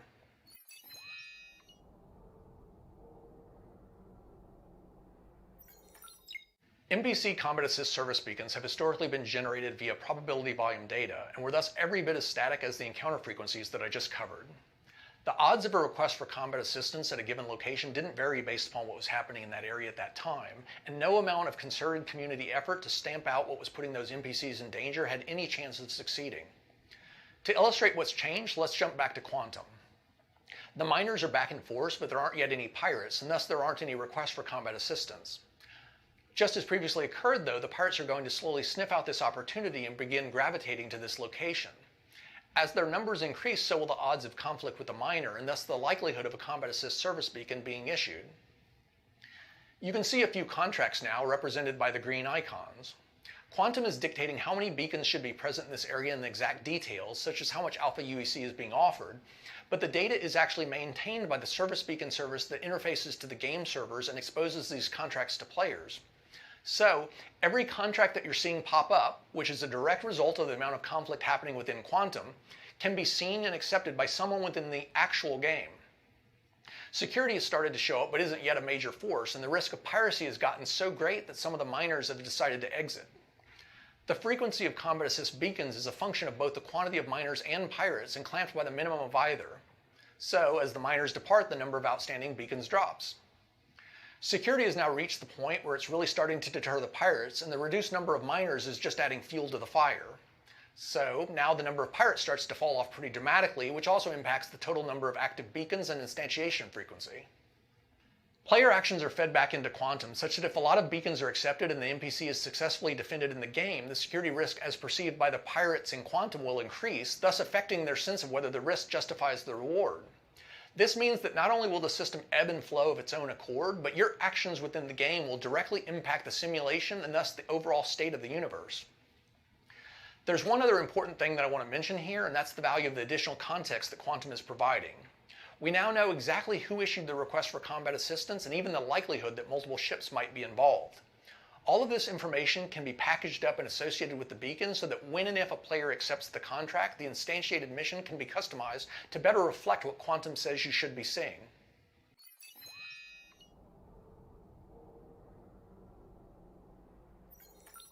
The shop service has always had the ability to modulate the price of commodities based upon things like the amount of inventory on hand and its rate of change, but we haven't really exploited that feature for some of the basics like fuel and HPMC, which is the material required to effect repairs on a ship.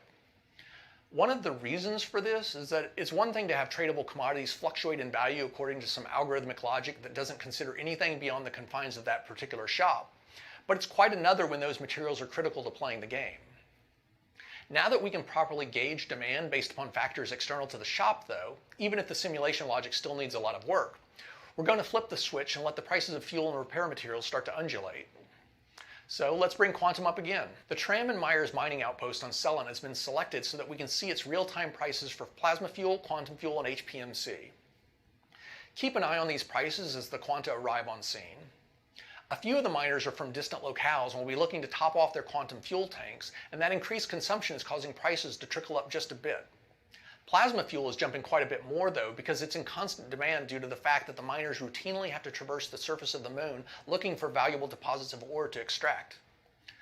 The price of HPMC hasn't budged because there hasn't been any conflict in the area, but that's about to change. The pirates have started to arrive and attack the miners, and that means that there are going to be some damaged ships that require repairs, and the price will continue to rise as the amount of conflict grows. Pirates require fuel too, and most of their need revolves around the plasma they'll use to engage ships in close proximity, so it's starting to get fairly expensive. Security forces have now started arriving in force, which means even more conflict in the area, which is why the price of HPMC has finally started to take off. Security forces burn a lot of plasma fuel hunting for pirates, and this is proving to be more demand than the local stores of inventory can satisfy. This means temporary shortages and skyrocketing prices until either the demand abates or the economy rebalances to ensure a more regular supply of fuel to this area.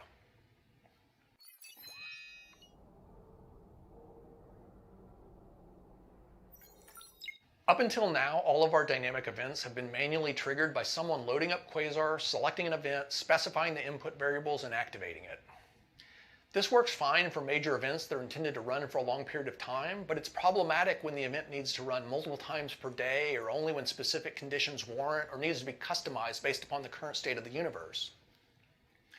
The solution to this problem is systemic triggers, which are small analytical programs that let us specify what sort of conditions within Quantum warrant the creation of a dynamic event and allow that event's inputs to be mapped to all sorts of simulation state. I'm going to bring Quantum up one last time and highlight the location of the 3 drug labs within the Stanton system. Raven's Roost is on Microtech's moon Calliope. Jumptown is on Crusader's moon Yella. And Paradise Cove is on ArcCorp's moon Lyria. For this test, I've removed all commodities except for drugs, and thus any green quanta you see moving around are focused on moving these illicit narcotics. A systemic trigger has been set up that monitors the total drugs purchased at any of the drug labs, which you can see in the graphs below the star map. If the total amount of drugs purchased at one of these locations over a period of time exceeds the specified threshold, it will trigger the Jumptown V2 dynamic event. The location and quantity of drugs sold would be passed to the event as inputs, which the mission logic might use for any manner of things, such as temporarily overriding the shopping data at that site for the duration of the event. The shop service that communicates with the game servers is linked to Quantum, and thus all player transactions in the game are filtered back into the simulation, and their purchases are therefore just as relevant to the totals as those initiated by Quanta. All of the drug labs are seeing a bit of action, and Paradise Cove looked like it might be the first to breach the threshold. Some red pirates have started moving into that area now, though, and the green freighters have started to flee. It looks like they've decided to focus on Raven's Roost, and you can tell by the constant level of elevated purchases that they're probably going to trip the trigger pretty soon. There, that's it. The conditions for the systemic trigger have been met. You can see that Jumptown V2 has now been added to Quasar's active dynamic events list at the top right, and below that you can see the input parameters that it was sent, which include the Raven's Roost location and a numeric value of 916 for the total purchased drugs variable, which the actual Jumptown V2 logic uses to configure how many free units of drugs the location will produce over the lifetime of the event. The ultimate purpose of systemic triggers, then, is to allow us to easily and programmatically dictate when and exactly how handcrafted custom content will be layered onto the background tapestry driven by quantum systemic logic. As our library of dynamic events grows and the sophistication of the simulation evolves, you'll eventually find that it's difficult to tell where one system ends and another begins, and the whole experience will just feel more engaging and unique than what either technology could deliver by itself.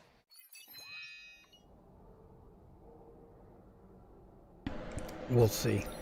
That's it for our show today. I hope that you now have a better sense of some of the things we're aiming to accomplish over the next year, and that you're as excited as we are about the potential of these new features and technologies to really transform the gameplay experience.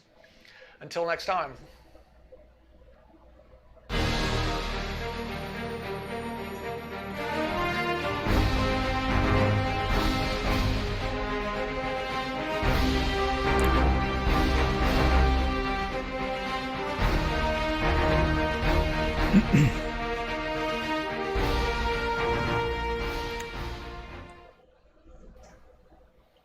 So that's it. We're done. That's the whole show. Another CitizenCon in the bag. This one's a little different than others, but still our chance to come together safely and celebrate our shared interest and commitment to making If Star you're on the Citizen stream right now, and everything if you we missed all anything, later tonight they'll be uploading all the videos. So what did we learn this year? Or you can go back and watch this video. It's going to go up on YouTube immediately after the live stream. You thought I was going to do it. But I got to bust those bingo cards, right? If I had to guess what we learned that I'm just the lucky one that gets to sit here in front of the work of dozens of others putting today together, themselves in front of the work of hundreds more. I like the stealth mission at the very beginning, but that's not ever going to come to pass because none of the missions they ever show at CitizenCon ever comes into the game. Here to represent their work every week. If anybody out there can name one mission that was played in a CitizenCon, it's been into the game, let me know. Be safe. Tell those you love. If I remember right, there was a rescuing a derelict retaliator. Never happened. Well, I hope all of you enjoyed everything you saw today. We're very proud of what we've achieved Sandworm so far, never happened. what we're doing in the future, and it was great to be able to get in depth and show and discuss a lot of that today. Sneak into a microtech lab. Never happened. Each and every one of you, how much we appreciate all of you, your support, dedication, the hours you put into playing the game, giving us feedback, putting up with crashes and server disconnections and all the frustrating things that you can get when it's an alpha, as we're striving to make the best game, or well, I think the best universe simulation you possibly can make now. That's kind of where we're going. From myself and the team at CIG, we're incredibly lucky to be in this position because I think no one else in gaming has the luxury that we do to really sort of dream for the stars and the jump point looked really cool. I can't wait for us to be able to see the gas clouds around the jump point. But the game we're building is far more complicated, far bigger, far more possibilities. That's going to look really good. And the terrain on all the moons and all the planets in Pyro, I can't wait to explore all those. Everyone at CIG feels the same. The rivers, they looked good. The lakes, they looked good. People don't say, oh, you can't do that. We've got to make it for this quarter. It's got to come out. And the clouds, the rain, the lightning, that looked good. It's like, no, we want the best game possible. That's all we at CIG care about, and it's all you guys care about. And so to be in that position is because of you guys. And the Banu really, Merchantman, it grew myself like and doubled everyone in size. It looks good. Thank you all very much. And I'm really Unfortunately, looking it's forward Banu. to doing this in person for you guys next year, as opposed to digitally, and hopefully, all things, fingers crossed, we'll get on the other side of this pandemic, and we'll be able to do that. So, Yeah. for me and everyone at CIG, thank you so much for watching. All right, guys. Well, we made it to the end. Appreciate everybody coming and joining with me. It shows me that I've got 111 people join me, but not one of you have commented, which, that's fine. I'll do all the commenting. You guys have a great rest of your night, and I am going to find out what package I just got delivered. And I'll see you when 3:15 drops. All right, I'm out.